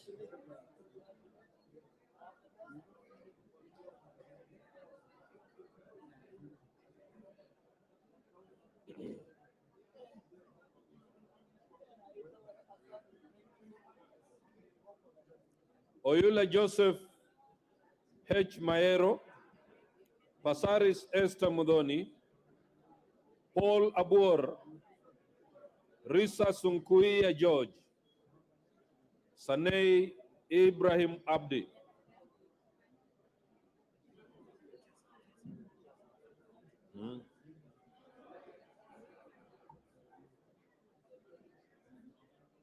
Sholei Gladys Jepkosgei Boss, Shurie Abdi Omar, Sitienei Janet Jepkemboi, Tandaza Kasim Sawa, Tongoyo Gabriel Koshal, Tonui Joseph Kipkosgei, Wachira Rahab Mukami, Wamashukuru James Gidhua Kamau, Wambirianga Catherine Nanjala.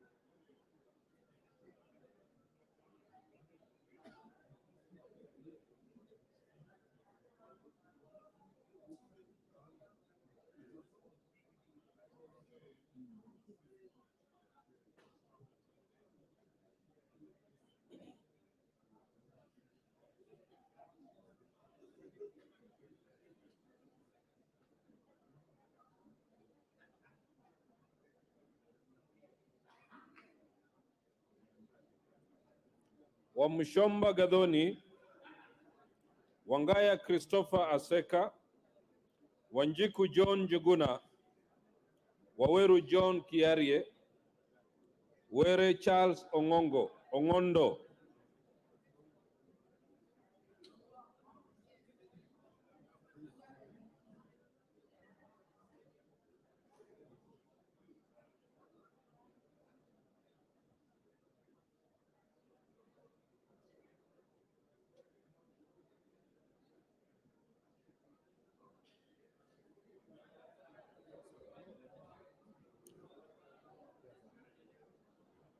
Yegon Brighton Leonard, Yusuf Adan Haji, Elache Beatrice Kadeveresia, Wako Naomi Jilo,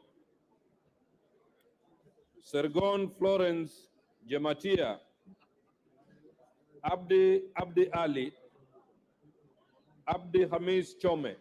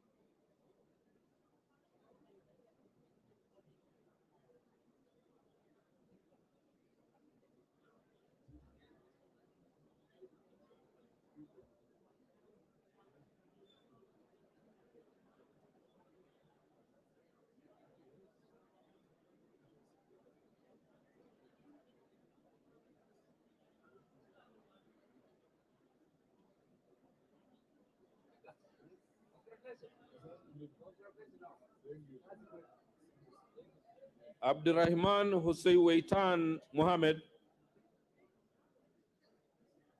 Abdurrahman Mohammed Abdi, Abdullahi Amina Dika, Aburi Donya Doris, Ali Abdisirat Khalif, Barasa Patrick Simiyu, Barongo Nolfason Obadia,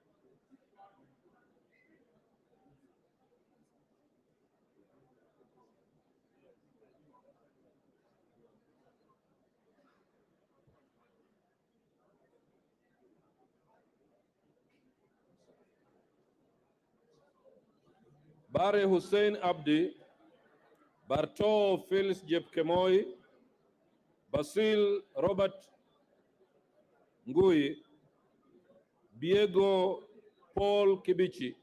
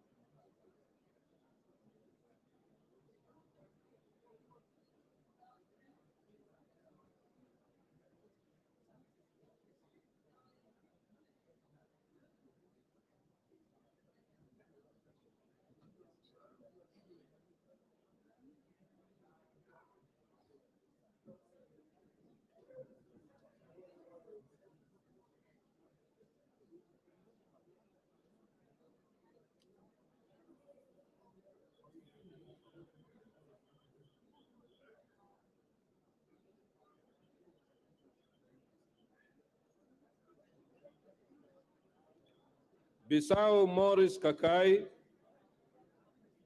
Bonaya Mumina Golo, Busia Ruth Adhiambo Odinga, Bwire John Okano, Caroline Jepto Ngelechei, Chebor Paul Kibet,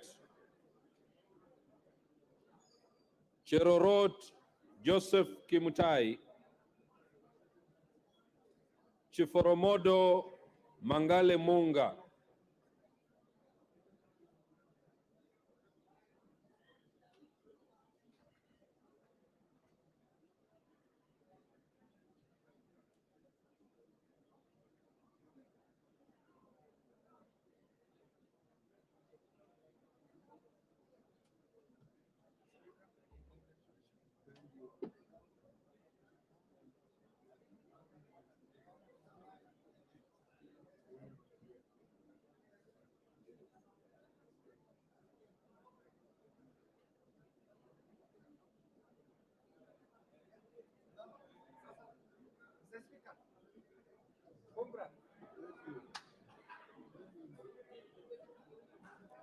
Chimba Zamzam Mohammed, Dinar Joseph Hamisi, Double N Pamela Njokinjeru, Emathe Joseph Namuar, Farah Yusuf Mohammed, Gachagua George N, Gichohi Gakuchia John Philip, Gichohi Kaguchia John Philip, Gichuki Edwin Mugo,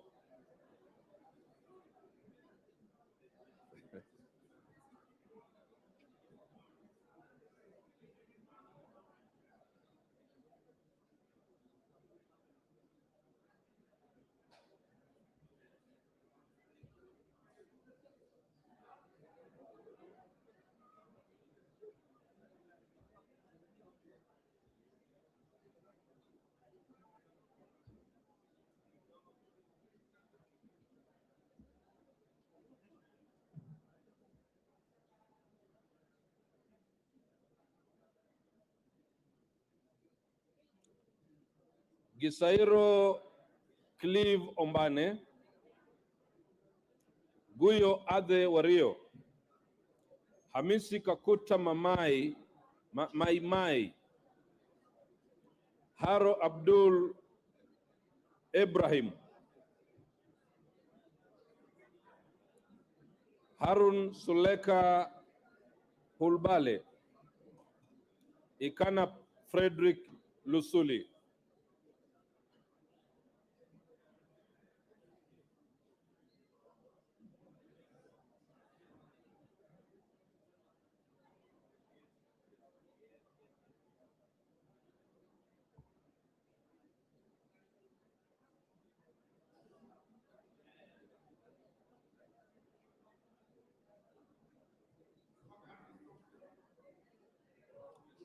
Ikiara Dorothy Mudhoni,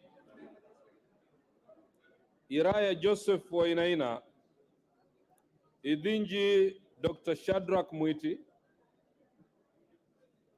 Jaldesa Guyo Wako, Jeho Fatuma Abdi,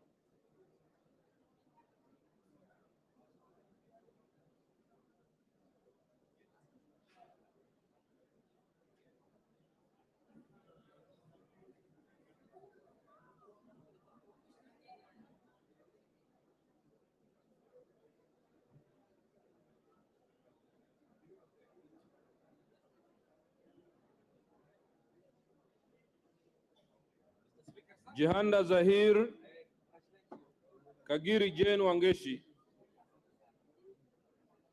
Kagombe Gabriel Gaduka, Kahugu Eric Mwangi, Kailemia Elizabeth Karambu,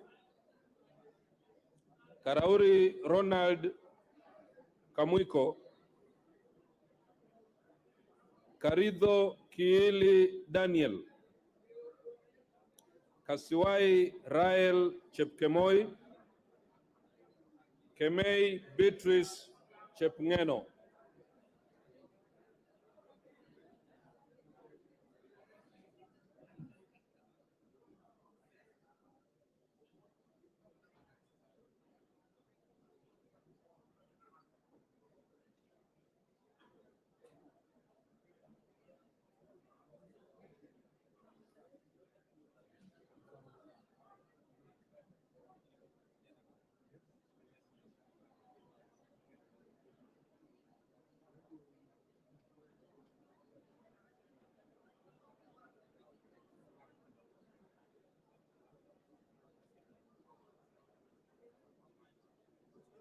Kode Felix Odiwuor,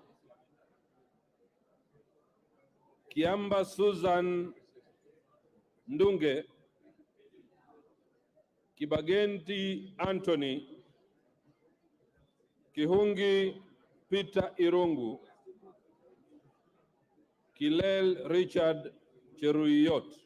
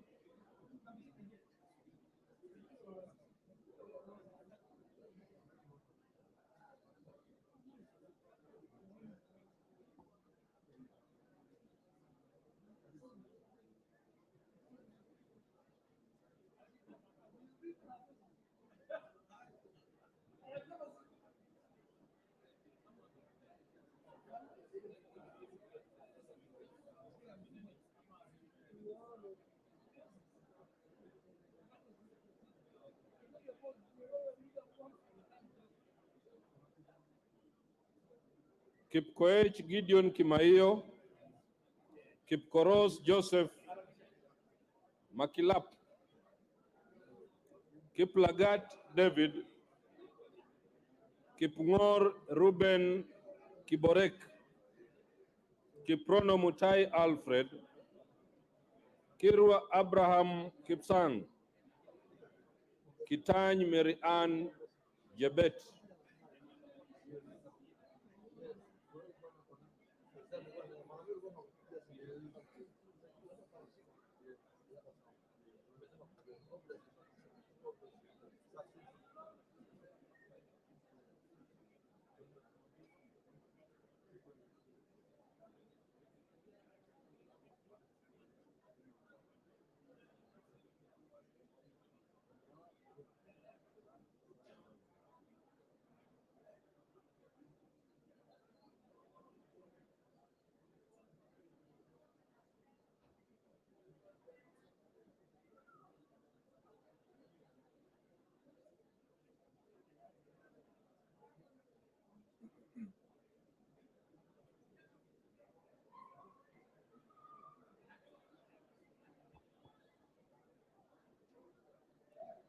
Kitilai Olentutu, Kitur Bernard Kibor,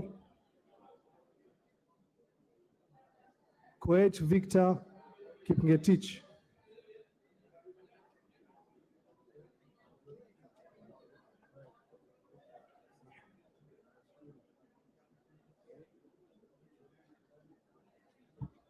Komingoi Kibet Kirui,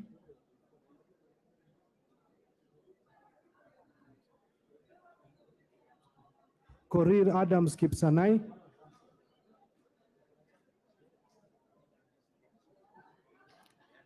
Yakub Ado Kuno,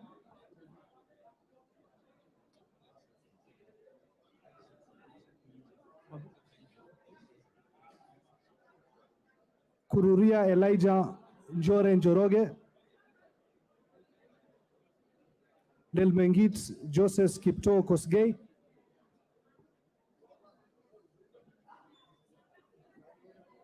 Lenguris Pauline, Letipila Dominic Eli,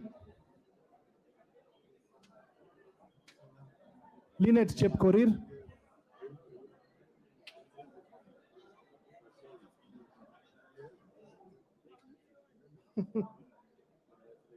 Logova Sloya Clement,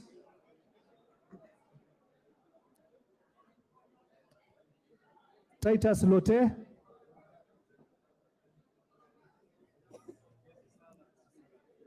Manaiba Julius Taitumo,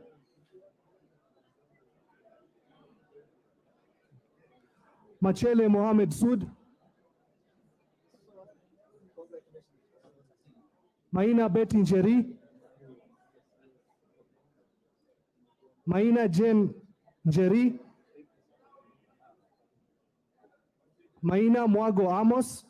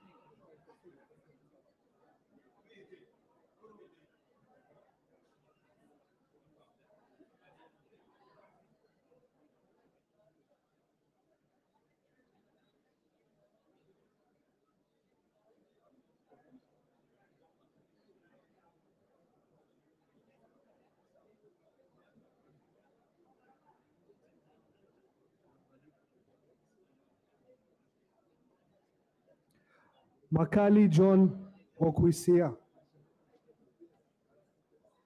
Mamwacha Onchoke Charles.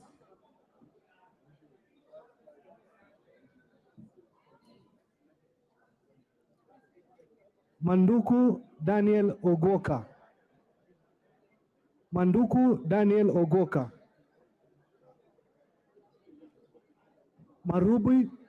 Marubu Monica Mudhoni. Matiso Fatuma Hamisi.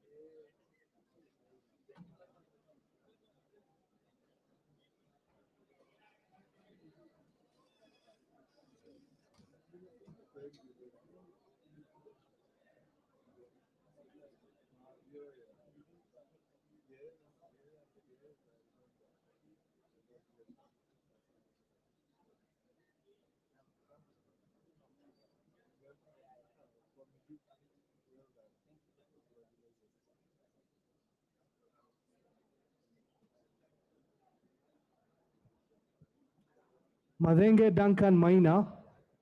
Mayaka Irene Nyakerairo.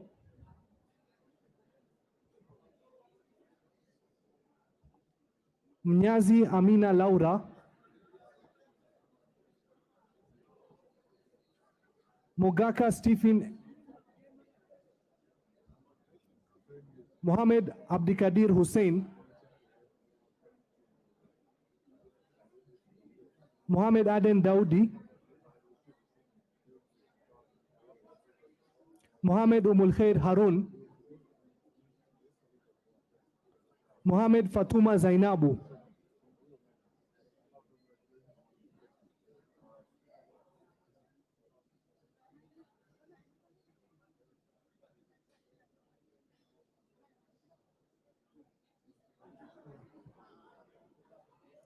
Mukaya Nyakundi Jafeth.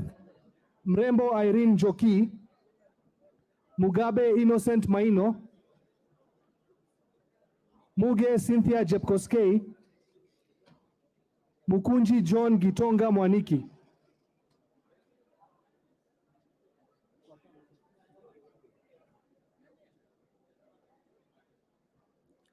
Mulanya Geoffrey Ekesa. Mule Caleb Mutiso. Munyore Joseph Kamau.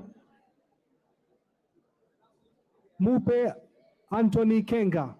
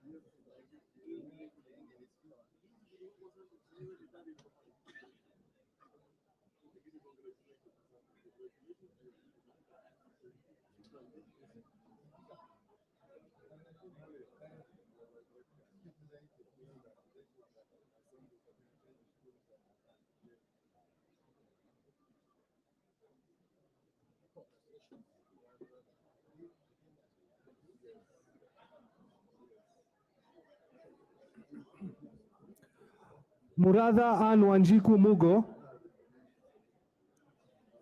Muriu Wakili Edward, Murumba John Chikati, Mutuse Ekomas Mwengi, Mwafrika Augustine Kamande, Mwalio Joshua Mbithi Mutua, Mwangi Godfrey Wandeto, Mwangi Teresia Wanjiru, Mwenje Mark Samuel Muridhi, Nabii Nabwera Daraja, Nabuin Paul Ekwom, Namoit John Atiko, Nduyo Susan Ngugi,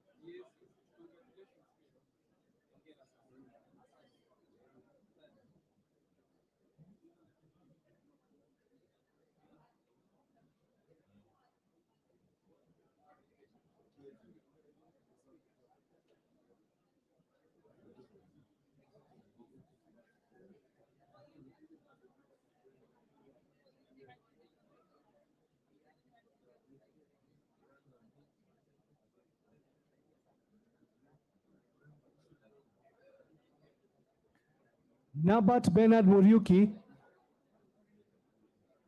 Ngitit Cecilia Asien, Nguro Onesmus Ngogoyo, Omanyo Catherine Nahabi,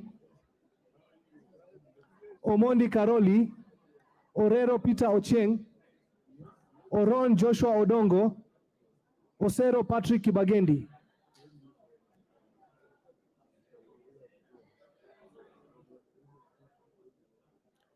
Osoro Bensuda Joyce Atieno, Oyugi Dick Maungu,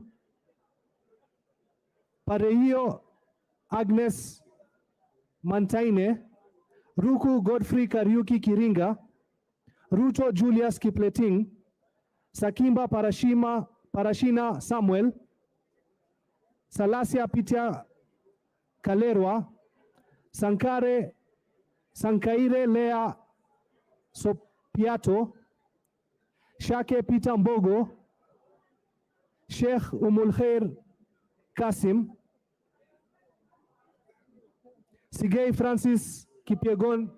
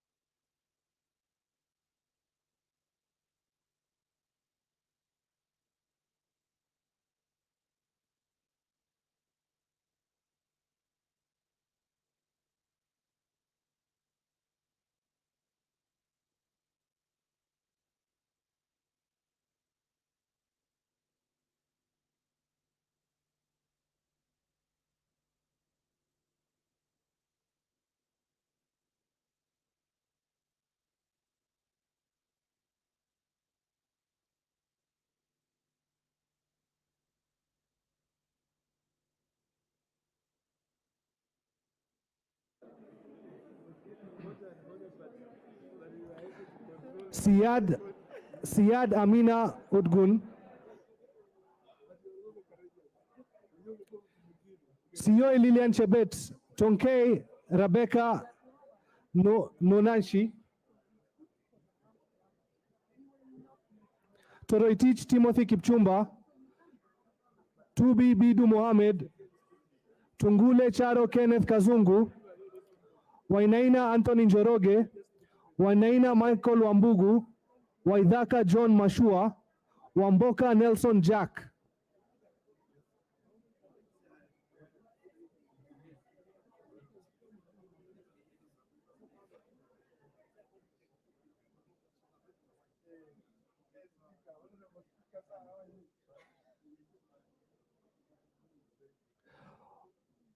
Wanyonyi Martin Pepela, Yakub Farah Salah, Yegon Richard Kipkemoi,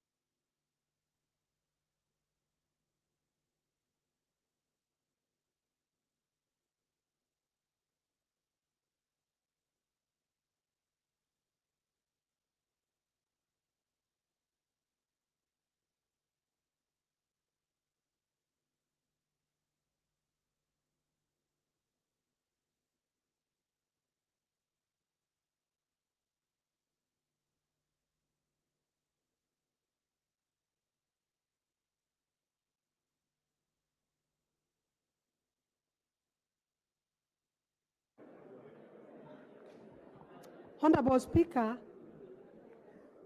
it appears to me that the last ballot has been cast. However, before proceeding to count the ballots, if there is any member who has not voted, he or she may now step forward and vote. Is there any member who has not voted? Okay, fine. Proceed and vote.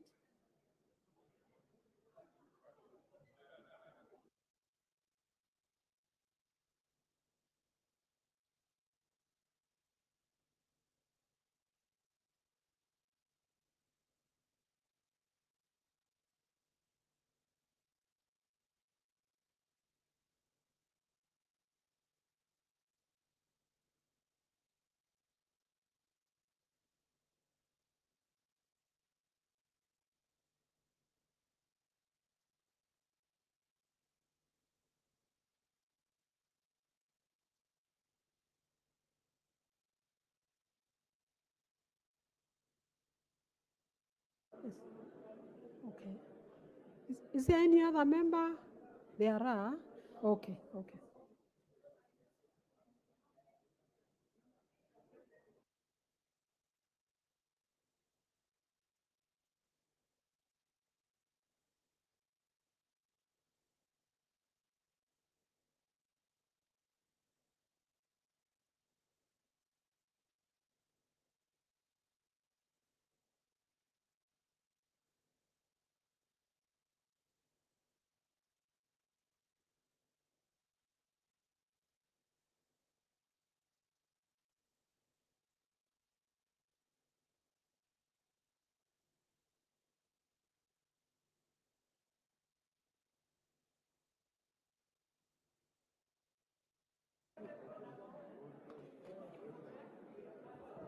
Honorable members, is there any other member who has not voted? There is? Or there isn't? I see now that there is no other member who has not voted. I would like now to request the two agents for each of the candidates to come forward, and I can see one of the agents. Okay, they are there. So that you can witness the counting of the votes. And I now order that, with the permission of the Speaker, I now ask that the ballot boxes be unlocked for examination of the ballot papers. I also ask that each of the ballot papers be examined. Officers, please proceed to do that now and count and tally the votes.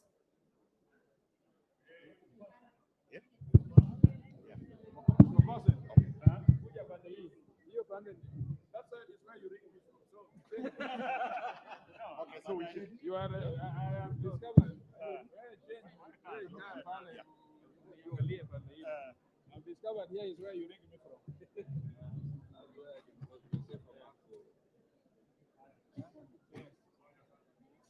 Sasa hapo ukinishinda, sasa tutasalimiana.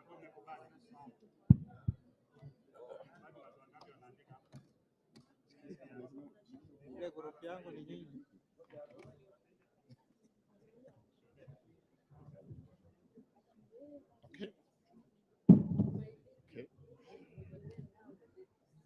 Okay, we shall proceed to take the count.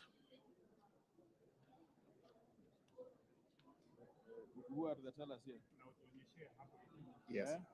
No, first of all, show us who is speaking for who.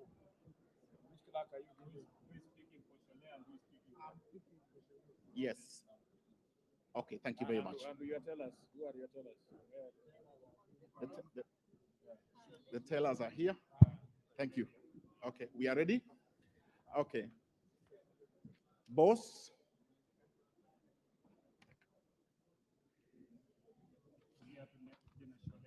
Okay. Cholet.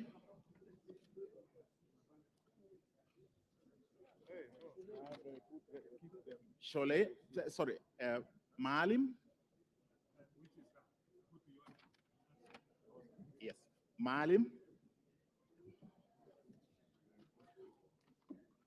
Malim.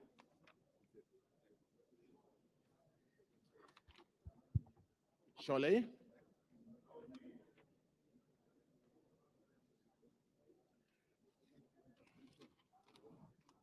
Cholet.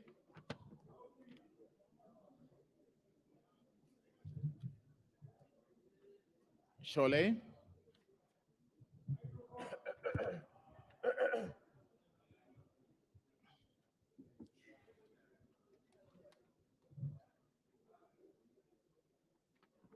Looks like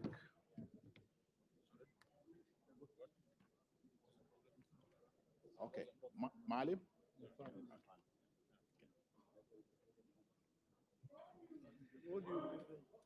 Okay. Malim. Malim.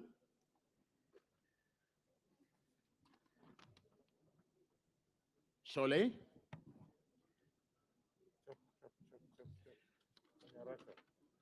Cholet. Come closer. Malim.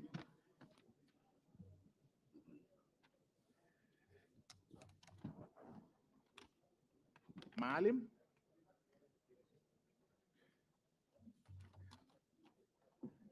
Malim.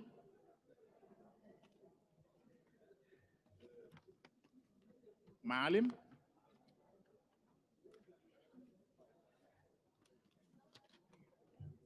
Malim.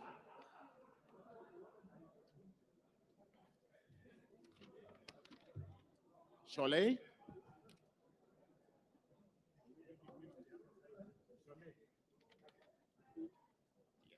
Maalim.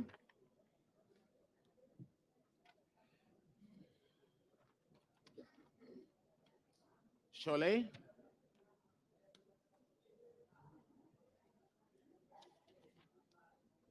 Sholay.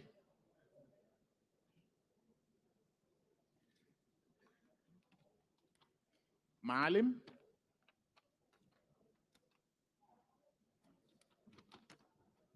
Sholay.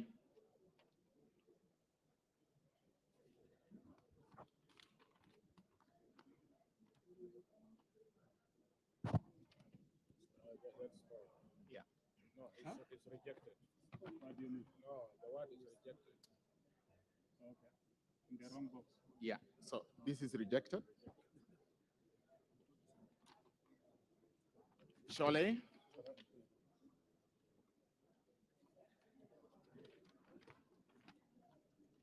Maalim.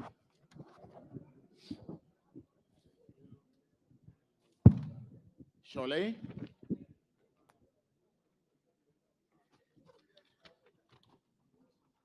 Maalim.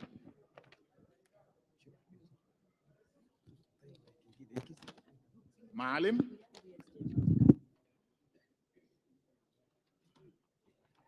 Maalim.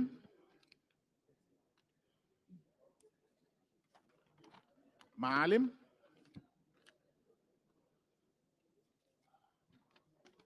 Sholay.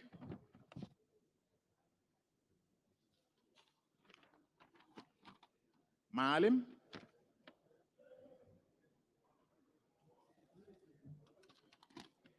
Maalim. Sholay.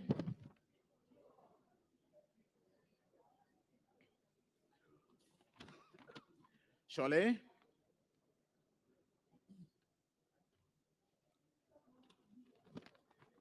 Sholay.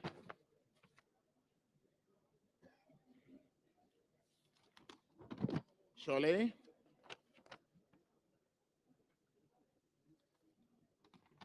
Maalim.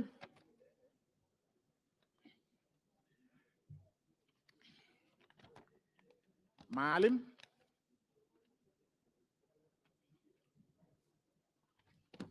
Maalim.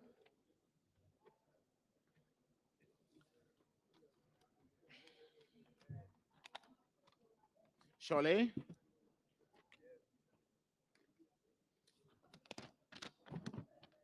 Maalim.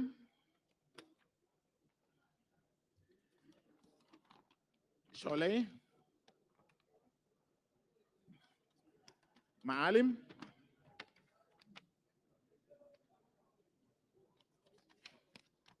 Sholay.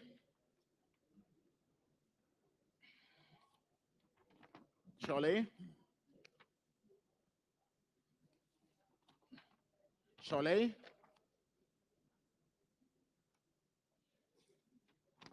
Sholay.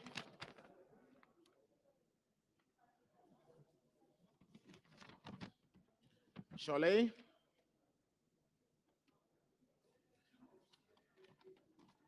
Sholay.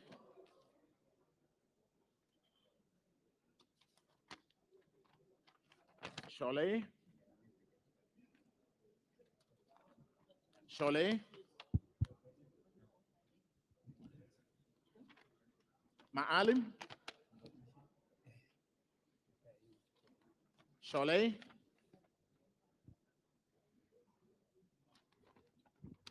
Sholay.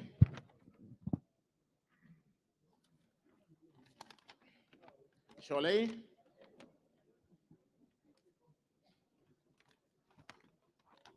Sholay.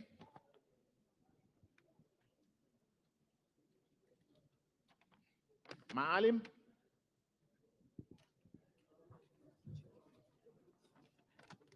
Sholay.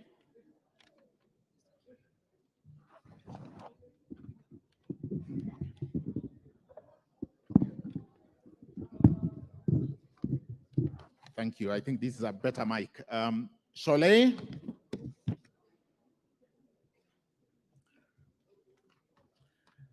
Sholay.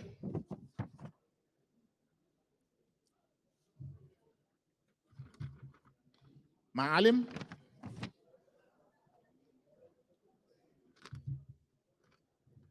Sholay. Sholay.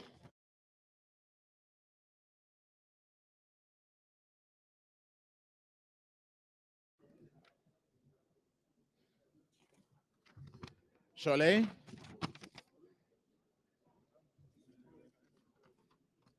Sholay. Maalim. Maalim. Maalim. Sorry. Maalim.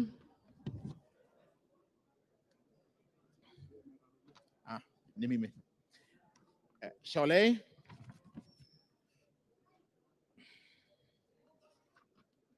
Sholay.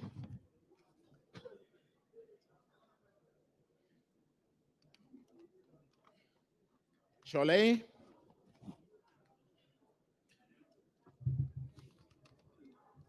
Maalim.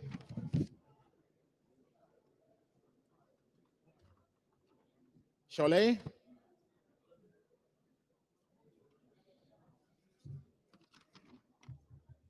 Maalim.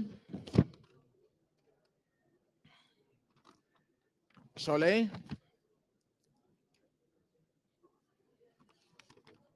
Sholay.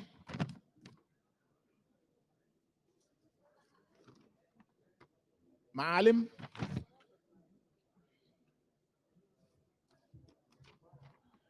Maalim. Maalim.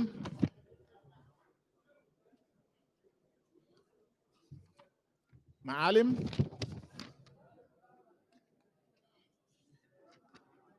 Sholay.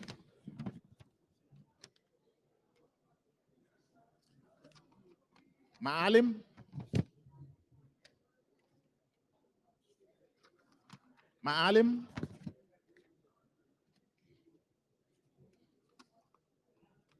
Maalim.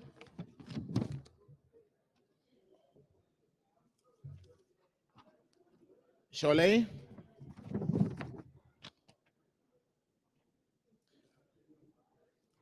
Sholay. Maalim.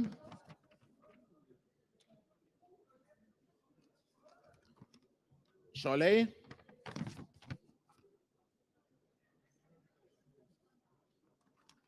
Maalim.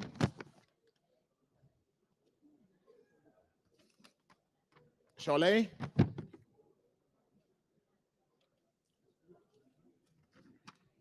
Sholay.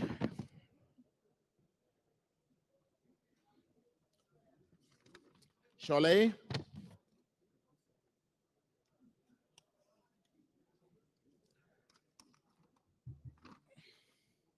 Sholay.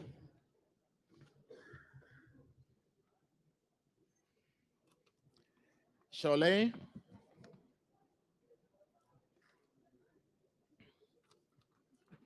Sholay.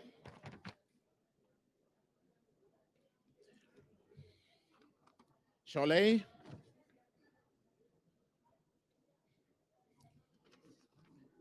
Sholay.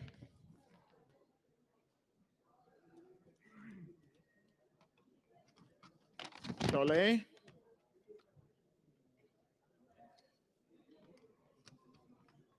Sholay.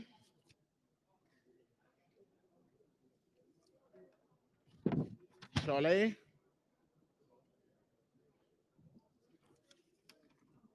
Maalim.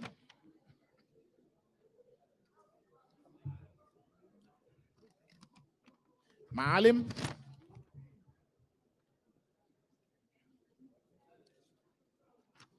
Maalim.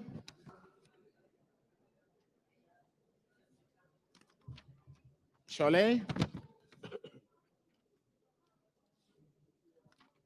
Sholay. Sholay.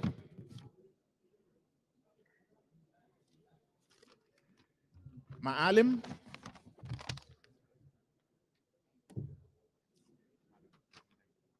Sholay. Sorry. Sholay.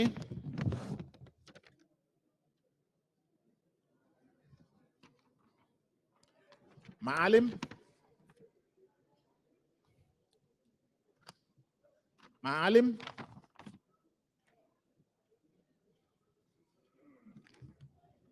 Maalim.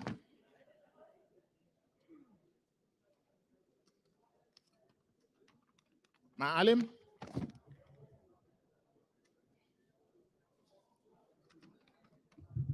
Maalim. Maalim.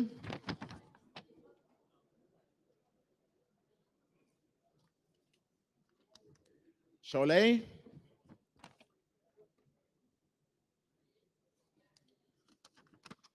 Maalim.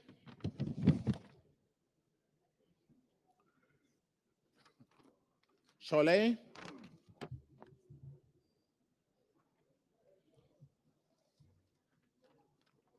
Sholay.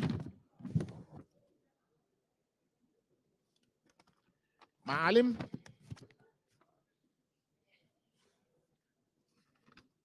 Sholay. Maalim.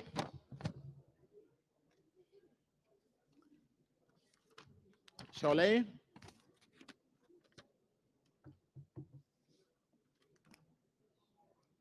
Maalim.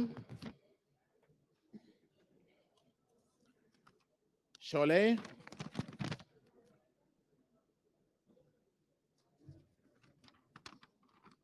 Sholay.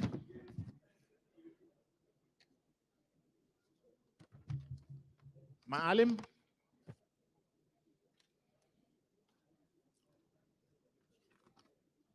Sholay.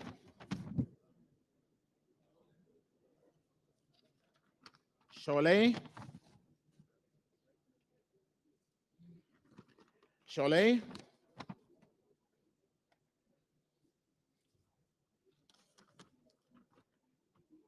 Sholay.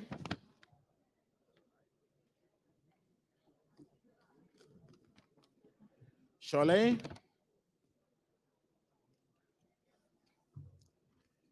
Sholay.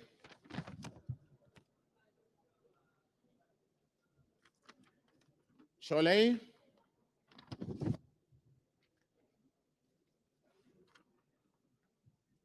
Sholay. Sholay.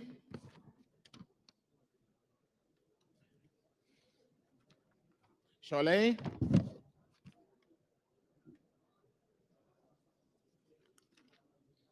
Maalim.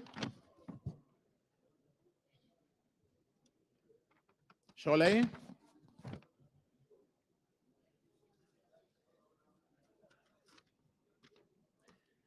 Maalim.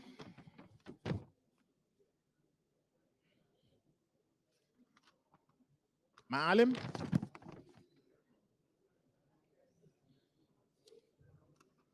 Maalim. Maalim.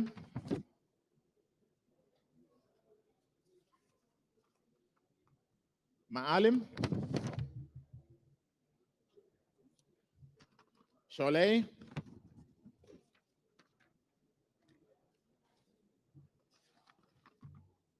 Sholay. Maalim.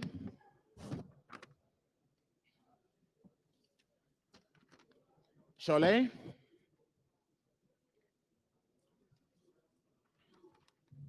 Maalim.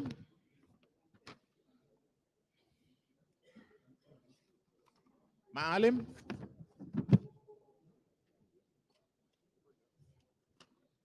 Sholay.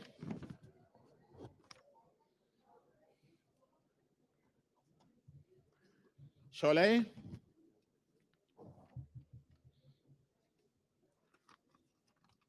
Maalim.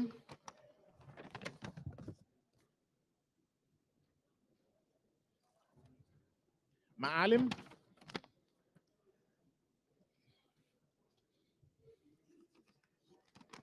Maalim.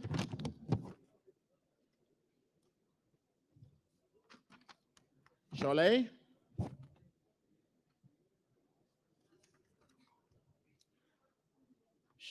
Sholay.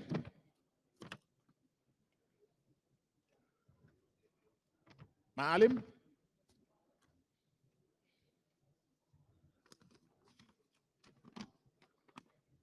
Maalim.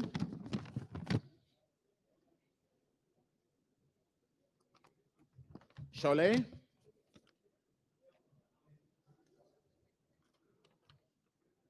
Maalim.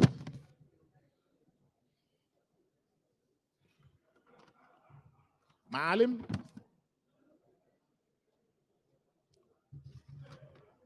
Sholay.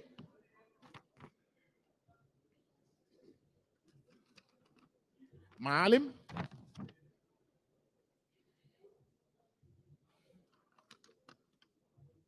Maalim.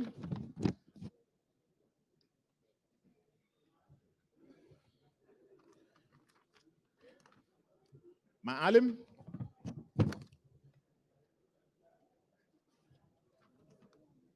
Sholay.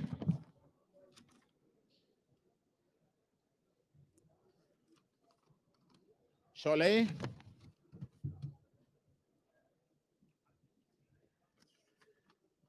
Sholay. Maalim.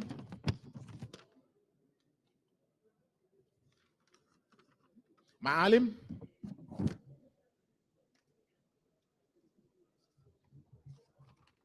Sholay.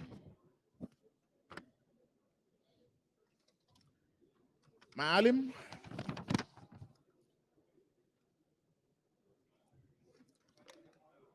Sholay.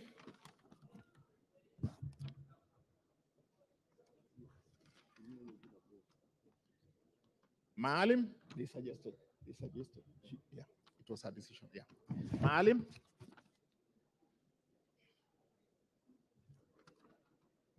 Maalim.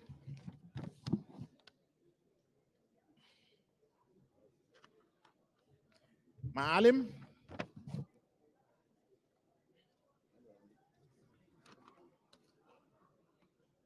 Sholay. Sholay.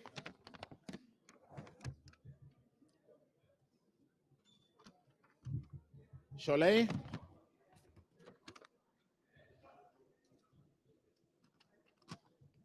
Sholay. Sholay.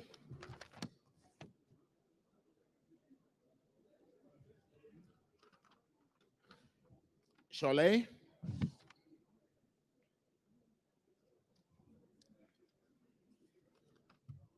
Sholay.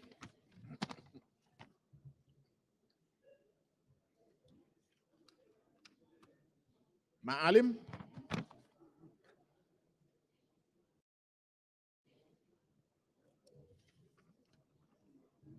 Maalim. Sholay.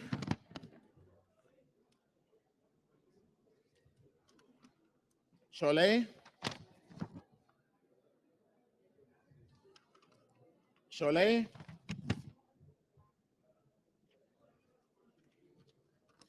Sholay.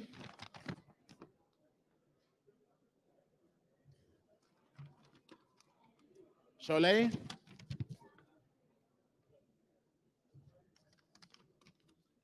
Maalim. Sholay. Sholay.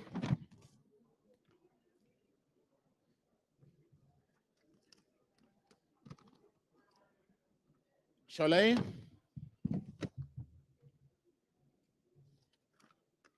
Sholay.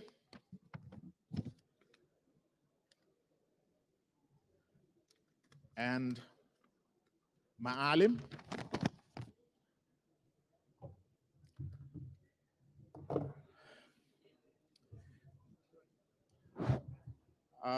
You can see that the box is now empty.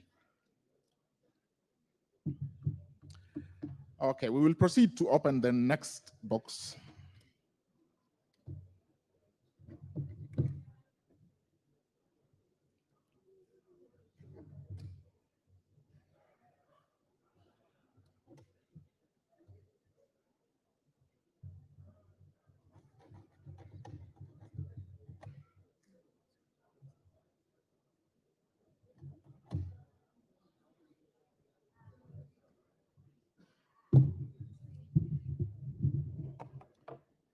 Thank you. We will then start.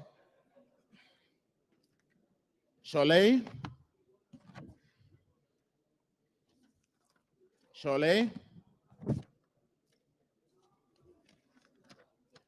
Maalim. Maalim.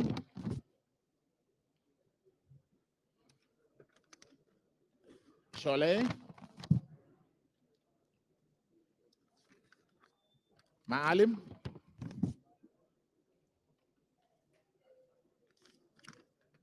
Sholay. Sholay. Sholay.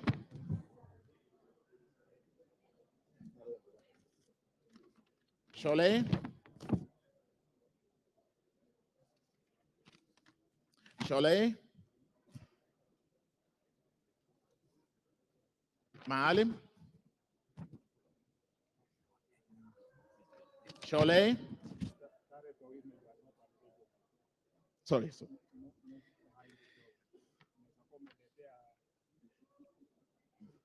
Yes. Please move behind the honorable. Yes, thank you very much. Sholay.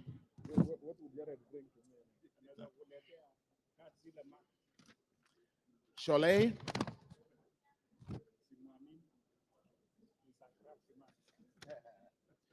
Maalim.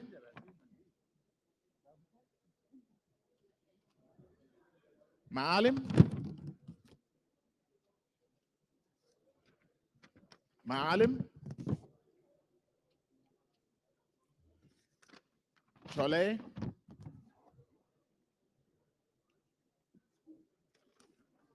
Maalim.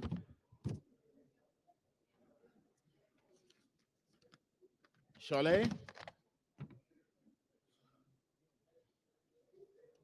Sholay.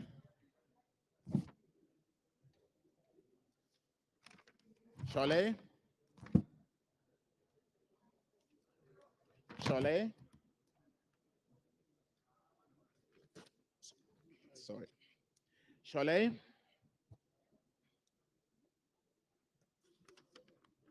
Sholay.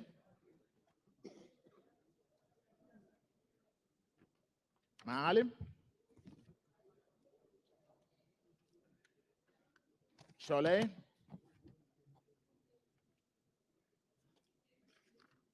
Sholay.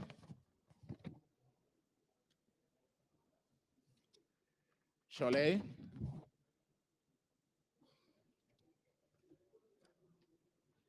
Maalim.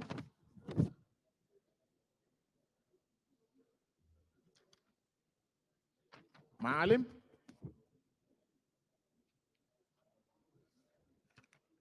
Sholay.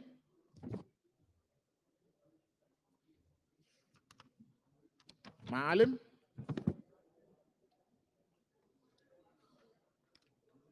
Sholay.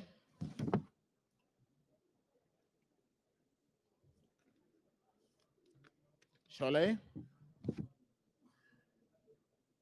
Sholay. Sholay. Sholay. Sholay. Sholay. Maalim. Sholay. Sholay. Maalim.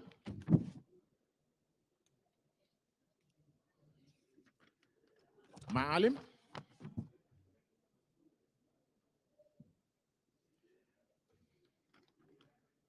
معالم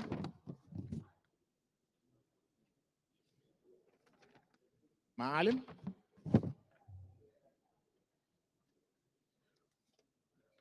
شعلة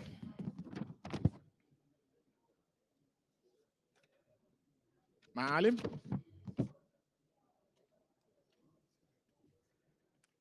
معالم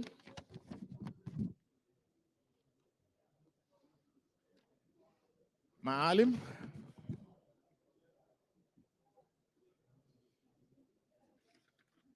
شعلة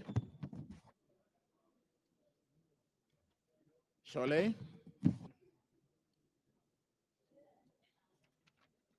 شعلة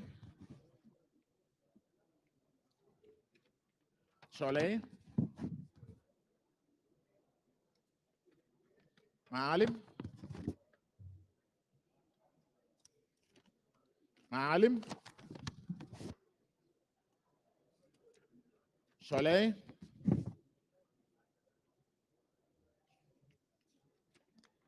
معالم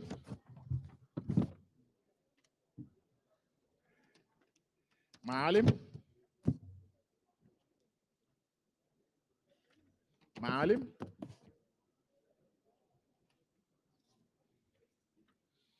شعلة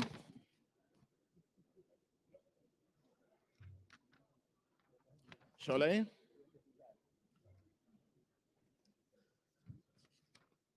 شعلة شعلة شعلة شعلة شعلة معالم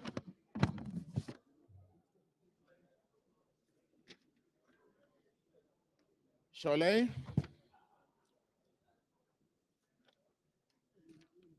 شعلة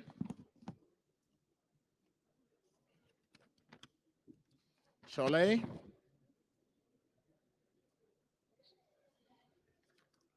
شعلة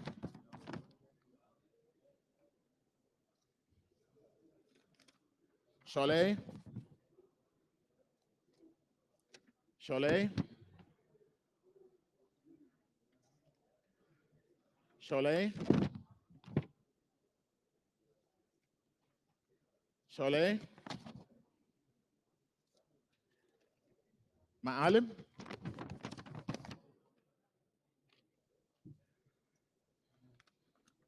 معالم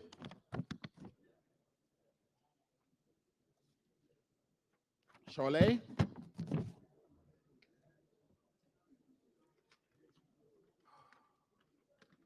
معالم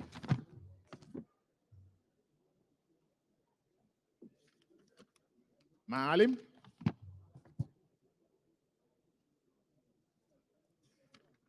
معالم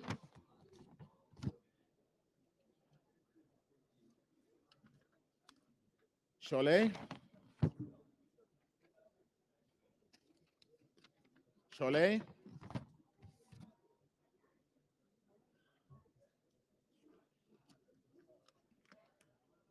معالم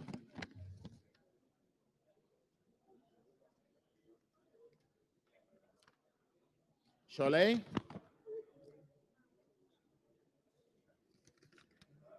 معالم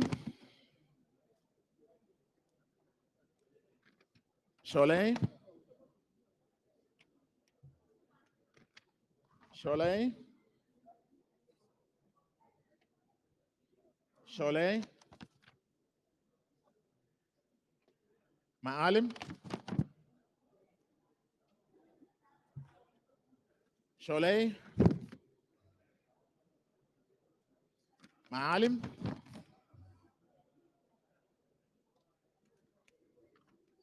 معالم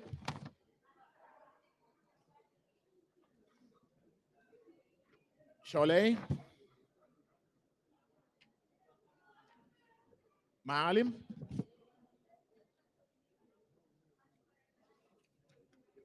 Maalim.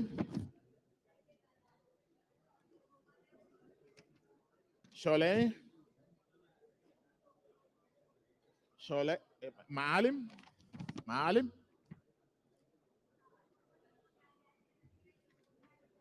Shole.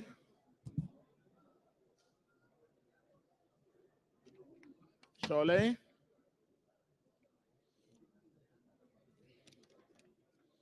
Shole.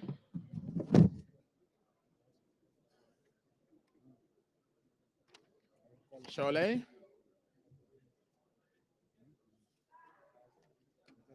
Shole. Shole.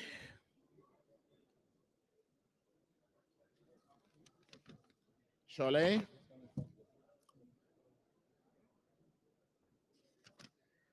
Maalim.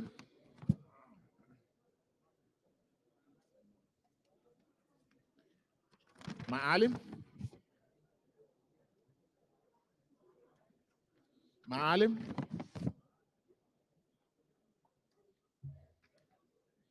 Shole. Maalim. Shole. Maalim. Maalim.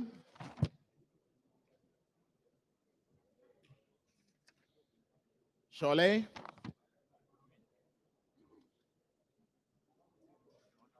Shole.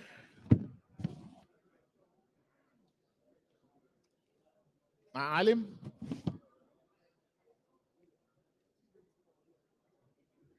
Shole.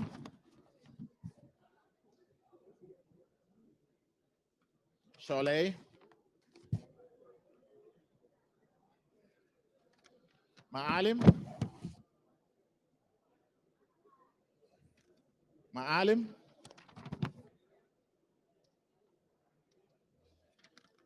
Maalim. Shole.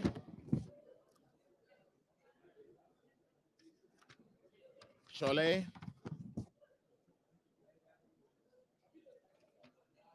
Maalim.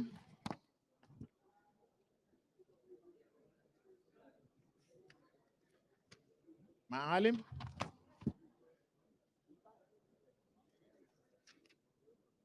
Shole.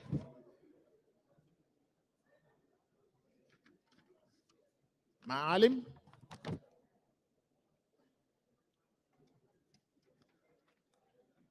Maalim.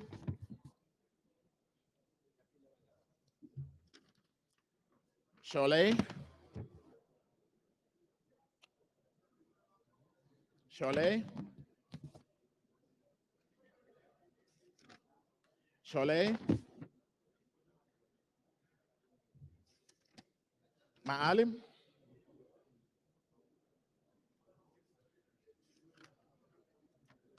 Shole.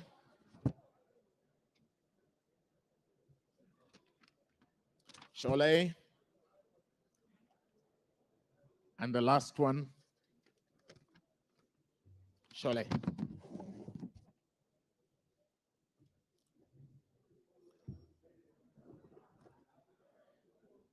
You can see that it is over and finished.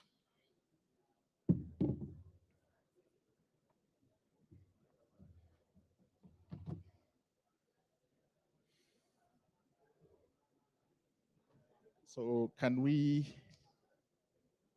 proceed then to count? We will start by counting with, we will start with Honorable Shole.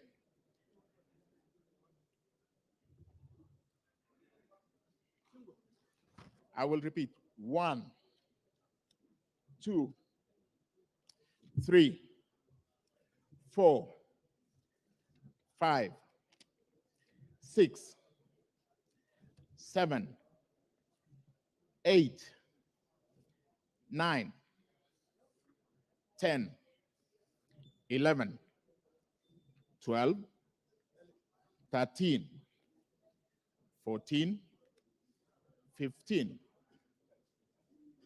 16, 17, 18, 19, 20, 21, 22, 23, 24, 25, 26, 27, 28, 29, 30, 31, 32, 33, 34, 35, 36, 37, 38, 39, 40, 41, 42, 43, 44, 45, 46, 47, 48, 49, 50, 51, 52, 53, 54, 55, 56, 57, 58, 59, 60, 61, 62, 63, 64, 65, 66, 67, 68, 69, 70, 71, 72, 73, 74, 75, 76, 77, 78, 79, 80, 81, 82, 83, 84, 85, 86, 87, 88, 89, 90, 91, 92, 93, 94, 95, 96, 97, 98, 99, 100, 101, 102, 103, 104, 105, 106, 107, 108, 109, 110, 111, 112, 113, 114, 115, 116, 117, 118, 119, 120, 121, 122, 123, 124, 125, 126, 127, 128, 129, 130, 131, 132, 133, 134, 135, 136, 137, 138, 139, 140, 141, 142, 143, 144, 145, 146, 147, 148, 149, 150, 151, 152, 153, 154, 155, 156, 157, 158, 159, 160, 161, 162, 163, 164, 165, 167, 66, 167, 168, 169, 170, 171, 172, 173, 174, 175, 176, 177, 178, 179, 180, 181, 182, 183, 184, 185, 186, 187, 188, 189, 190, 191, 192, 193, 194, 195, 196, 197, 198. Okay?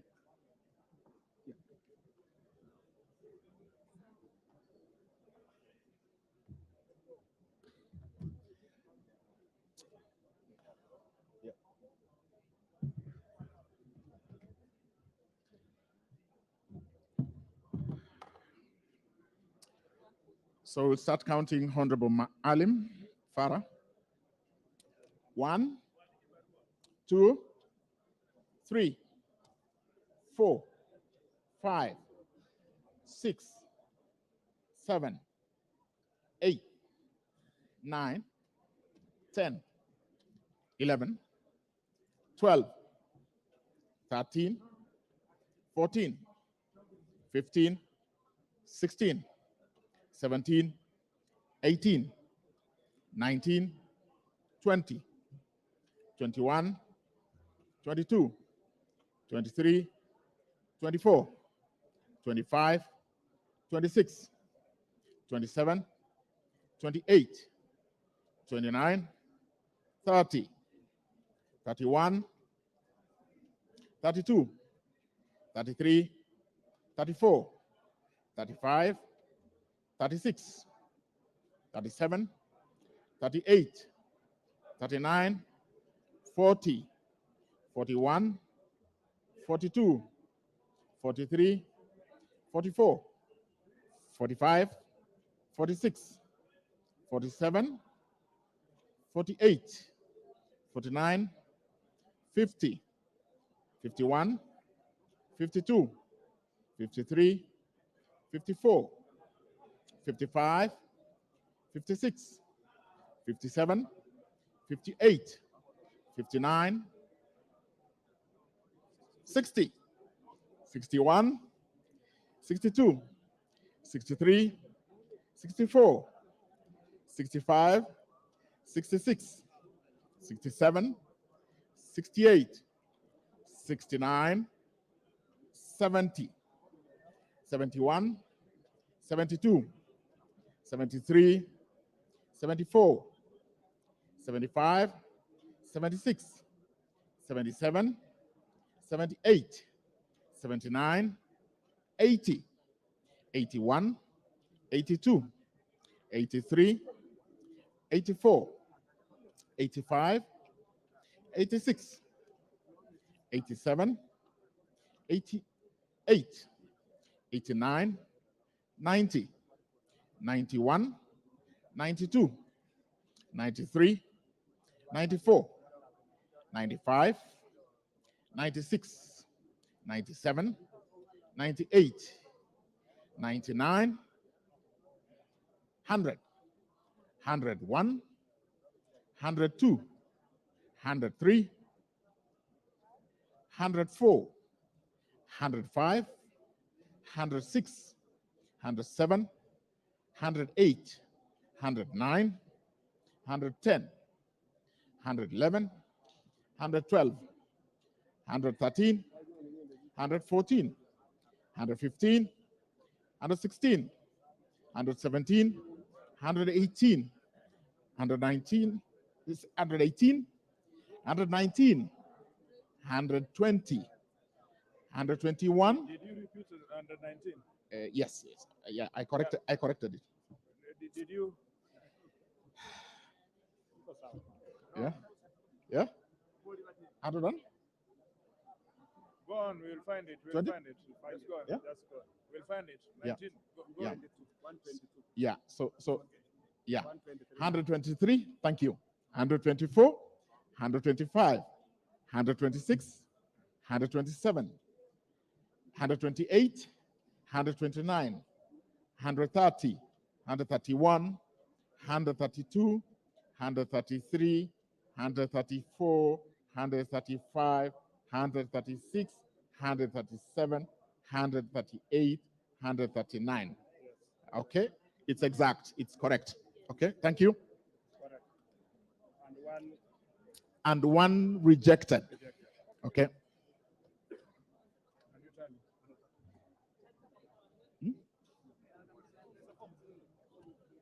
Yeah. Can you tally? Tally.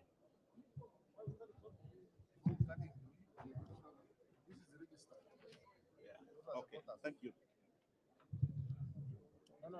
Can you tally this page? This page is here. Yeah, you want which one? Oh, the pages. Eh? Yeah, okay. Pages inakuja ndio hiyo. Ziko hizo. So just put hapa kwanza. Thank you. So 338. And oh, 139. yeah.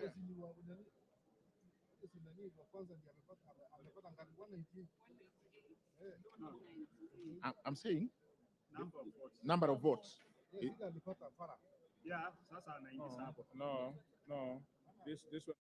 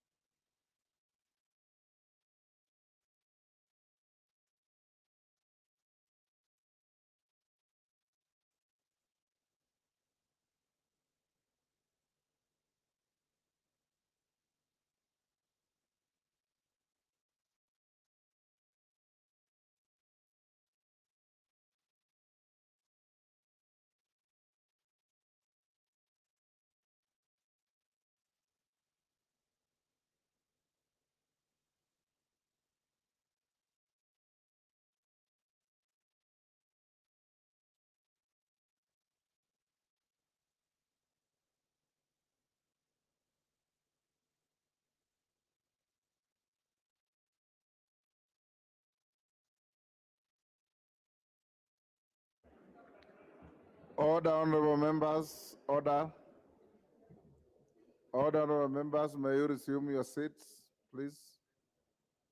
All those standing in the aisle, take your seats so that the clerk, who is the returning officer of this election, can announce the results.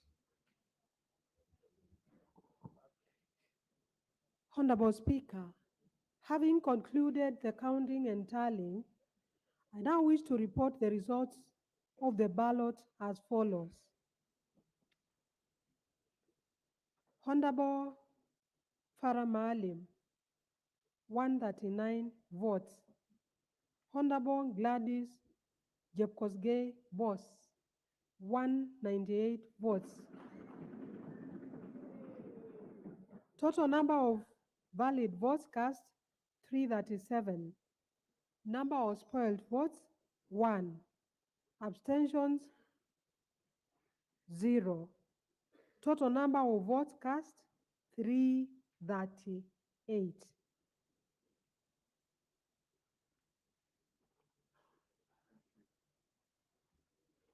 Honorable members,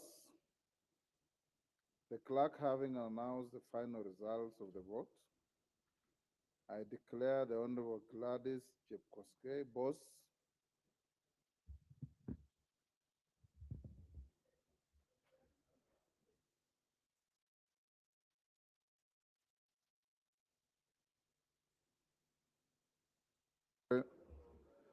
sorry for the excessive enthusiasm.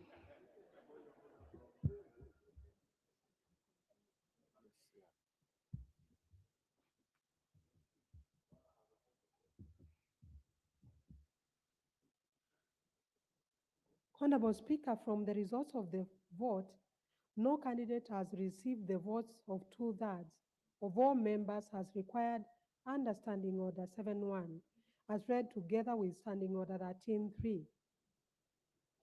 We should therefore now proceed to conduct a second round of election in order to determine the winner.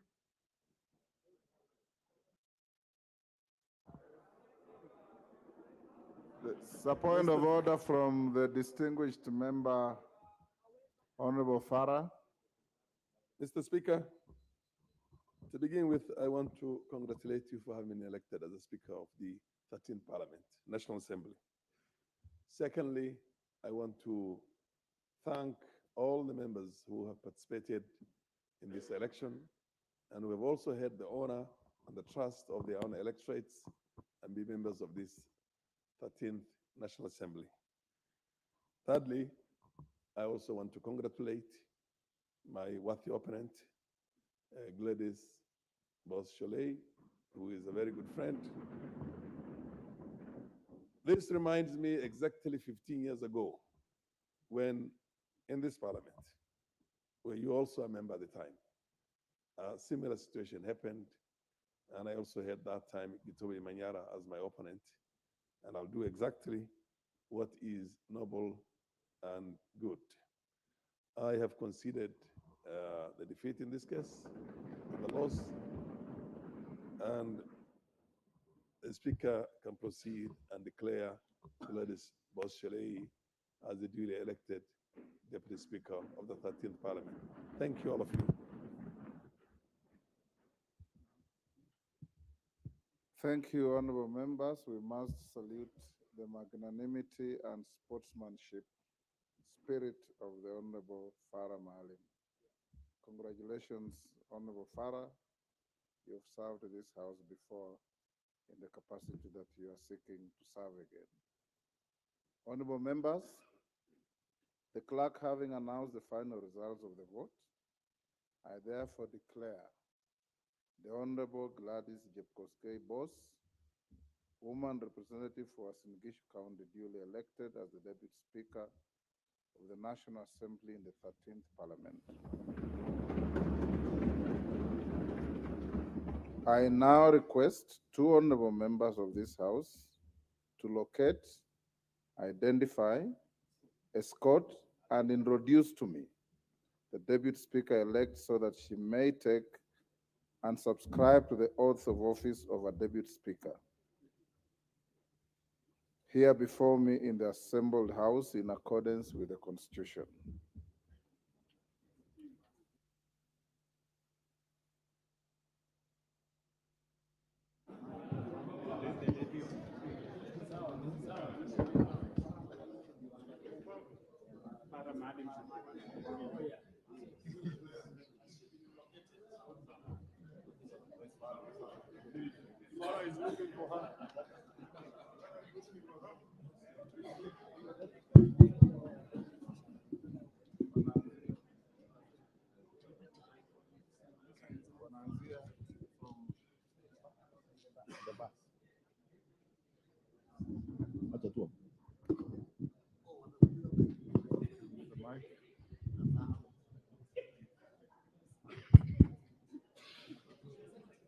They begin with the oath. It's going to be not from the back, this place.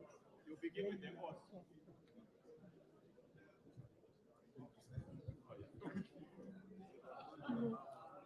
I'm told the Honorable Farah.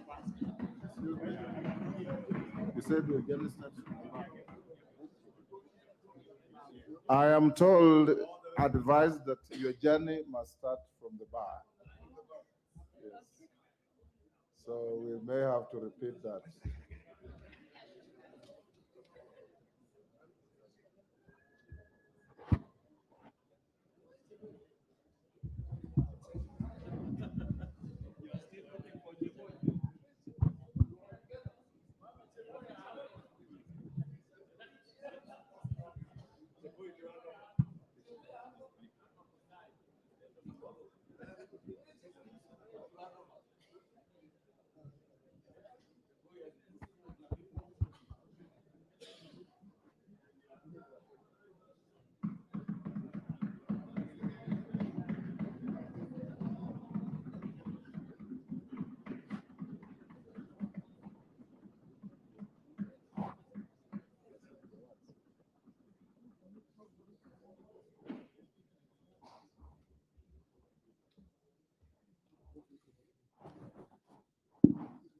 Mr. Speaker, I have the honor of introducing Honorable Gladys Boss Sholei as the duly elected Deputy Speaker of the 13th Parliament. Congratulations. Do you affirm or you swear? For the Bible.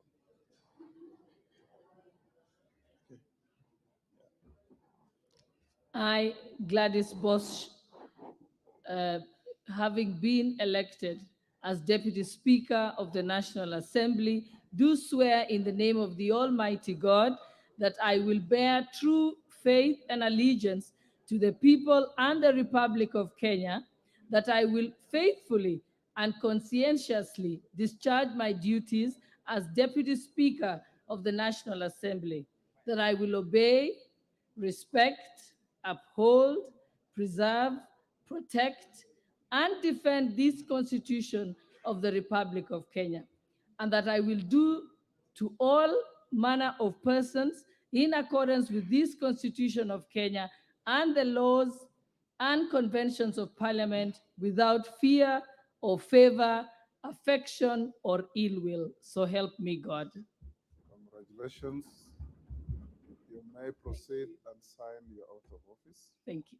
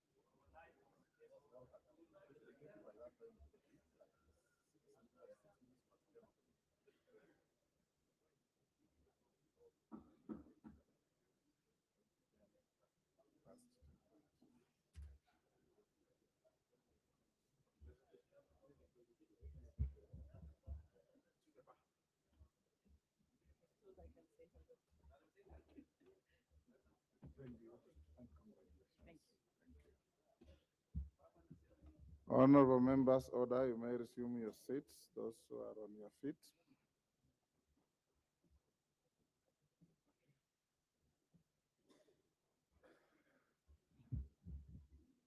Honorable members, we have now concluded with the business of the day. And I wish to bring to your attention Standing Order number 14-1, which states, after taking and subscribing to the oath or affirmation of office, under Standing Order 12, in brackets, swearing in of the Speaker shall notify the members of the place, date, and time of the opening of Parliament. Further, Article 132(1)(a) of the Constitution states as follows: the President shall address the opening of each newly elected Parliament. Therefore, honorable members, I shall communicate the place, date, and time of the opening of Parliament in due course. In the meantime, I wish to reiterate that the induction of all members of this House, as announced earlier, shall be from Sunday, 18th September 2022 to 24th September 2022 at a hotel within Nairobi. Since today is an exceptional day for all of us, and in keeping with our customs, I invite all members to a modest speaker's cocktail at the rise of the house at the gardens adjacent to the Parliamentary restaurant. Honorable members, the time being past 10:30, the House now stands adjourned until a date to be notified.